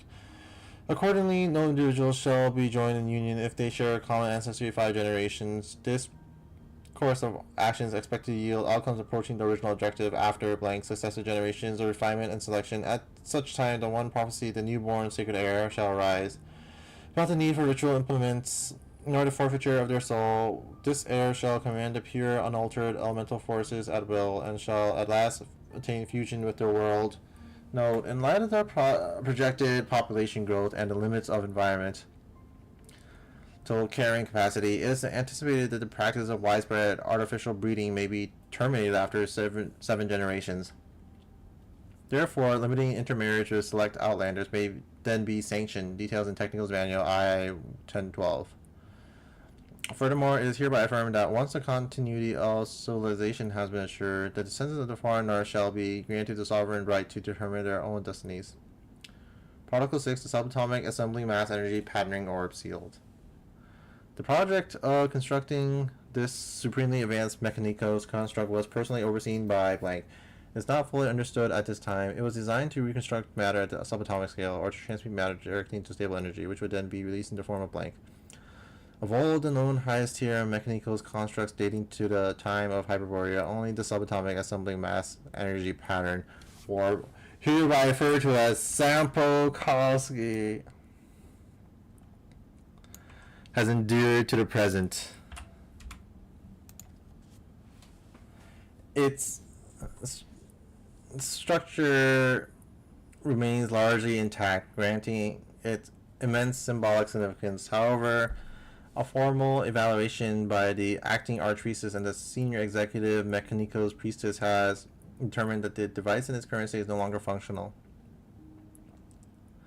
The collaborative control module connected to the device was lost during the fall of the Hyperborea and cannot be replicated with existing technologies. In the absence of this module, proper activation of the Sampo is impossible, and it is presumed that even a forced restart would fail to correctly reconfigure said device. Refer to appendix for more details. Oh yeah, by the way, that fucking voice actor, like Celadon VA, I guess she must have seen leaks or something, or she whatever. You know, like the one's fucking Instagram clip you sent where like it's Sela, she's voicing the Trailblazer, And it's like the path of elation or whatever. Because the next planet is path of elation. So we're getting the elation trailer. I was like, this could, maybe she saw leaks and spoiled it. I don't know. After due deliberation, it is resolved that the device shall be sealed indefinitely with no reevaluation of its activation viability for a period of blank generations. All personnel with explicit authorization from the Archpriestess may not breach the seal. This will prevent unnecessary accidental damage to the device. Note, the senior executive Mechanico's priestess, Aria Pythia of Masagetia, has exposed a theoretically viable bypass protocol, namely the control input of blank realm energy or blank realm energy, referred to Mechanico's manual D503 for the possibility of the latter, at a specific carrier frequency which may circumvent the collaborative control module and forcibly initiate the sample. Upon formal evaluation, however, the proposed method was determined to pose unacceptable safety risks with the probability of system destabilization ensuing blank exceeding blank. In light of these findings, the original decision shall stand. Protocol X. Oh my god, we are like finally at the end. The arrow of Terpicaranus. The subject of their project is a low-tier Mechanicos device of the Hyperborean era designed to solidify realm energy into a semi-crystalline polymeric form. Once stabilized, the material is subjected to a high frequency spiral acceleration and subsequently launched, thereby purging a designated area of blank realm energy contamination. The acting archpriestess of the senior executive Mechanicos priestess have jointly affirmed that the device's remanufacture is viable. This work shall proceed under the oversight of senior executive Mechanicos priestess Aria Pythia of Massage T, with the prototype device projected for completion within blank standard quarters. Upon completion, the prototype apparatus shall be subject to regular lubrication of ointments to prevent avoidable safety incidents, referred to Mechanicos D3. Oh my goodness, that was long.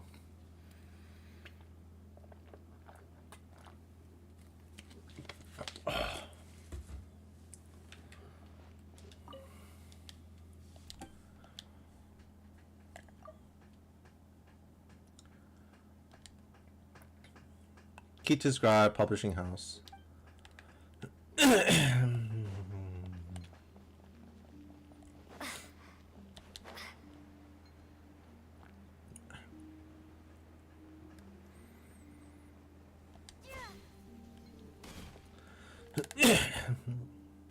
This must be the story Isla was talking about, right? How are the traveler? Did you figure anything out? Not a thing. Paimon, quick, run! The power in the sword is overflowing!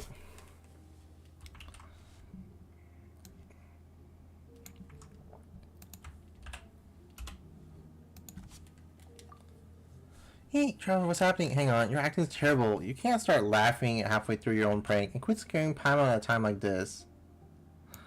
But it's so funny. Looks like we really have to investigate this whole place, huh?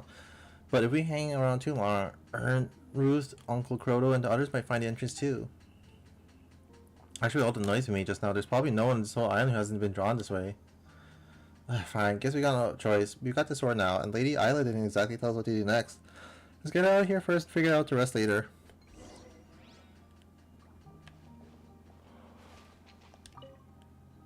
Moon, we were strong. Wow, I actually got a fucking sword.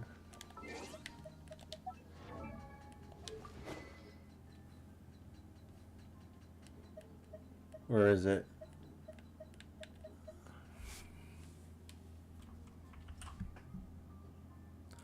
I got a moon sword.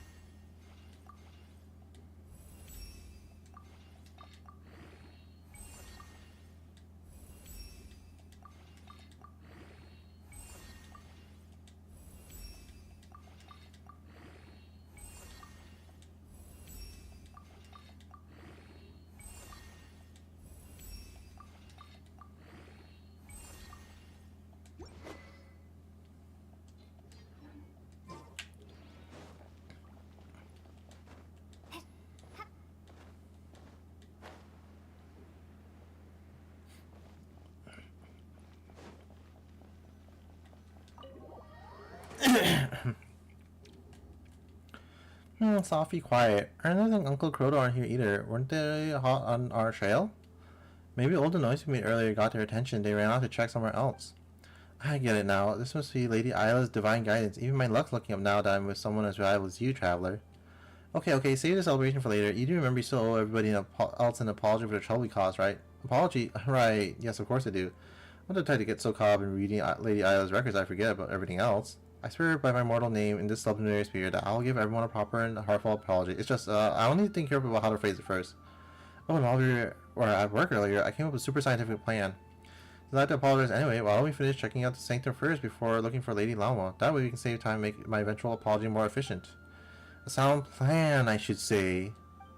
See? The power signs? Wait, huh? Aunt Ratar, when did you get here? Why? You scared us. We didn't mean to sneak into the corridor after the first edict. It's just, Rena said, no to explain. This place may be sealed, but it's not forbidden territory. If outsiders like you were able to enter, then perhaps it was the will of the Moonlight. Exactly. This is all part of the Moon Maiden's sacred guidance, just like the poems say. As for you, Vernatska, you're coming with me. The Lady Moonchanter was to see you in person. Huh? Wait, no, Aunt Radar, didn't you just say... As a priestess, you acted without permission, broke the rules, and tampered with taboos. Aside from outright murder, you flouted every major law we have. Now come, or would you rather the Lady Moonchanter come fetch you herself? Traveler, Paimon, I'll explain everything later, I swear, but first I'll need... Before Verna can finish her sentence, Rahatar drags her off. Well, she sure dug that grave nice and deep for herself, didn't she? So, we got no idea what this Lady Isle wanted us to do, but this sword she left behind. If it was meant for us, we might as well hang on to it for now. It looks like a real Frostmourne relic anyway.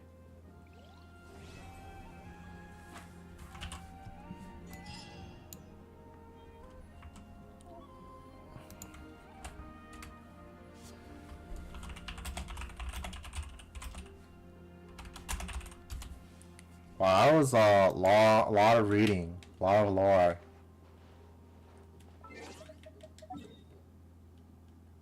There's something here. What?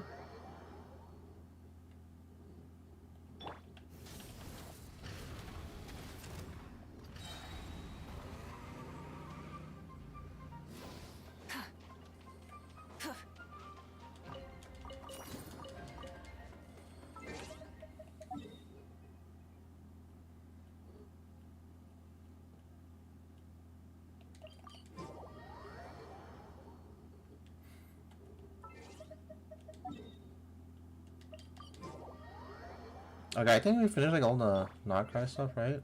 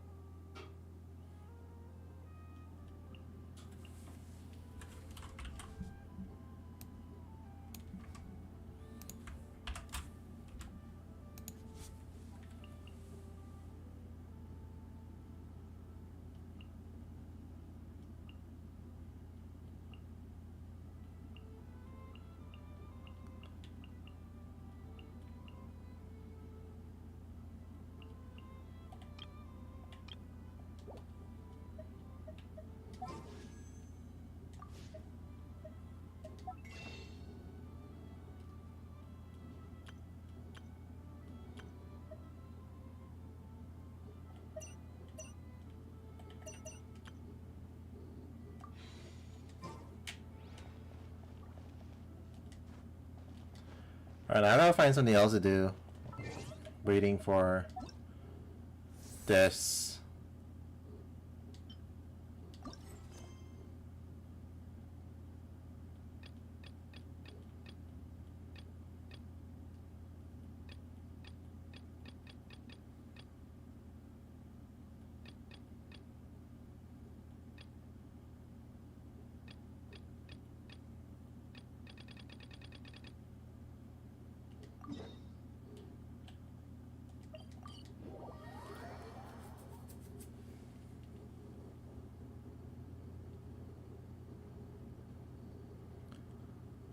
I don't want to start like a big quest right now, so I'll look for like these smaller stuff to do.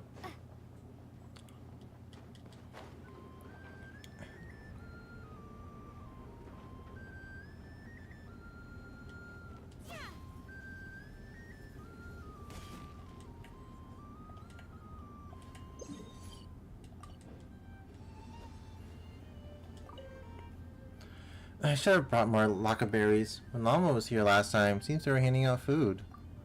Hello, traveler. Are you here for a feast of the moon? I'm so sorry, but you might have to wait a little bit while. What is the feast of the moon? Did you get one last time? Oh, right. Lady Llama organized that one. I guess you didn't mention the meal's official name. Simply put, a feast of the moon is a free meal we Frostman Science distribute to those in need. Helping such people has ever been one of our traditions, though it used to be limited to the area around Hisi Island. Under Lady Llama's leadership and with everyone's help, we've gradually explored our reach. Lady Llama says this is a part of spreading the moon goddess's favor to all. There's a saying that goes, the first fruit of the harvest must be placed upon the moonlight altar, not as an offering to the gods, but as a spark from. What's the rest of it again? Anyway, this shop is one of the main distribution points for the meal, and I manage almost everything here by myself. Pretty impressive, right? We've had a lot of trouble getting the meals out in Nasha Town, but I believe in what Lady Llama says. We can really help more people this way. However, when I was preparing the ingredients yesterday, I forgot to close the box lid tightly, and when I woke up this morning, many fruits had been pecked open by birds and were completely unusable. I can barely make any piece of the moon with the remaining laka berries. What should I do now? Here, will these be enough? These will be enough, thank you. Thank you so much. Just a moment. I'll prepare the most delicious piece of moon you've ever seen. Liliki rushes to the kitchen and returns with a feast of moon. It's ready. Please have a taste. Thank you again for your help. Should you go hungry next time, please feel free to come by. I'll prepare a special portion just for you. Oh.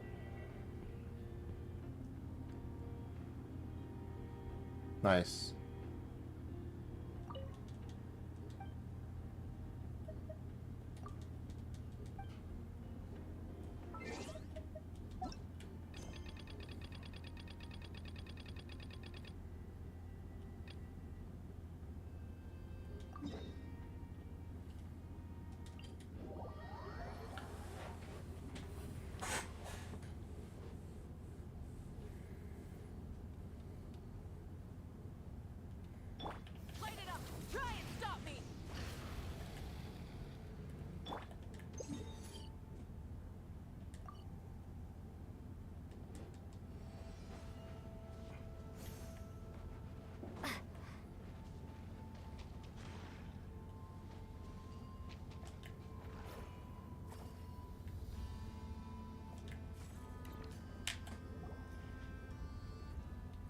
They seriously left the key right by the door? The Fatui aren't exactly the brightest, huh? Since they're the enemy, I'm fine with them being a little stupid. You're sharper than all those clueless Fatui, Paimon. That doesn't sound like much of a compliment to Paimon. If Paimon hadn't noticed this little puddle of Valberry jelly, hey, that's what we should call it. We probably would have missed a chance to save it, right? Anyway, the berry's open, so why is it still lying there? The rescued jellyfish tries to move, but his body gives out and collapses back onto the ground. It still looks like it's in pain. Paimon thought it was because of the barrier. Maybe the Kuvaki here is just too weak around here. Are you not sensing much Kuvaki, traveler? You've been sensing it just fine since we arrived in Notcry. Could it be feeling this way because the environment suddenly changed? Hang in there, we'll find a way to get you out of here. Come on, traveler, think of something. So you're giving up the second thing is involved. Well, if you can't do it, that just leaves me. Must be because those nasty machines the Fatui set up are totally messing up the environment. Let's shut them all down. Alright. Time to break stuff.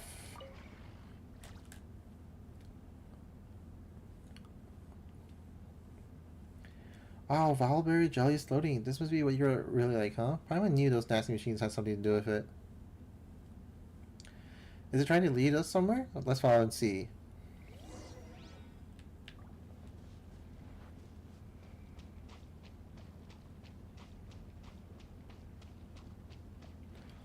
How long have I been streaming? I was like, this is going to be a long one because I want to do the second one.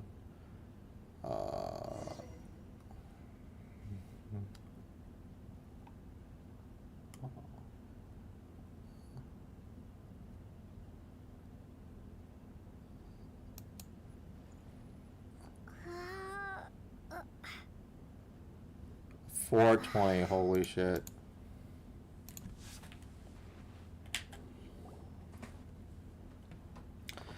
Valberry jelly slipped into that big shell, and oh, is that something buried under this hand? A thank you gift, maybe? Oh, it really was a gift. Valberry jelly does have good manners. Seems like you two can communicate just fine. We're both good kids with simple hearts. We don't need words to understand each other. We must want to say thank you for saving me. This beach is full of hidden treasures. Go ahead, please take them all. I guess I've got no choice but to trust your jellyfish speak. Well, if Valberry jelly insists, then Valberry jelly can rest here while we check out what treasures are hiding under the sand. Here's the good stuff. Let's see what the other sand piles contain. Is this an answer from this world? There's nothing here. Maybe the next few sand piles will be full of treasure.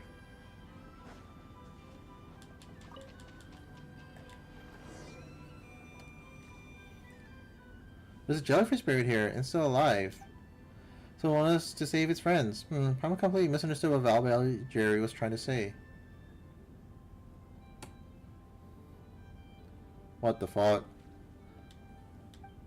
It's one of the Fatoui's nasty machines. Shoo, shoo. Paimon's not gonna let you hurt Valberry Jelly.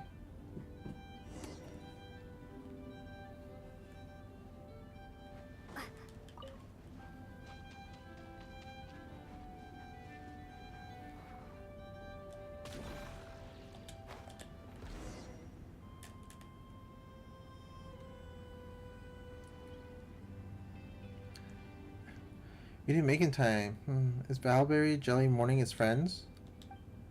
Do jellyfish really not have the ability to think? It sure looks sad to Paimon. Perhaps emotions don't require thoughts.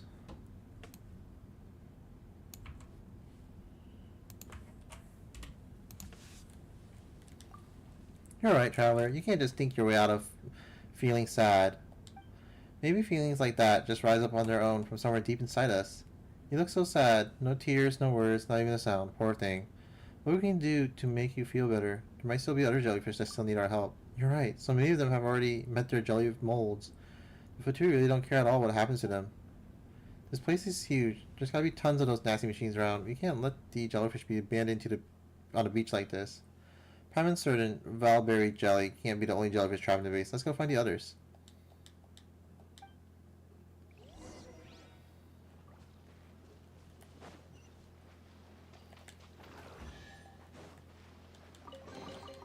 A reward on the road.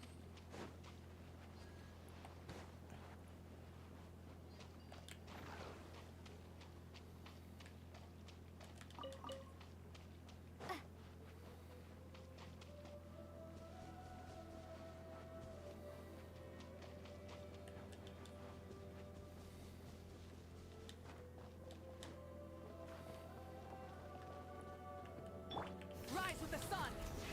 Rev the engines!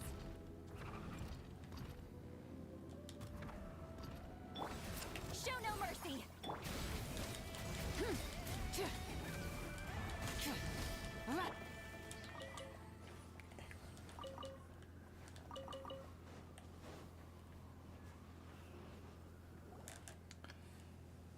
There's another trapped jellyfish and it doesn't look healthy. Come on, we gotta get it out.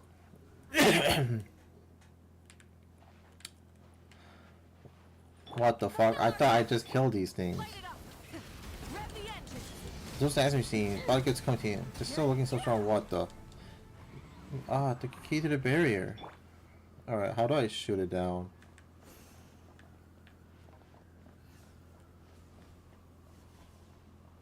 Oh, actually, where did it go?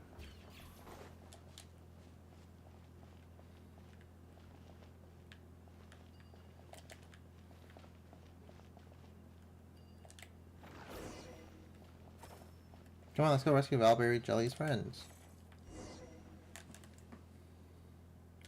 Why won't it open? Isn't this the right key? What should we do now?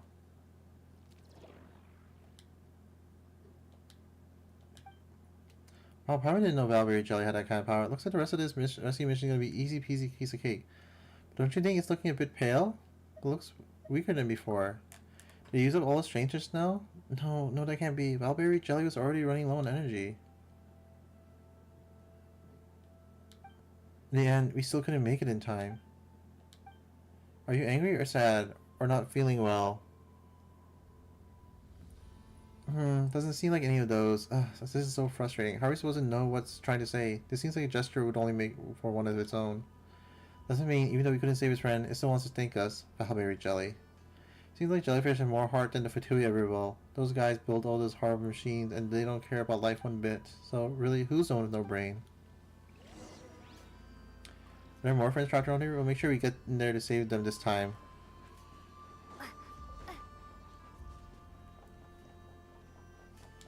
This is the worst fucking animal rescue mission. What the fuck? They just keep dying.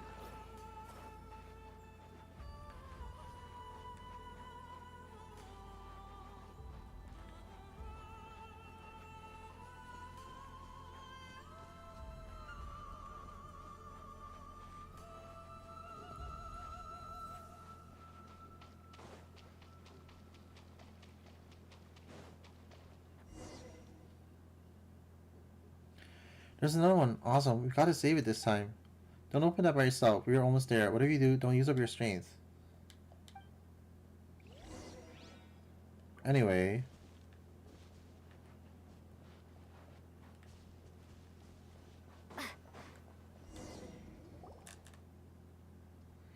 Huh? The barrier is suddenly activated. Oh no, we're locked in.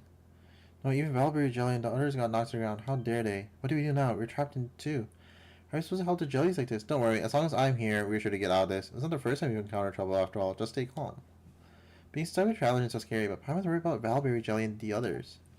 Since Valberry Jelly and Paimon can both fly, then maybe Paimon might be able to do the same thing Valberry Jelly did, right?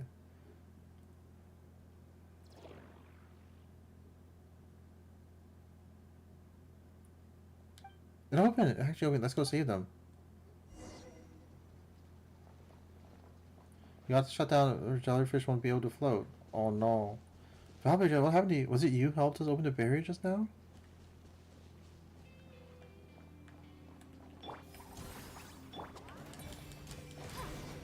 They always show a child like this, brainless troublemakers.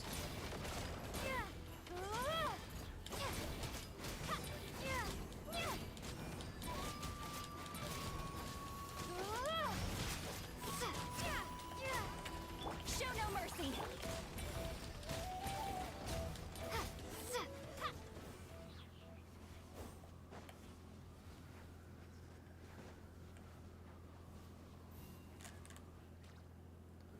Valberry Jelly, it doesn't look like itself anymore. Paimon can't believe it uses power again just to help us.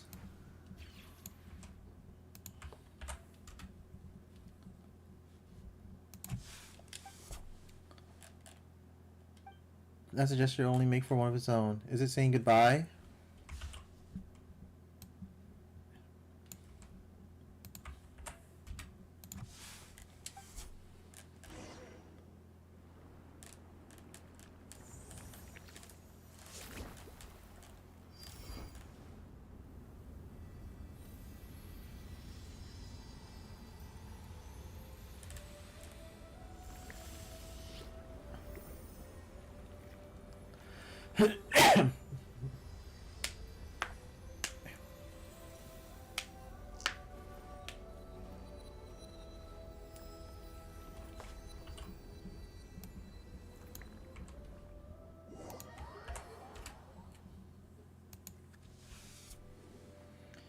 Valberry Jelly. It went back up to the sky to be with his friends.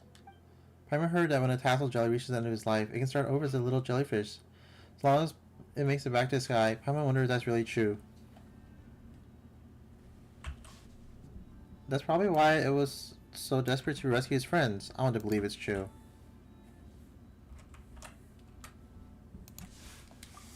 Oh yeah, if they stayed trapped inside those barriers, they wouldn't be able to fly back to the sky. So those two we saved earlier must be with Valberry Jelly right now, right?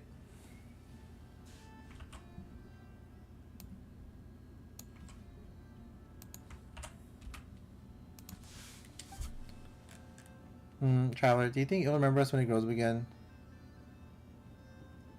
Maybe it will. Yeah, Paimon thinks so too. Valberry Jelly will remember us, just like how we remember it.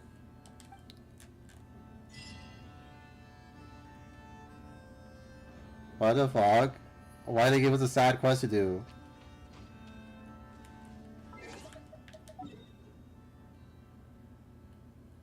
That's so fucked up.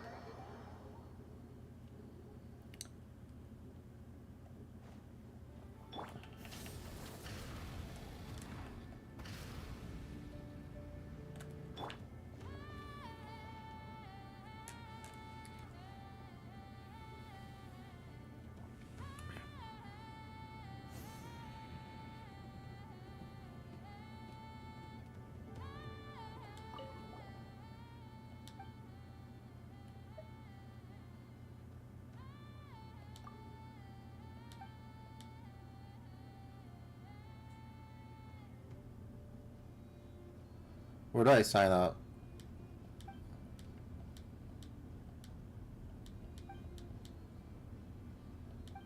Oh no, she caught me. Now it's your turn. Change of plan.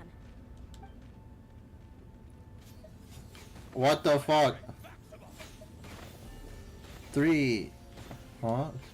Oh my god. Hello? You gotta be fucking kidding me, dude. May I present?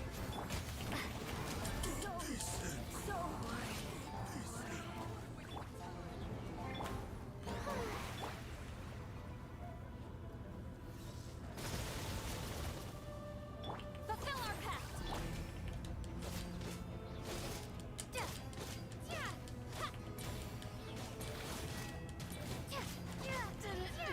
Take too long. Is this an answer from this world?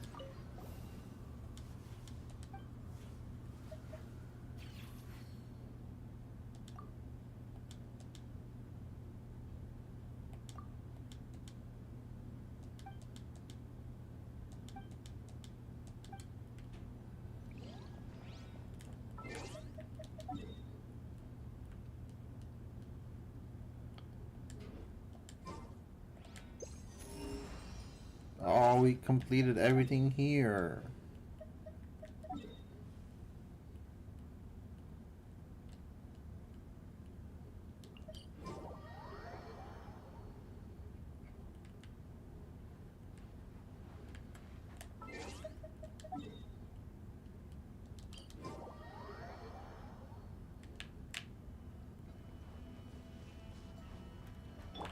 Rise with the sun.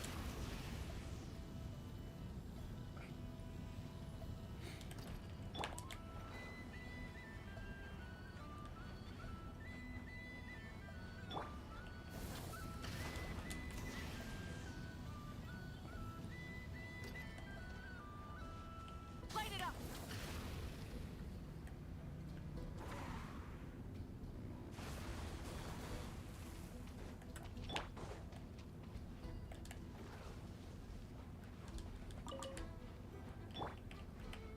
Rise with the sun.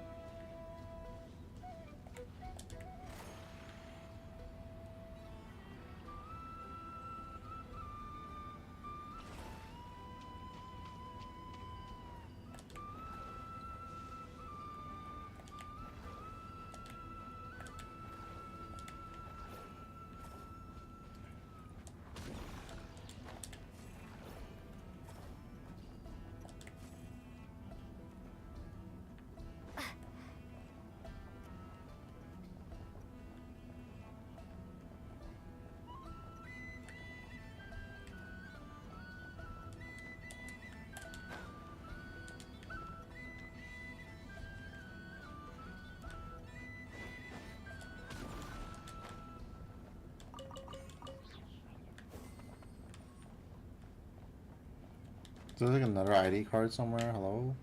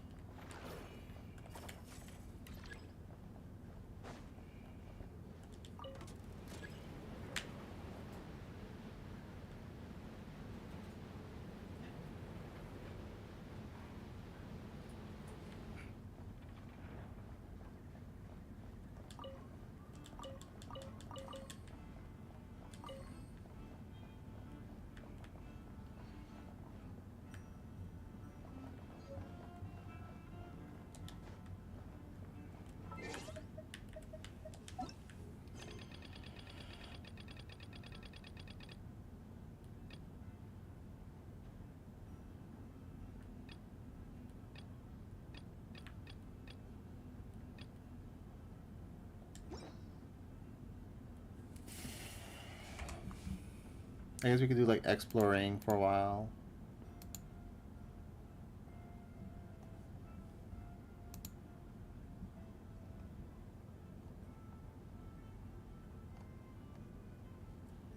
We need 320 chests in that land.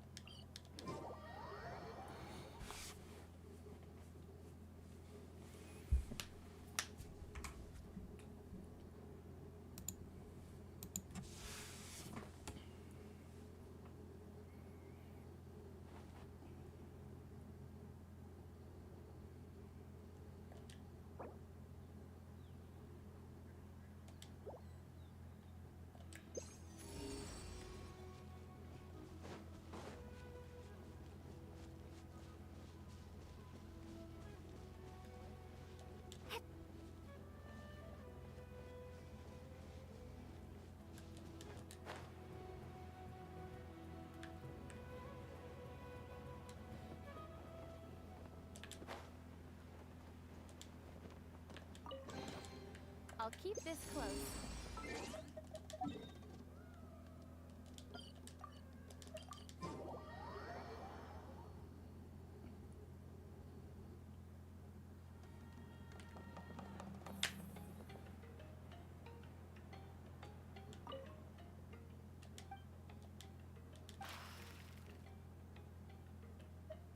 And you are...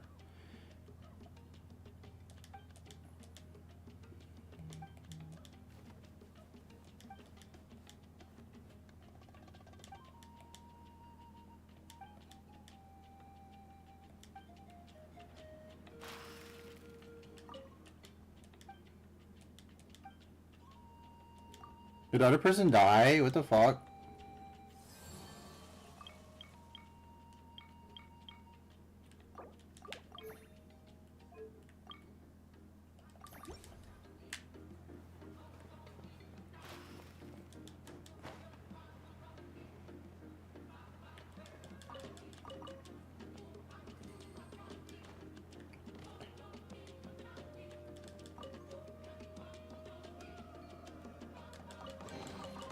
Is this an answer from this world?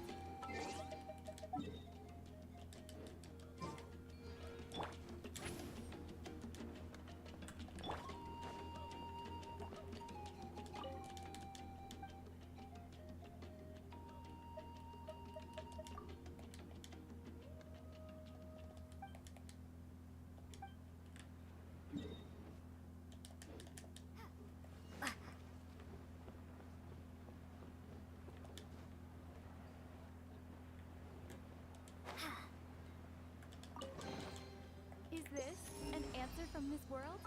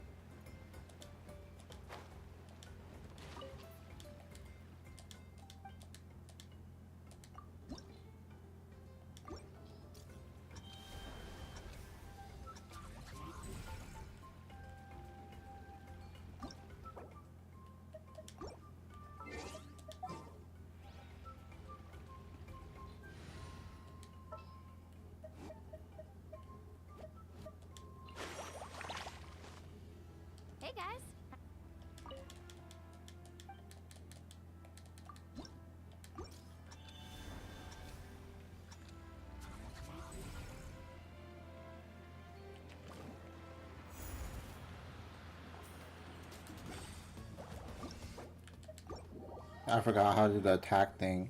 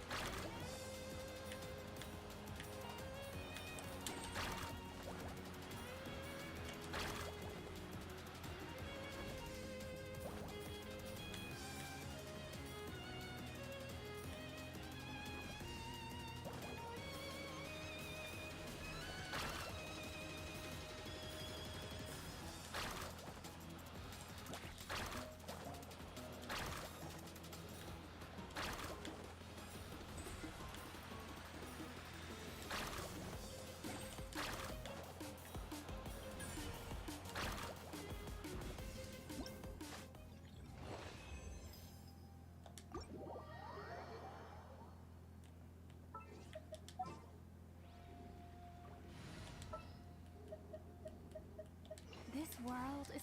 Alright, let's check out Shukuata really quick.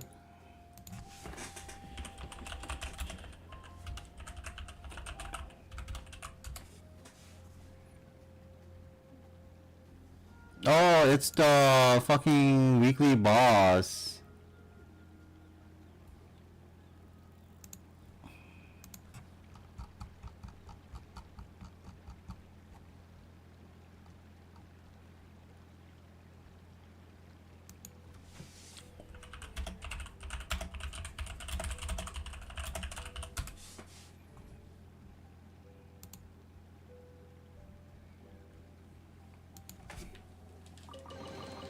I'll keep this close.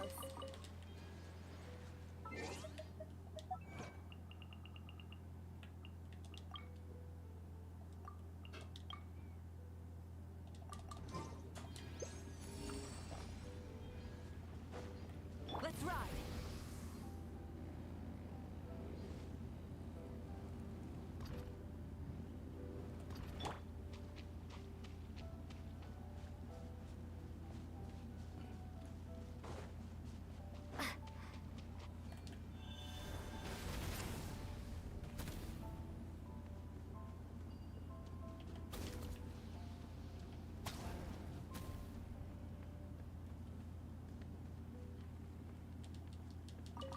So I need a handle somewhere.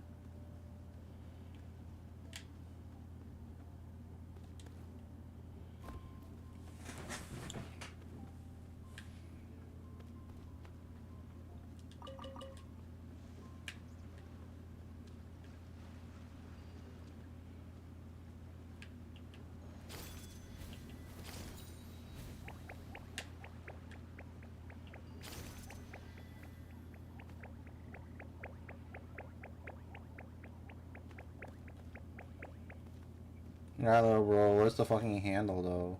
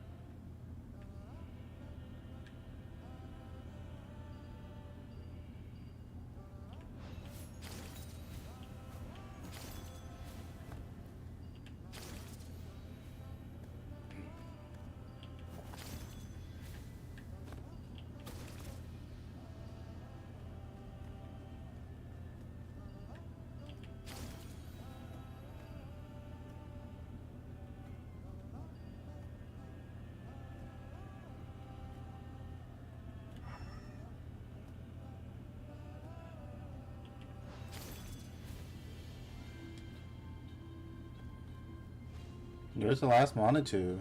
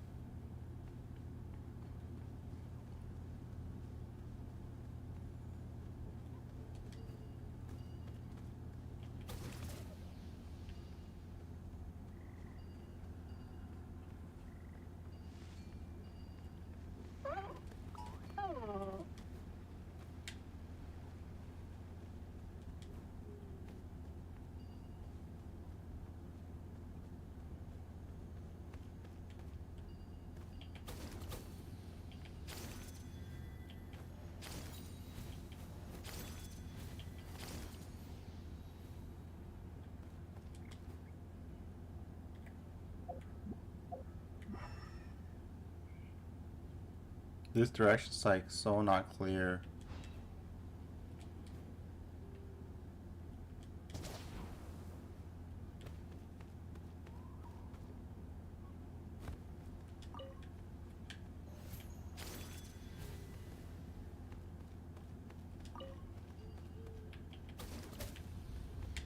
Oh.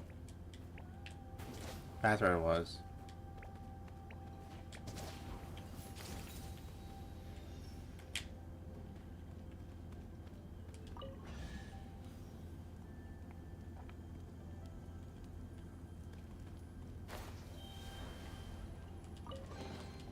Is this an answer from this world?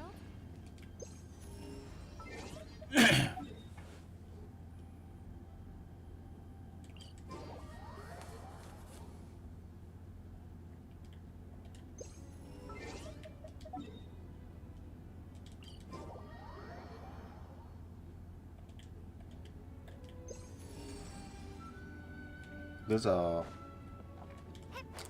something I've marked here for some reason.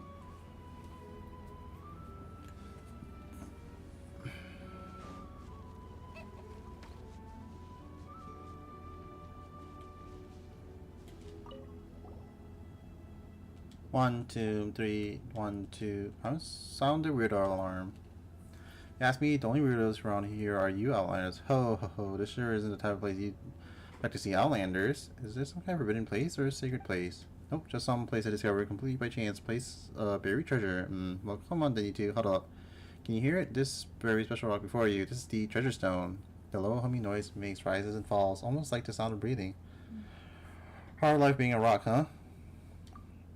It's only breathing. What's so hard about that? A rock can breathe?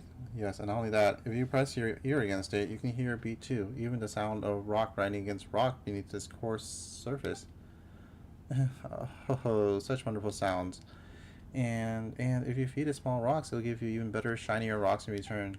Ah, simply incredible, is it not? Look at these gemstones. Look, 1, 2. Ah, so that's what we're doing when we came over just now, counting gems. Yes, and I can tell that after gobbling up all these gems, the treasure stone has become even stronger, even more powerful than before. This must be a miracle. Ah, my treasure stone, my precious. Real? Why does it sound like for some kind of scam? I've never expected an outsider like you to believe me. Nobody would believe it before they tried it themselves. Myself discovered by pure chance after placing some ore that I collected on the treasure stone's edge. Speaking of which, why don't you give it a try, seeing is believing after all. Just so happens that it's already eating all the rocks around here, though. I need to find some new ones. I can't go looking for myself. Why not? Well, of course, someone has to stay here and look after treasure stone, don't they? Can you imagine what would happen if it went into hiding underground all this way? What would I do then? I stood guard here for such a long time now. All the rocks I had on me, I've already fed them to the stone. You'll find me some new ones and I'll prove it. I'll feed them to it before your very eyes. Sounds like a classic con artist pitch. What do you think, traveler? Want to give it a try? Well, they're just rocks. That is the deal. You go pick the rocks, give them to me, and I'll feed them to the treasure stone, and I guarantee you'll make even some better ones. What the fuck? I don't have it? Oh, there they are. I'll feed these to the treasure stone once things are quieted down. Just give it some time, and I'll produce some even better rocks.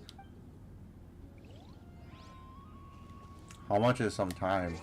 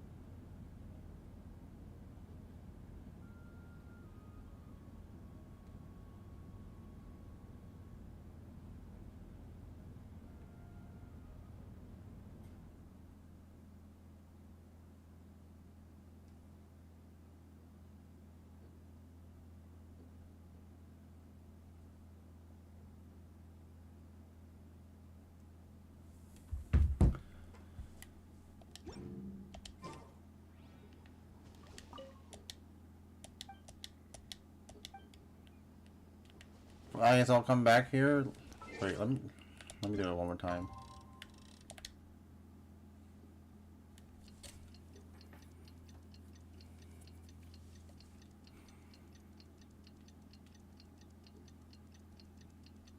Half an hour more, we can do the next Durin quest, and then I'll be taking my break to do it next week.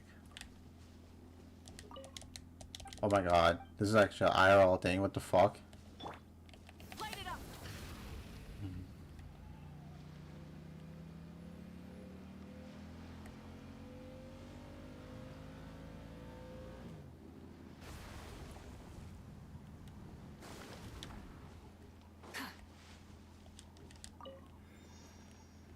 Rise with the sun! Rev the engines! Show no mercy! Light of the blazing sun! Is this an answer from this world?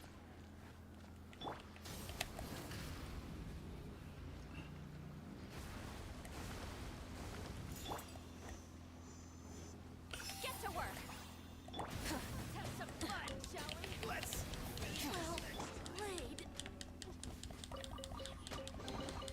Is this an answer from this world?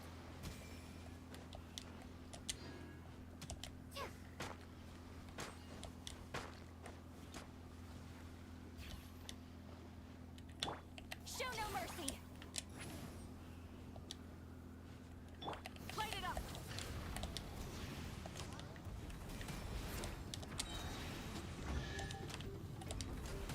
That is not how you're supposed to do that. I'll keep this close.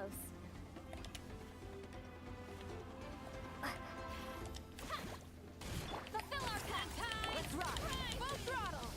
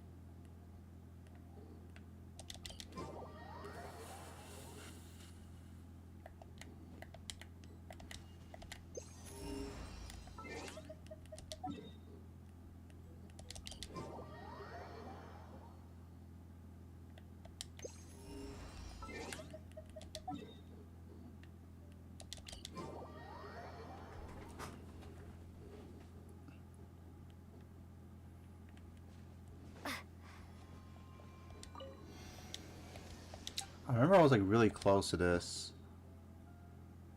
Fuck, I need to find like 25 more.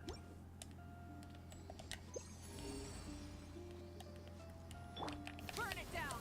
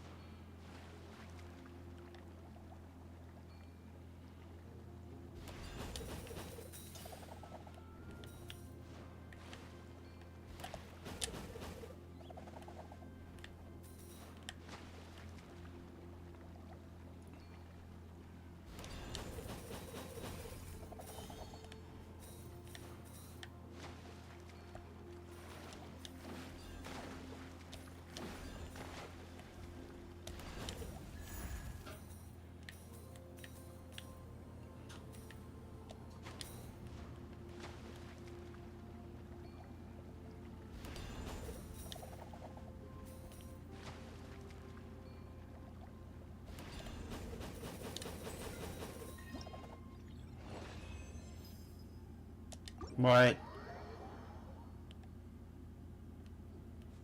Whatever, I got the 3 chests. A reward on the road.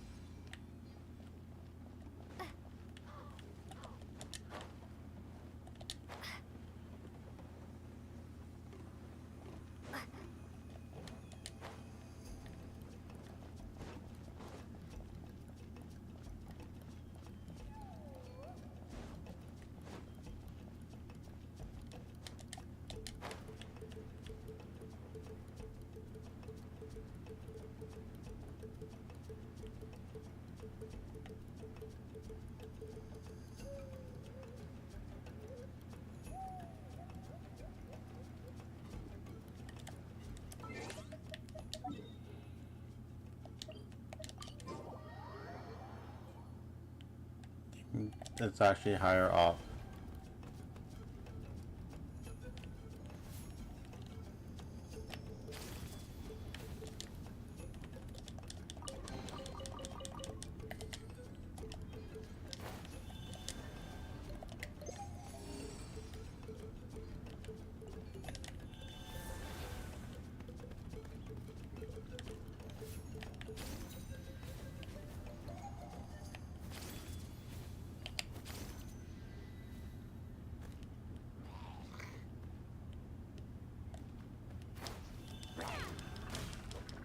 Show no mercy.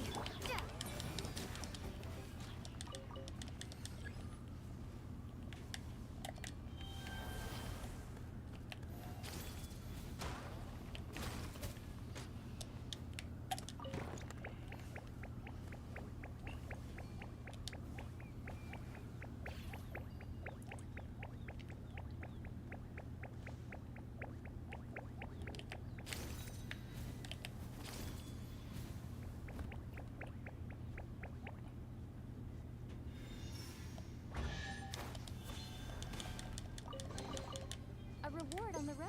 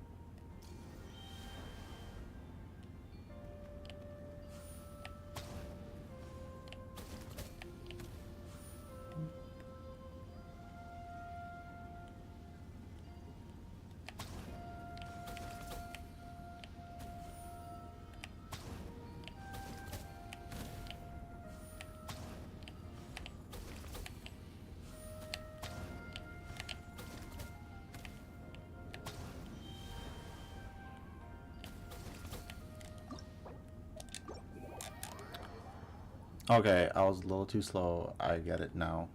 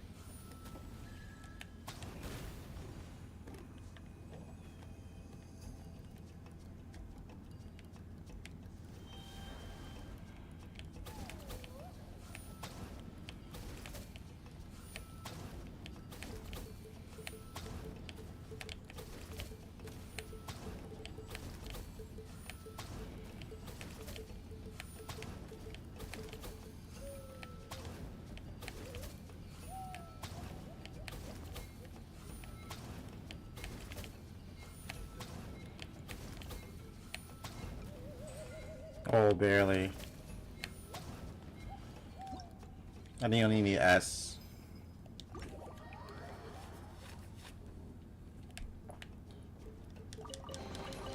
A reward on the road.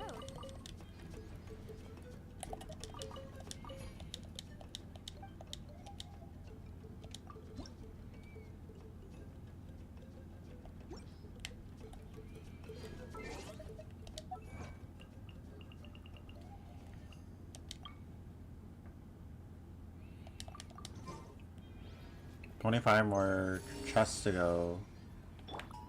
Rise with the sun! Try and stop me!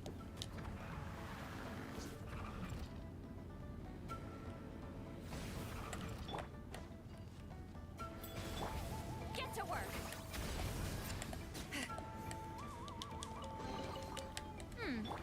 Burn it down! That was quick.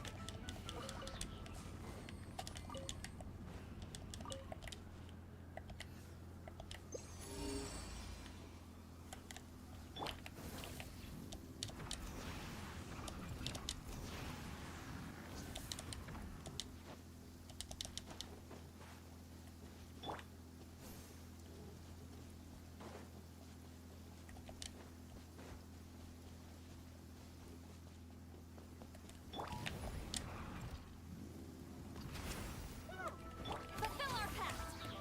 Light it up!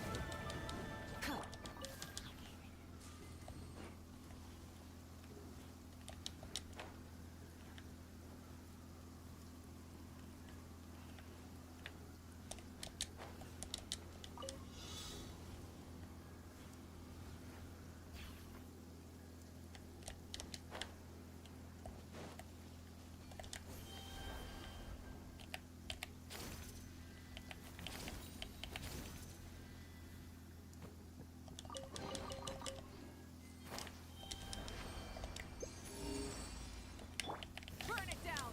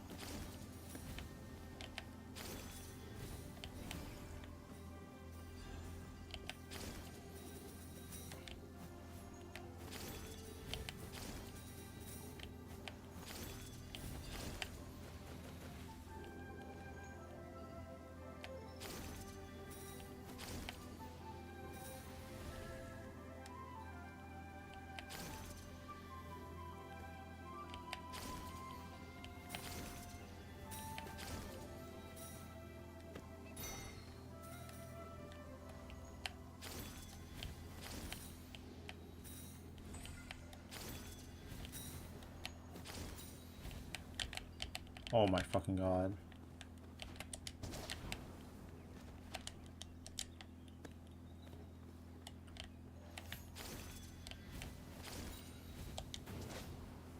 Fuck.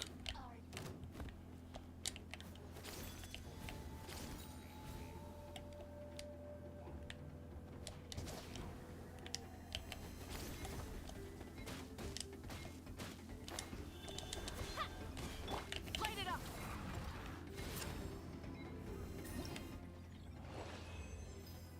One fucking annoying fall. I'll keep this close.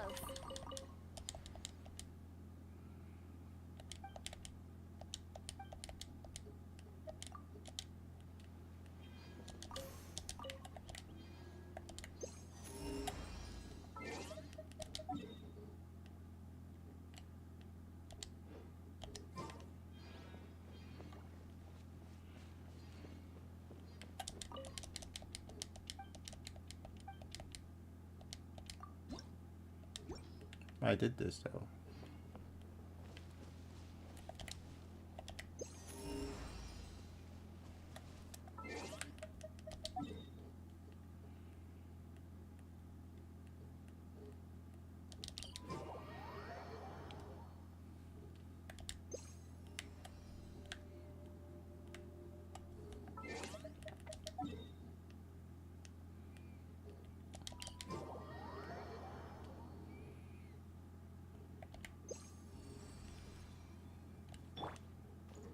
Burn it down.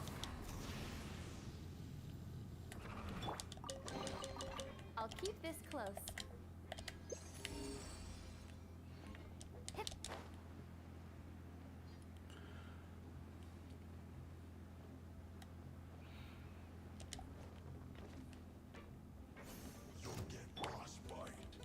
Show no mercy.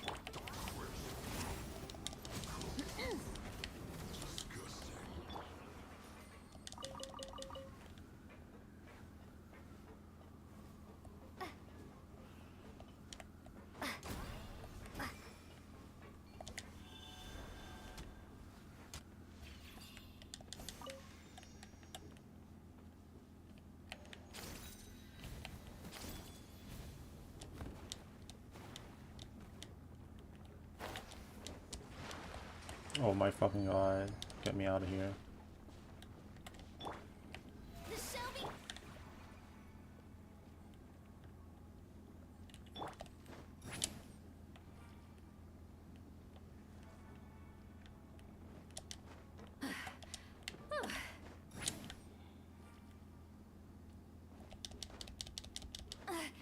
I'm tired already.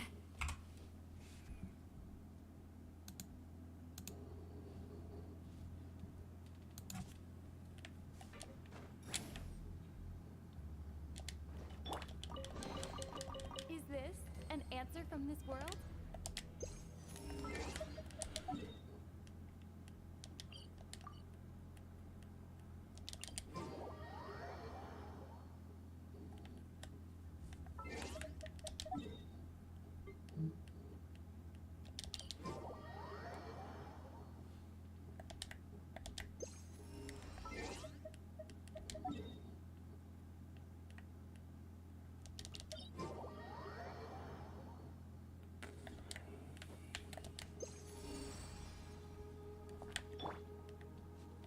Light it up.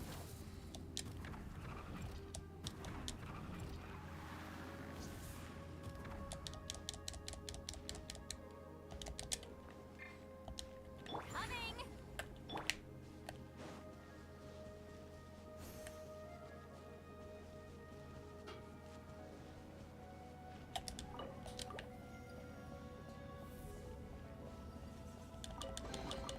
Is this an answer from this world? Burn it down.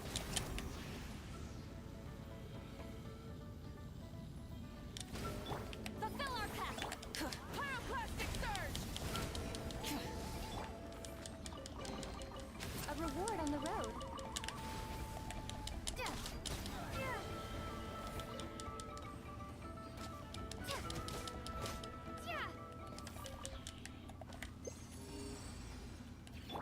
Rise with the sun.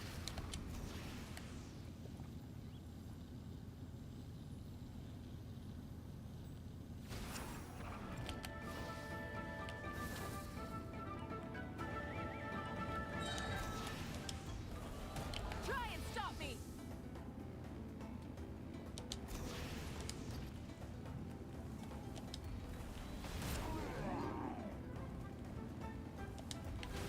Come on! Show me your courage! Let's ride. Wrath from the sky.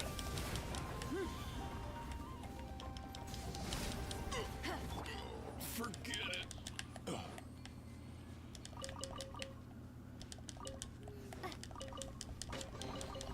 Is this an answer from this world?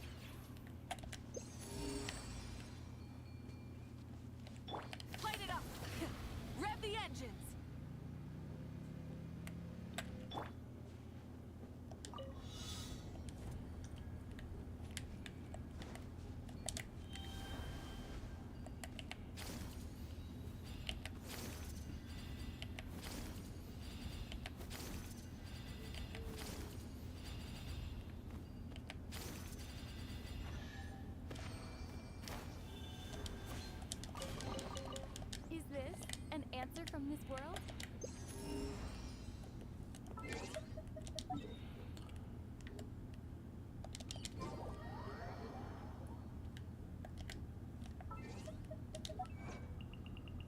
Let's actually finish this before the Durin. Well, I'm like really close. 14 more left to go.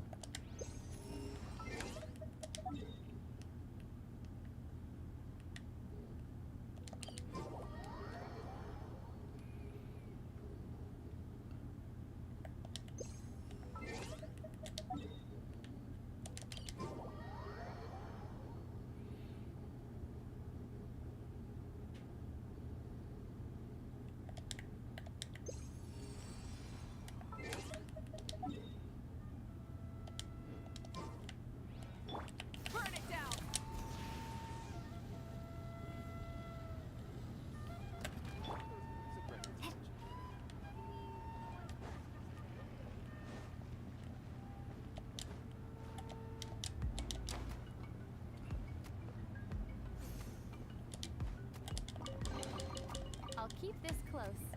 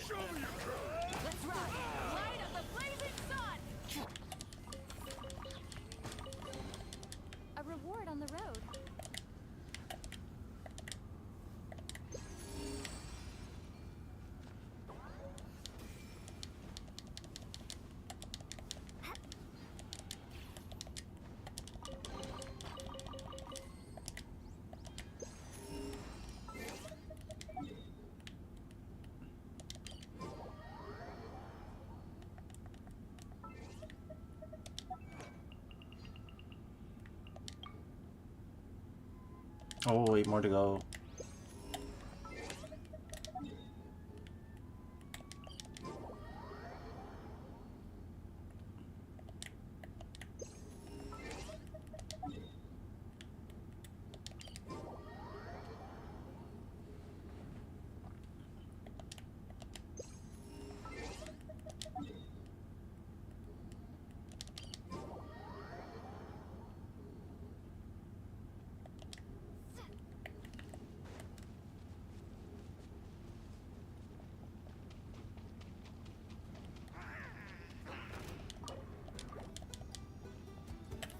Show no mercy! Burn it down!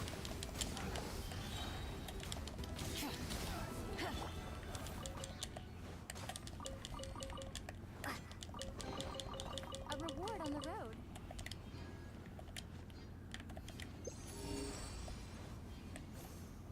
Let's ride.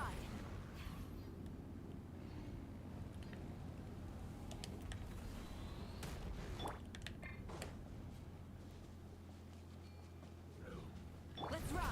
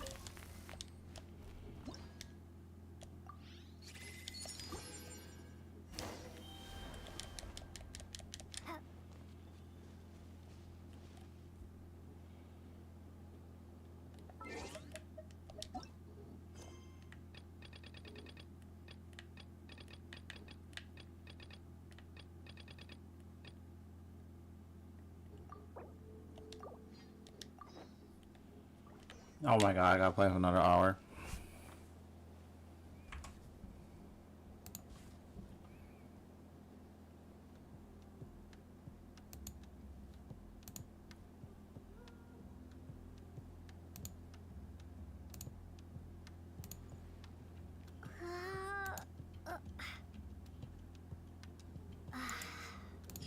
Hey! It's a letter from Durin! He wants to meet us in Mondstadt. Sounds like the book must have given us a clue about the next chapter.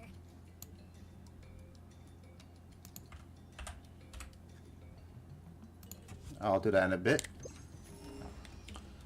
We got some treasure to hunt.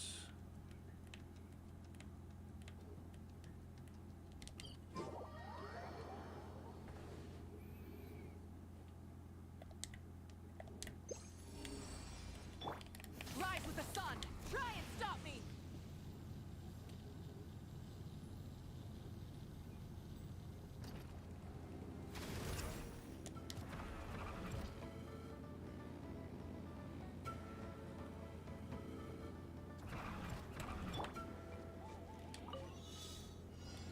Light it up.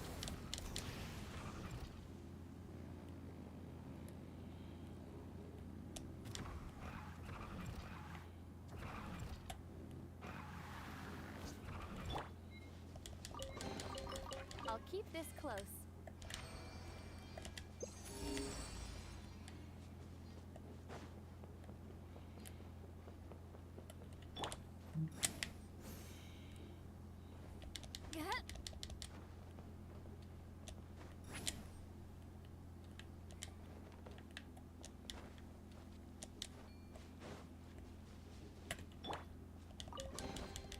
Is this an answer from this world?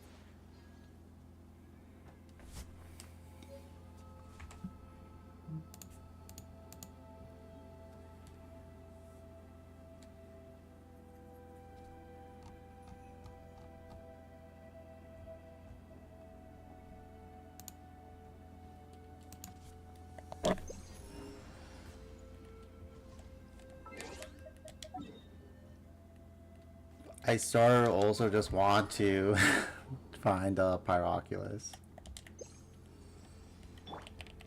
Try and stop me.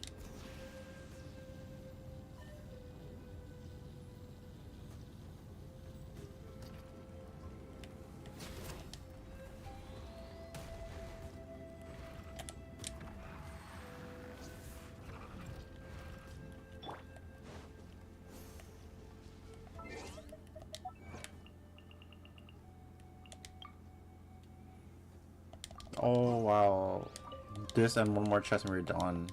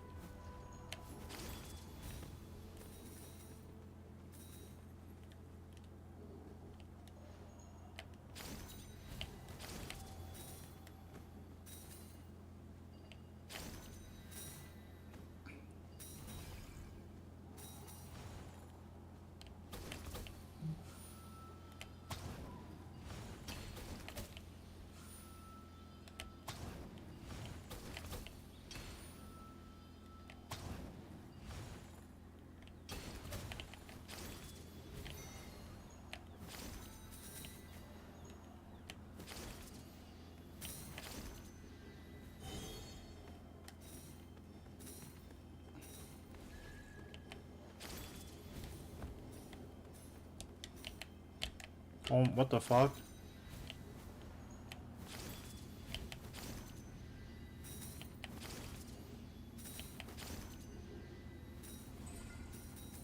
Fucking fell again.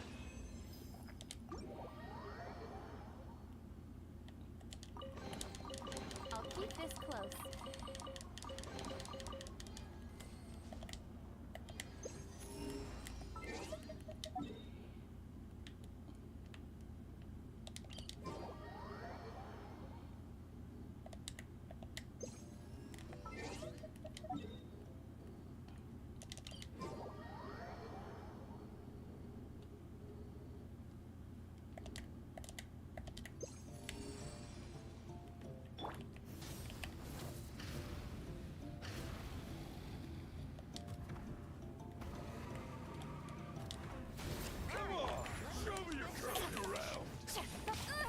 Get to work. Pyroclastic surge. Yes. Is this an answer from this world?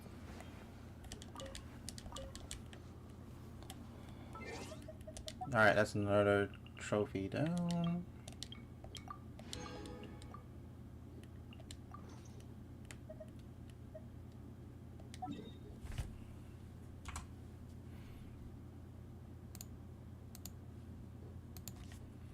Alright, let's go to the Tonataya.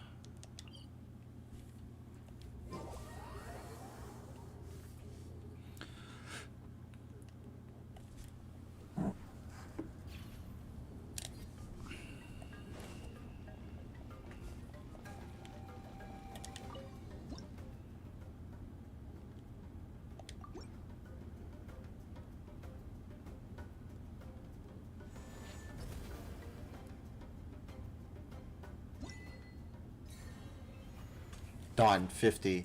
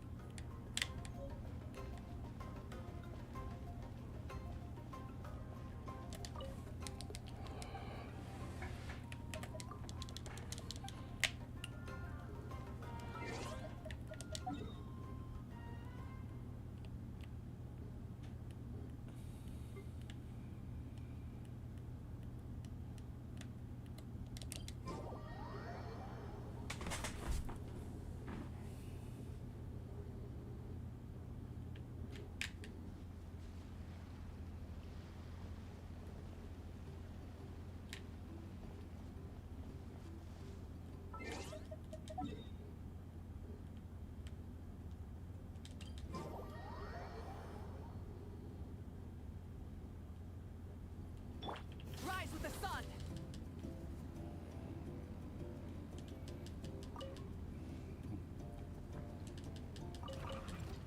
No random like whatchamacallit, Fire Oculus for me to grab.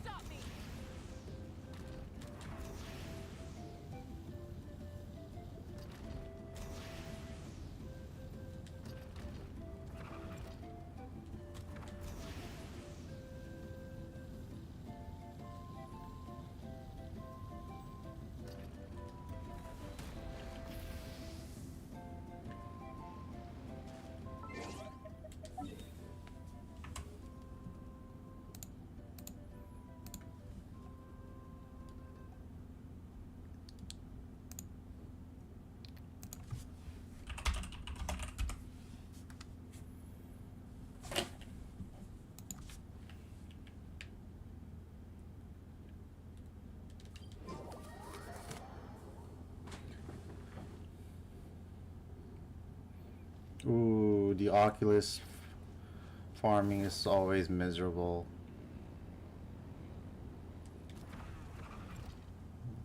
Cause I was like almost on, like 25 off.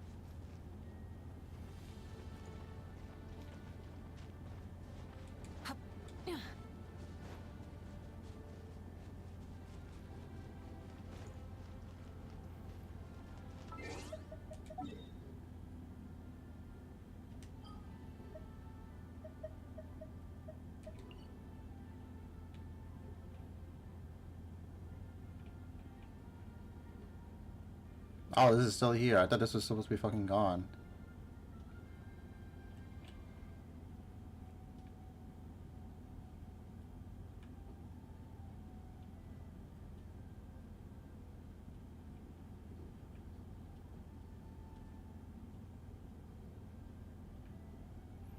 So probably a good chunk is like in this area, if anything.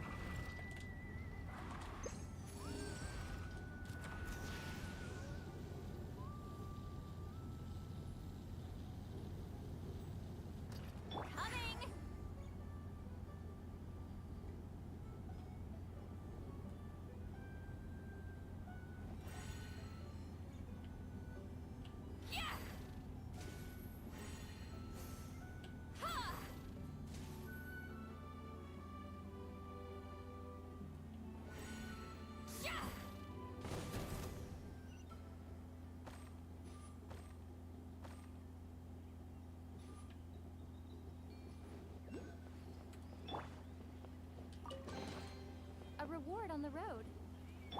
Fulfill our pact! Burn it down!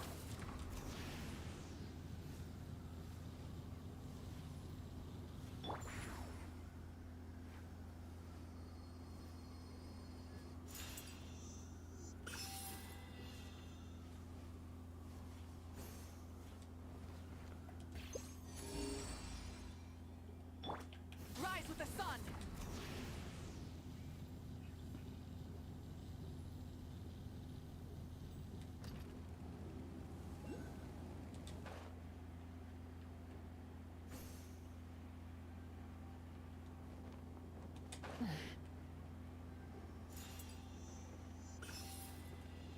Alright, get to work. Let's finish this back. Light it up. That was quick. Is this an answer from this world?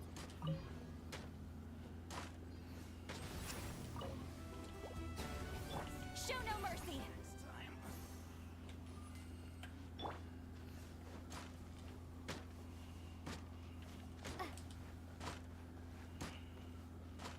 I wanna get that chest, what the fuck?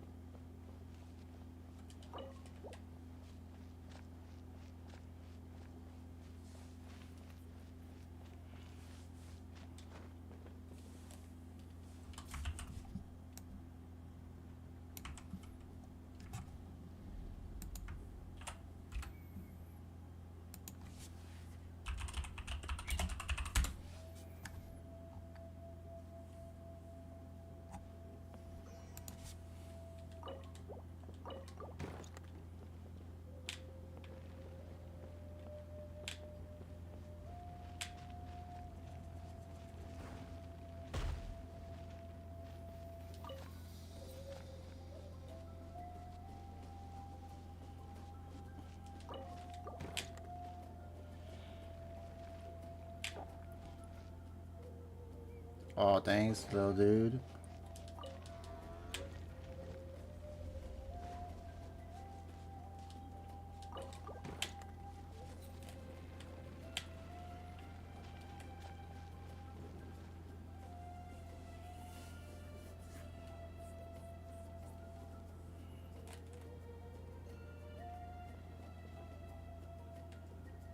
Run if you know what's good for you.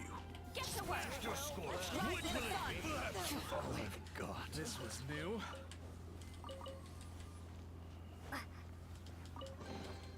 Is this an answer from this world?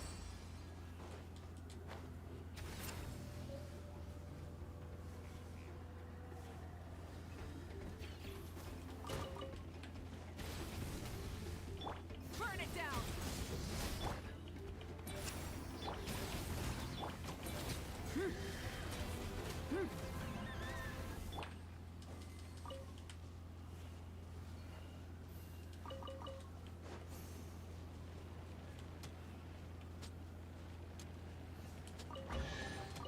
Is this an answer from this world?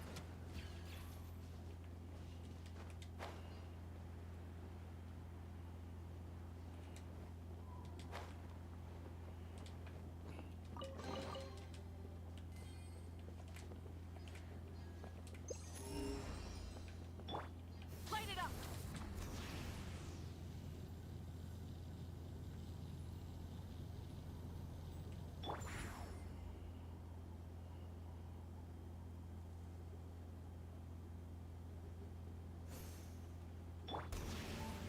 Nowhere randomly has like pyroculus for me to grab.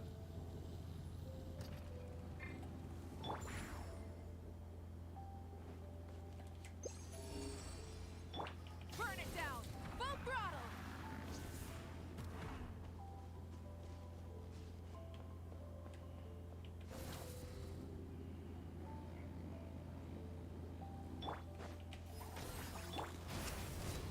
Wrath from the skies.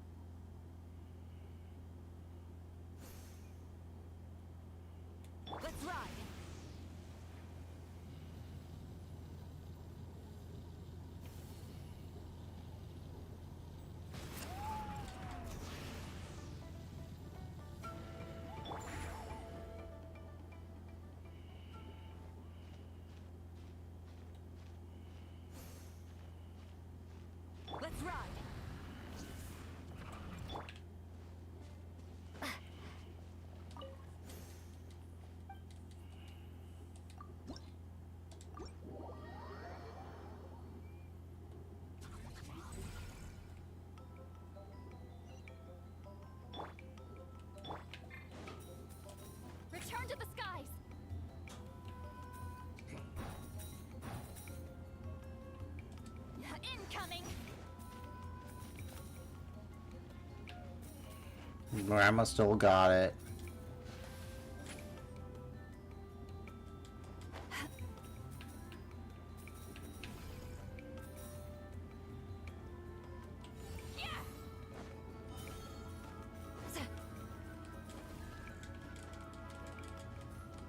Take me up.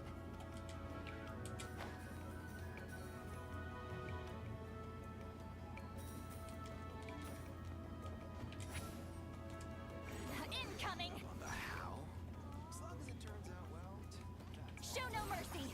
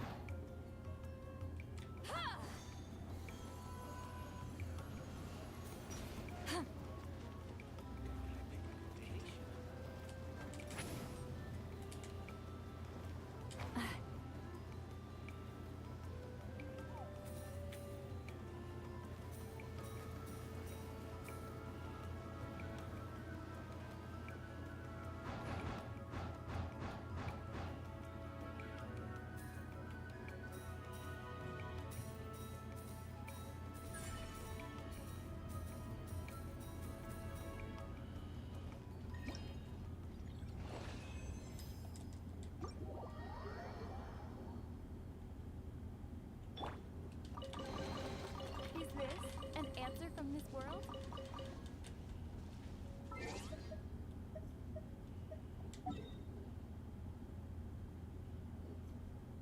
Oh well. I guess we'll do this and then I'll see how I feel. Oh, I'm going to probably grab some of the Pyro Oculus charms because roaming around is sort of tough.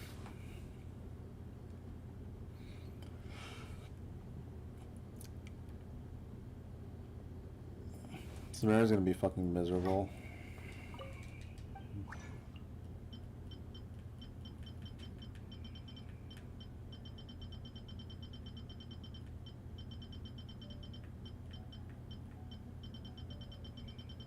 Where is it?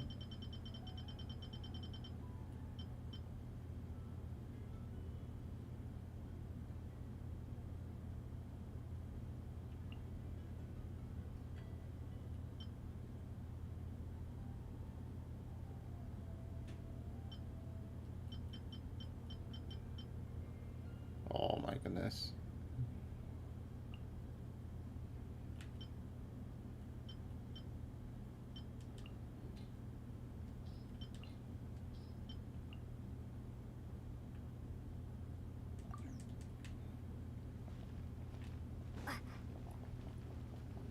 I'll think about it later. Oh my god, it's Klee. Official. Some say the god of fate calls the outcome of every dice roll before it's even made. It's Kaya Man. And that's why the secret to winning a lot of games is having that god on your side. Your luck is amazing, Kaya. Your turn. Give it another shot.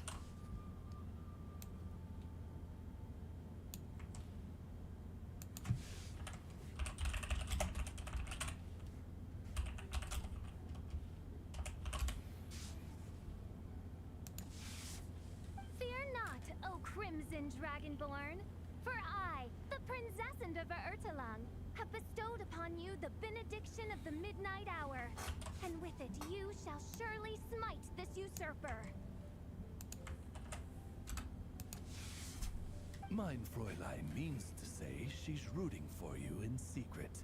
Oh, and that you must, at all cost, defeat the one who snatched her limited edition card back.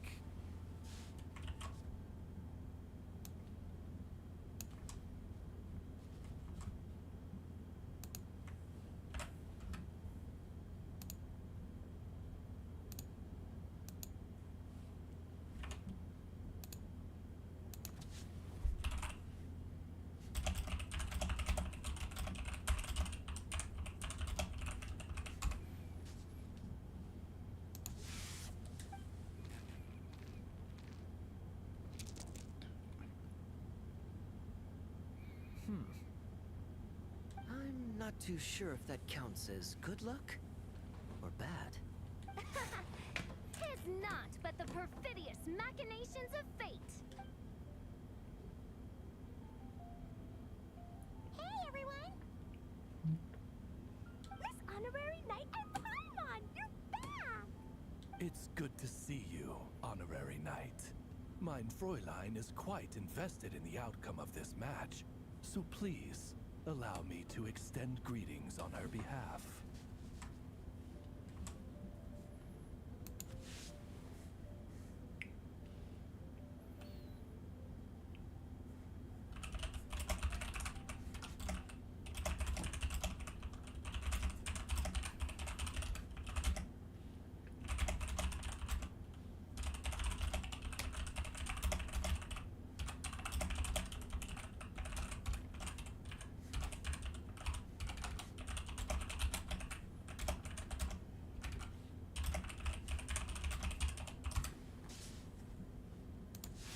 Of course. But if you're out playing cards, how come you're not over at the Cat's Tail? There's something about our horned friend over there that seems to frighten off little animals. Could be because he used to be a dragon. Normally, the animals just steer clear of him, but in the close confines of the Cat's Tail, let's just say, the feline residents probably consider it their turf. And we all know how dangerous a cornered cat can be. So Durin got scratched? I just wanted to borrow one of their nests for a nap. One of their nests? Wait, you mean a cat sofa? Yeah, it's more comfortable for me. I can stretch out just the way I like. But it turns out the Black Cat and his minions are quite territorial. Luckily, Miss Diona helped smooth things over, and they finally agreed to let me use one. But, I only get to use it after dark. Tough luck, huh? Oh, Diona stepped in! You know, underneath it all, she really does like helping people. The more likely reason is because Durin won't touch a drop of alcohol. As far as Diona's concerned, that pretty much makes them two peas in a pod. It's a shame, really, considering everything Mondstadt has to offer in that regard. Mondstadt's alcoholic drinks are a bit too much for me to handle right now. But maybe someday. There's no need to force it. Who says you have to drink just because you're in Mondstadt? Yeah, it's just... I'd really like to make some more friends. So I need to learn how humans socialize. I guess alcohol is usually involved, though.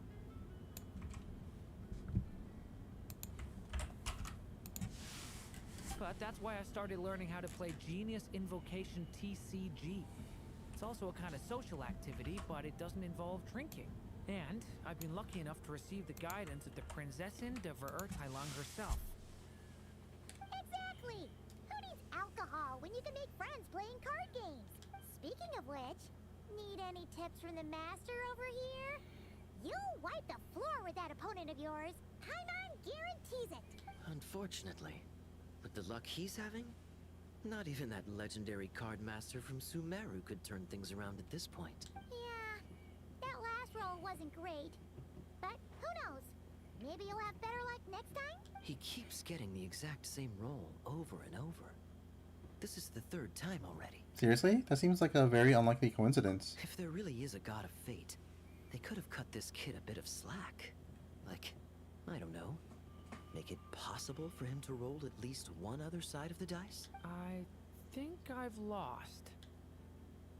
Must even a dragonborn, sanctified by the power of benediction, succumb to fate's insidious snares?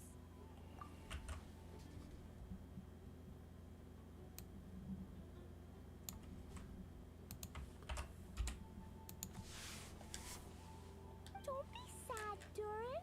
You'll definitely win the next round. You can even borrow Totoko if you want. Mom says she brings good luck. Thanks, Klee, but there's something more important I need to take care of now. Oh, okay. So, the book's given us another hint, right? Yep, and I think I've guessed where we're headed this time. Come on, follow me. Not every day you're back in Mondstadt, huh? Care to grab a drink if you're free? Miss Honorary Knight and Durin, are you heading off on a big adventure? But Master Jean said I can't leave the city today. Promise me you'll tell me all about it when you get back, okay?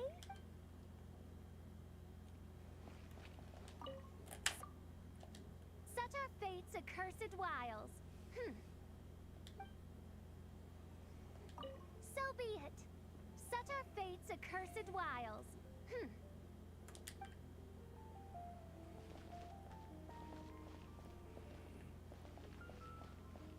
Whoa, was I airwalking?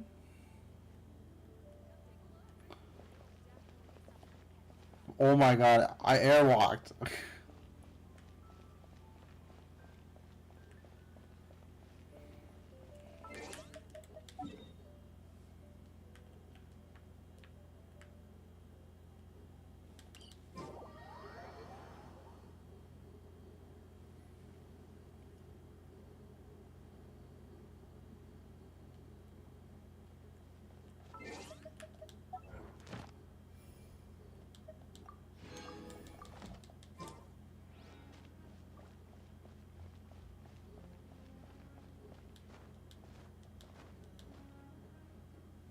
In what sort of castle might a storybook dragon dwell? The witch turned to a mighty dragon born upon the wind to seek her answer.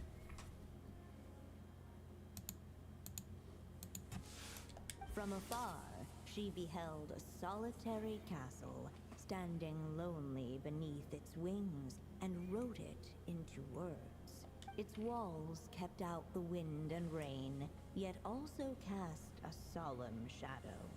Enveloped by their shade, the story's boughs were lulled into a torpid slumber and reached no further skyward. So that's the clue.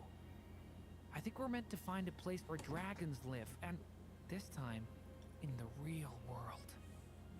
I asked around, and it just so happens that there's a place like that in Mondstadt. Yep, that checks out. I've heard that the dragon here is called Dvalin, and that he's a magnificent creature. I hope I get the chance to meet him.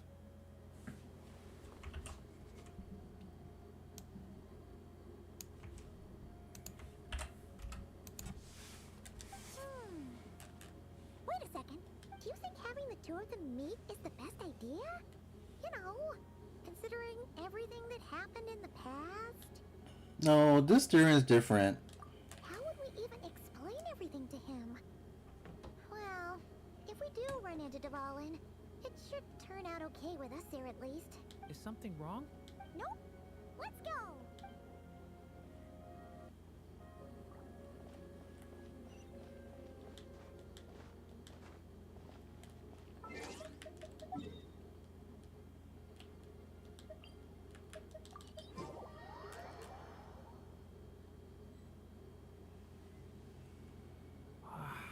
So, this is where Dvalin lives?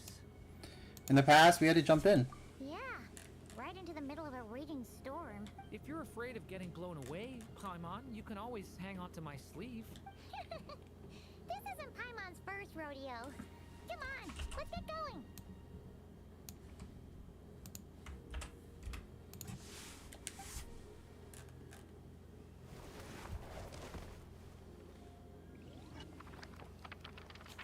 Enveloped by their shade, the story's boughs were lulled into a torpid slumber and reached no further skyward.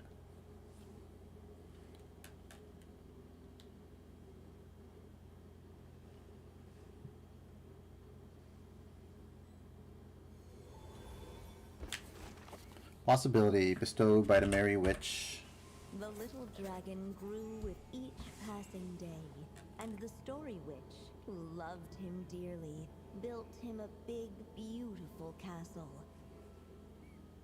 Yet in the end, she herself succumbed to time's merciless march, setting forth on a journey to a place beyond even the stars. All of a sudden, the little dragon found himself alone. He tried leaving the castle to make some new friends. But already, he had grown the claws and scales of an evil dragon, just as the prophecy had foretold. Afraid he might hurt someone, the gentle little dragon hid within the castle his mother had built, and came forth no more.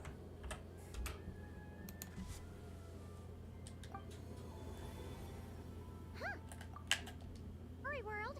And from the sounds of it, this chapter must be about Simulanka, right? Huh. Looks like we're back in the story world. And from the sounds of it, this chapter must be about Simulanka, right? This castle brings back a lot of memories. Yeah, like the fairy from the Forest of Blessings, the King of Constellation Metropole, that cat lady who turns into a box. Ah, yep. That will be Nilo, Navia, and Kirara. Oh, and there's Hat Guy, too.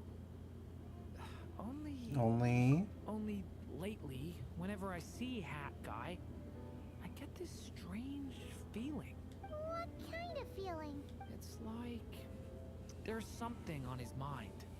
He hasn't told me what it is, but I can sense it all the same. Well, he's always been kind of broody. I noticed the same thing. Next time you get the chance, just ask him. I guess I should focus on fulfilling my mother's final wish for now, though.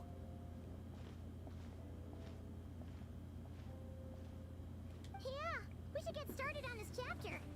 So, let's track you down and free you from fate's curse once again. That day, a small band of adventurers suddenly arrived beneath the castle walls. They promised to help the little dragon cast off the curse of fate. Yet as they stood beneath the castle walls, it appeared they had no idea how to even begin. Hey! Instead of making fun of us, how about giving us a hint? The little dragon had shut himself inside the tall tower at the castle's center. Anyone who wished to reach him must traverse the barriers that wall off his heart, for there is no other way. Looks like we're in for another long one. Let me try something. Ooh, do you have an idea? If that little dragon in the tower used to be me, then surely I'd know how he shuts people out better than anyone.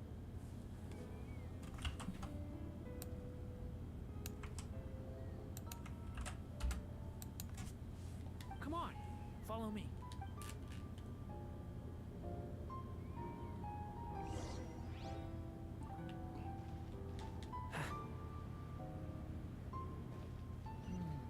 That telescope. I've seen magical tools like that before. It should come in handy. Bag it off my screen.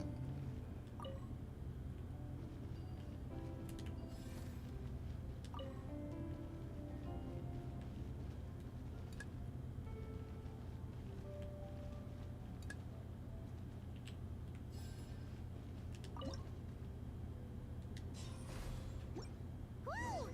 That block just got bigger! We can get past the obstacles ahead by using these blocks to jump upwards.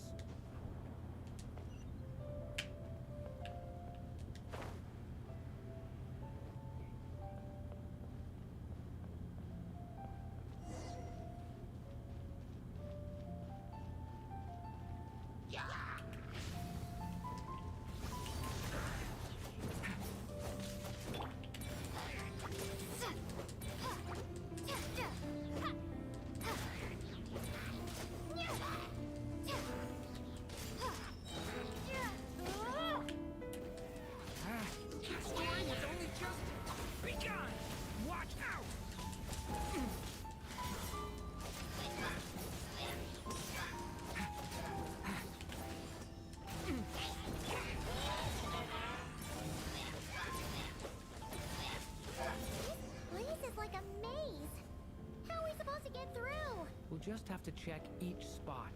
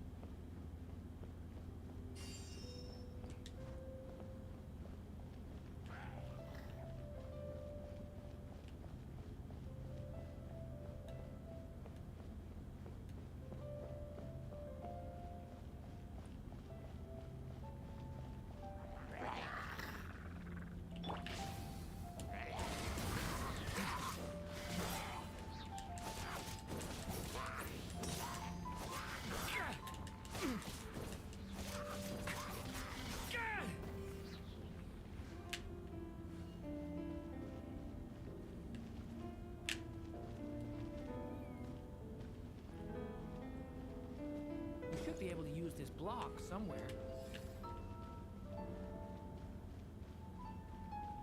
Looks like this telescope is missing some blocks. Oh. Let's try the one we just picked up.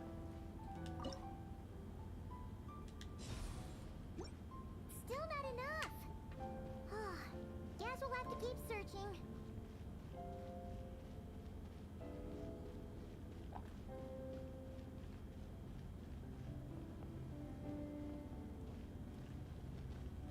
It's so dark here. Hey, there's a fire over there. Let's go check it out. Wait, is that? A little pixie that can fly. Are you here to help the dragon break his curse too? Oh, what's this? More brave adventurers bold enough to set foot in this castle? Come, join the ranks of your liege's guard. Nilu and Navia! Nilu? No. I'm a flying squirrel fairy. And I'm a giraffe king. Not this Navia you speak of. I don't think this is a real them. More like how Durin remembers them. That's right. Oh, and don't forget Catbox Lady. Are you friend or foe?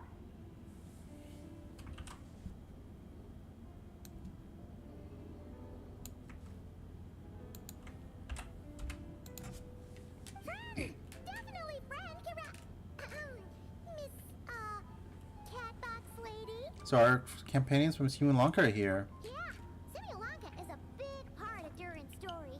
So, guess it's no surprise the people we were with there would make an appearance. Okay, I think I get it now. Flying Squirrel Fairy, Giraffe King, Catbox Lady, please follow me.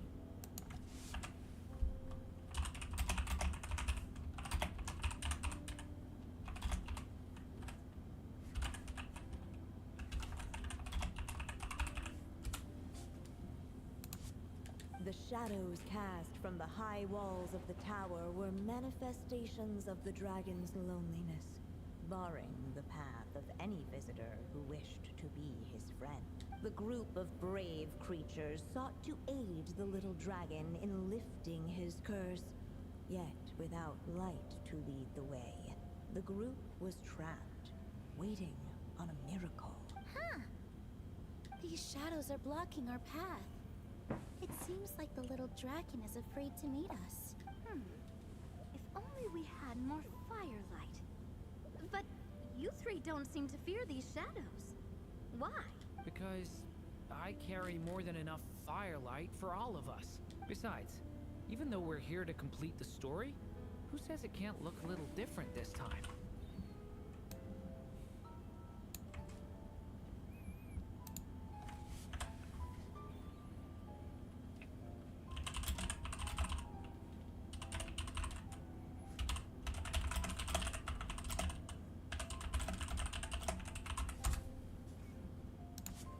Before I met you all, I was so sure I'd never make a single friend. I pushed away anyone who tried to get close, until some kind of miracle brought you to me. This time, allow me to return the favor.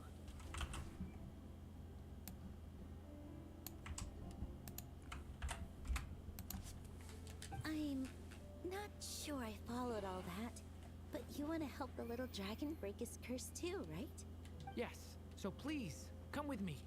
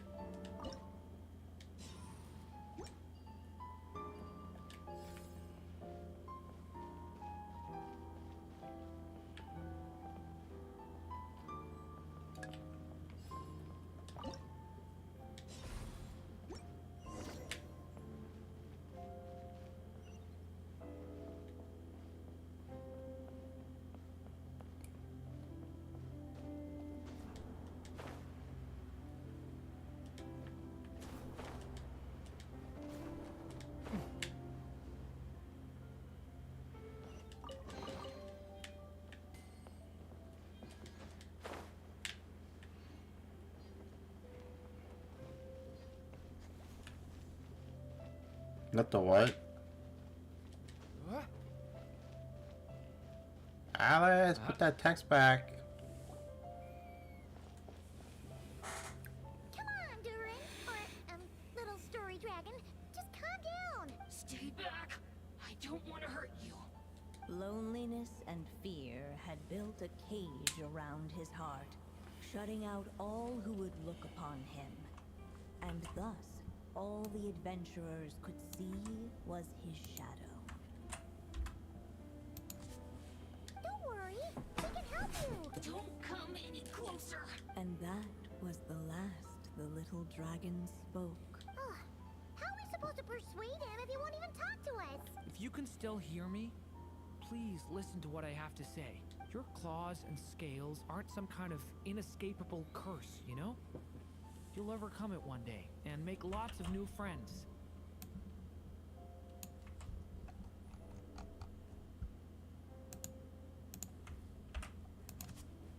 I'm sure you think I'm lying. After all, no matter how many times you've tried to break it, nothing's ever worked. But this time is different. I brought your friends here to see you.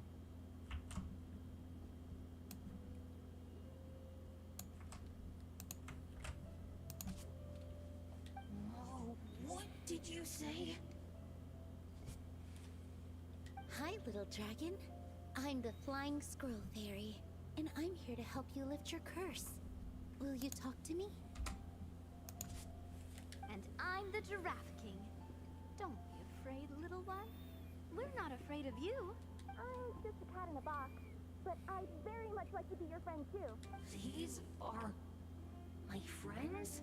Yeah, they're your friends in the future you've been trying to avoid. I can promise you that. You're missing hat guy. They're reaching out, so you just have to ask yourself one question. Do you accept?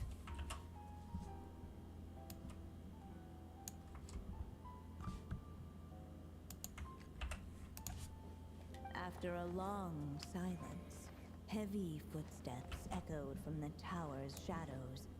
But still, the one who made them refused to step forward.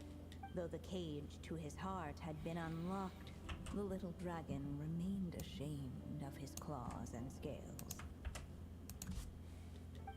How can I face my friends like this? Don't worry, little dragon. We're gonna offer up our blessings and make a wish to the goddess of fate to release you from your curse. Then becomes mini Durin. Yeah, just like last time. Make a wish? To the goddess of fate? At that moment, the merry witch made her entrance. Oh my god, it's fucking Alice.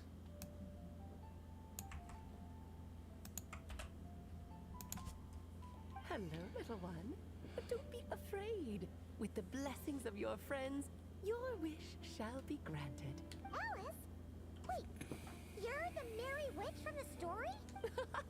Correct. It is I, the Merry Witch, creator goddess of this realm. And it just so happens the goddess of fate is none other than my dear friend, the Story Witch. I'm here to make good on my promise to lend her my second strongest spell.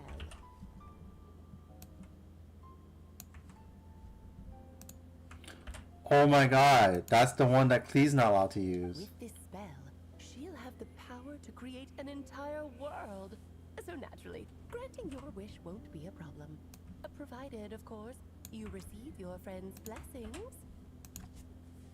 But before we proceed, I must check something on her behalf. Little dragon, do you accept this blessing? I want to be your friend. So if you're offering, then yes, I would love to have your blessings. Of course, just like last time.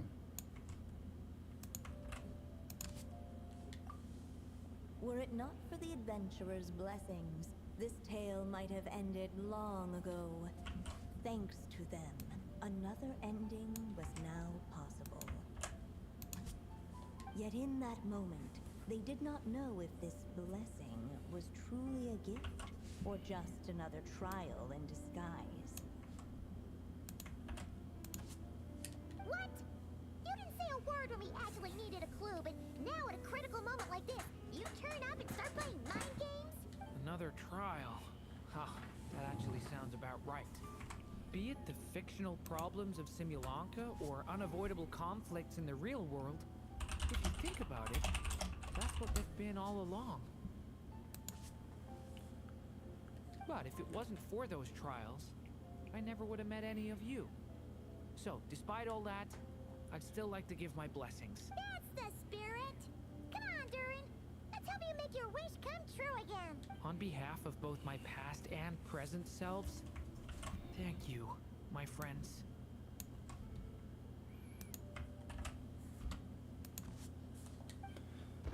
Fortunately, a brave band of adventurers heard tell of the little dragon's story.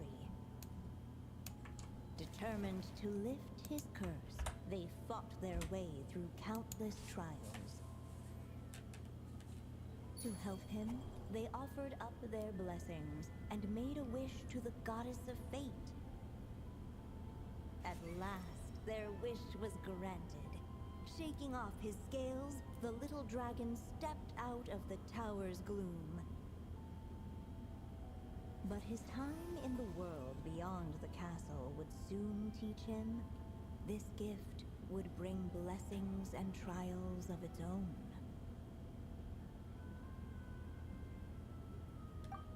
And as far as the little dragon was concerned, the tricks of fate had just begun.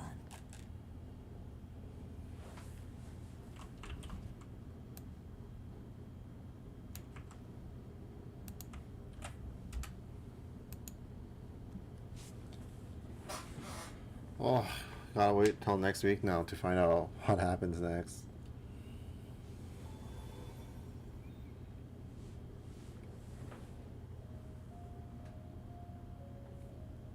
So, Durin's wish came true just like it did before. If this story was written by my mother, then surely that was the last chapter we just completed. Oh yeah! So, in other words, we finished it! Looks like that's a wrap on Alice's task, and there's even some ink to spare. Time to return the book, huh? Guess we'll have to wait for her to make contact, like she said. So, my mother's final story has finally come to a close. Sounds like you're a little sad to see it end. Back when I was still living in Simulanka, I was always under the illusion that my mother had never truly left. Every day I spent immersed in that world. It felt like she was right there by my side, still reading me bedtime stories. Durin! Don't worry, we're all here for you. That's right! And you've got so many other friends waiting for you back in Mondstadt. Yeah. Speaking of which, after all that flying around, Paimon's starting to feel hungry again. So, why don't we head back to Mondstadt? Perfect excuse for a big meal with the rest of the gang. Now that you've fulfilled your mom's final wish, a little celebration seems in order, right? It's just a pity we never got to see that big, beautiful dragon. You were really looking forward to meeting him, huh? He might not be here all the time, but Paimon's sure you'll get a chance at some point. Alright, no worries. Anyway, since this feast is to celebrate me fulfilling my mother's final wish, I guess it should be my little treat. Pretty sure that's how humans do it, right? Nuh-uh. This one's on the Traveler and Paimon. Celebrating each other's achievements is what friends are for. Honestly, when it comes to who treats who, human rules are so complicated. See? He wants to be friends with you too.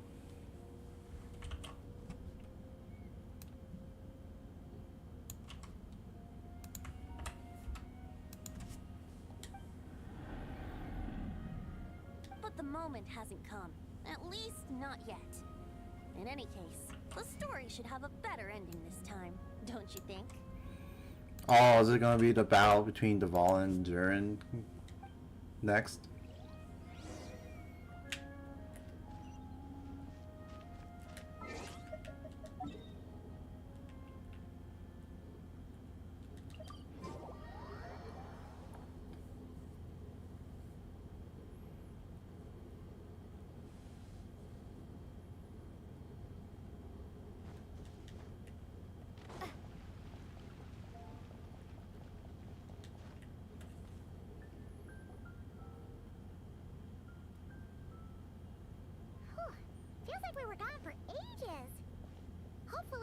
everyone's still here. So, your adventure was a success, huh? Want to grab a drink to celebrate? Absolutely not.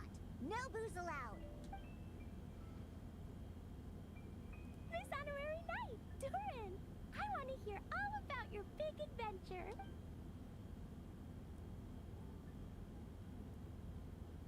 We're gonna order a big meal for everybody first. We'll talk while we eat. Yippee! Excuse me. Did I hear you call him Durin just now? But wasn't Durin the evil dragon that fell on Dragonspine? Come on, Miss! This Durin isn't that evil dragon from Dragonspine. Albedo said... well, it was kinda confusing. But anyway, it's super cool! Oh, is this your first time meeting him, Marjorie? No wonder you're getting him confused. Still, even if you hadn't met him yet, shouldn't you have heard about him at the very least? At this point, pretty much the whole city has.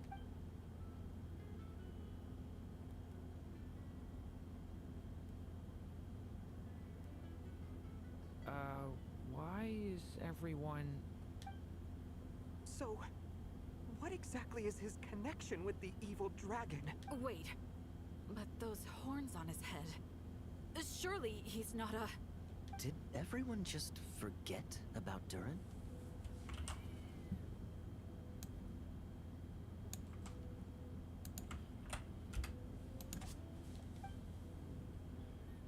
No, that can't be.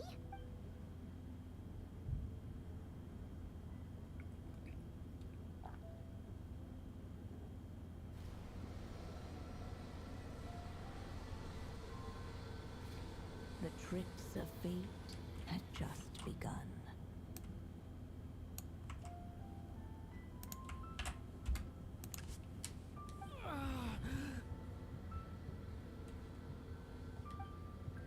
Watch out!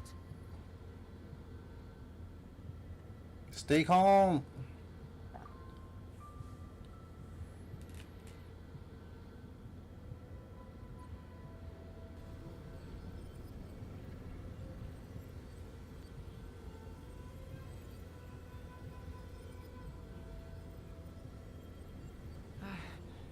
No one got hurt.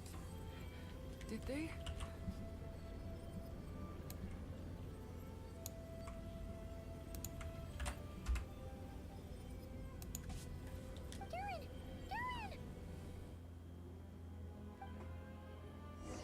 You asked Barbara to tend to Durin, then settled him in a guest room.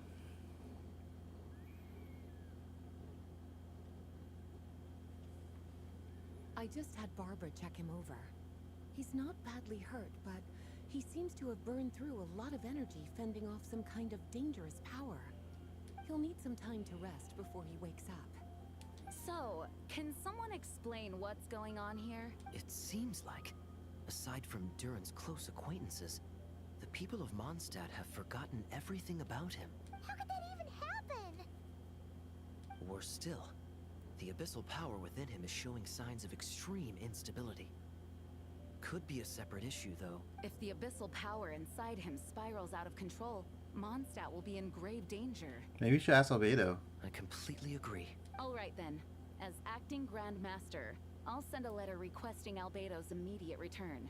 Until then, the Knights will watch over Durin. That's pretty much all we can do right now. Also, allow me to look after this book for now. If you need to consult it, just drop by my office. Do you think the book might have something to do with what's happening? It's possible. It's just weird that Alice still hasn't contacted us. Maybe we should head back inside the book and take another look.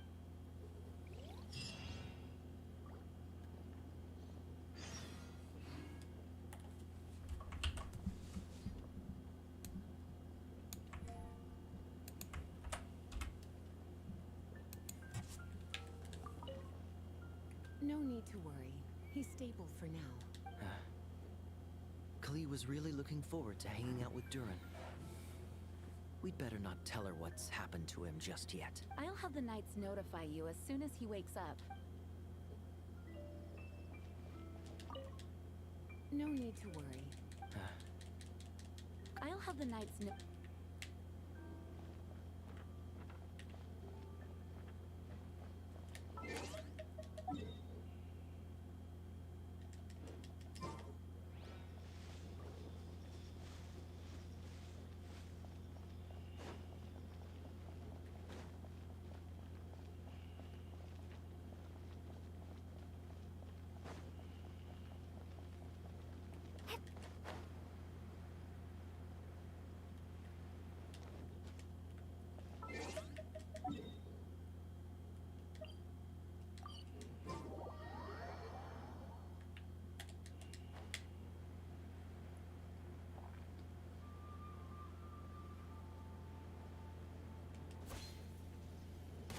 I guess this is where we call it a night. Holy shit, this was long.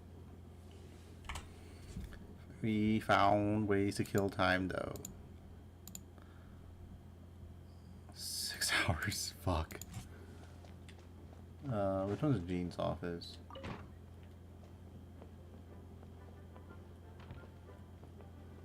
There it is.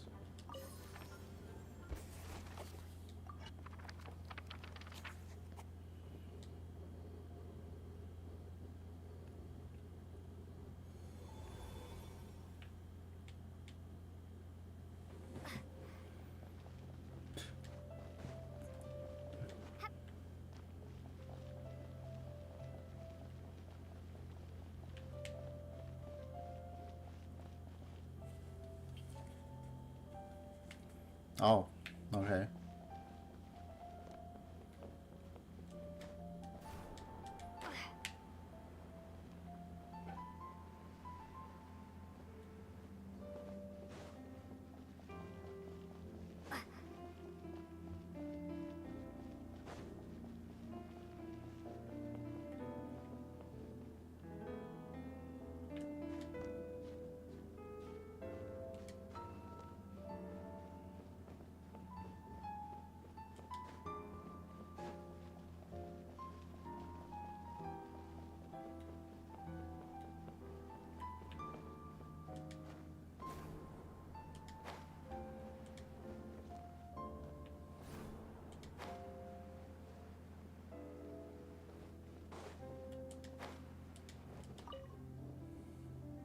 The story's witnesses arrived at a hidden nook tucked inside the towering walls, a place tied to one of the little dragon's most cherished memories. Within those memories lived the friends he made in the castle. Hey! You're all still here! Guess that's proof that Durin's friends from Simulanka really do hold a special place in his heart. Hello again, golden-haired traveler and silver pixie. How fares the little dragon on his journey? There's been some complication. Almost everyone seems to have forgotten who he is. What? But I still remember him. I haven't forgotten him either. Neither has this cat in the box. That's good news! At least Durin's friends still remember him. Okay, we'll just have to find a way to help everyone else remember him too. Oh, wait. Are we missing someone? Ah, you mean that stray cat? He doesn't want to see the little dragon. And he's been hiding from the rest of us, too. Stray cat. Oh, it must be that wandering Tom. Seriously? What's his problem? He won't tell Durin what's bothering him in the real world, and now he's hiding from him in the story world, too.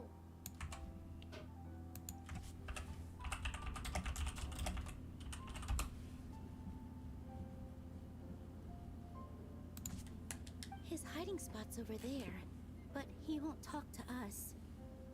Maybe you could try instead? Leave it to us. Hey, Mr. Wandering Tom! How come you're hiding from the little dragon? You came all the way over here just to ask me that. Ha!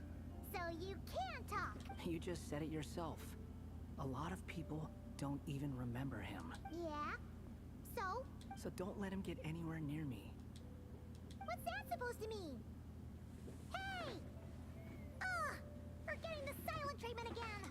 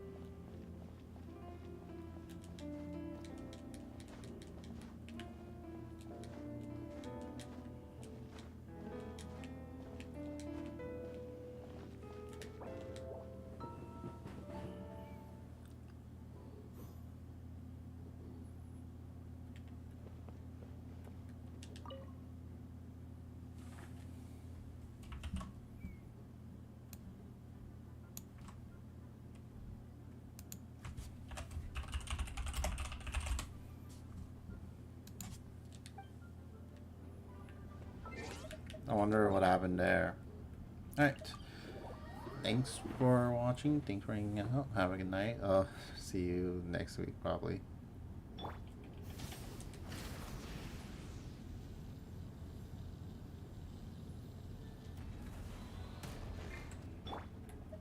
Add Thank you for complete. It's a brand new week, right? So.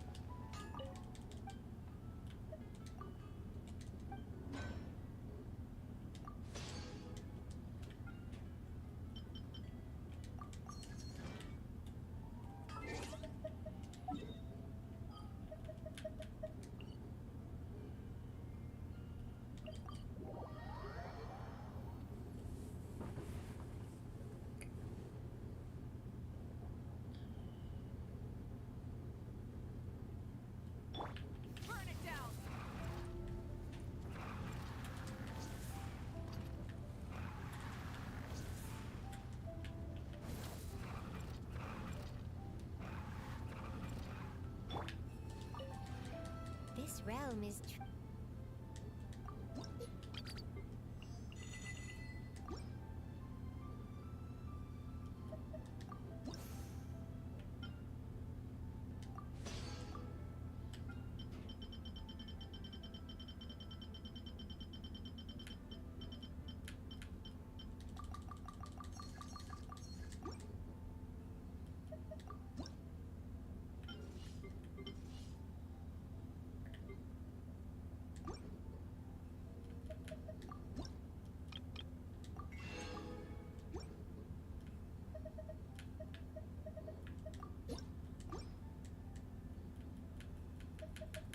if you ever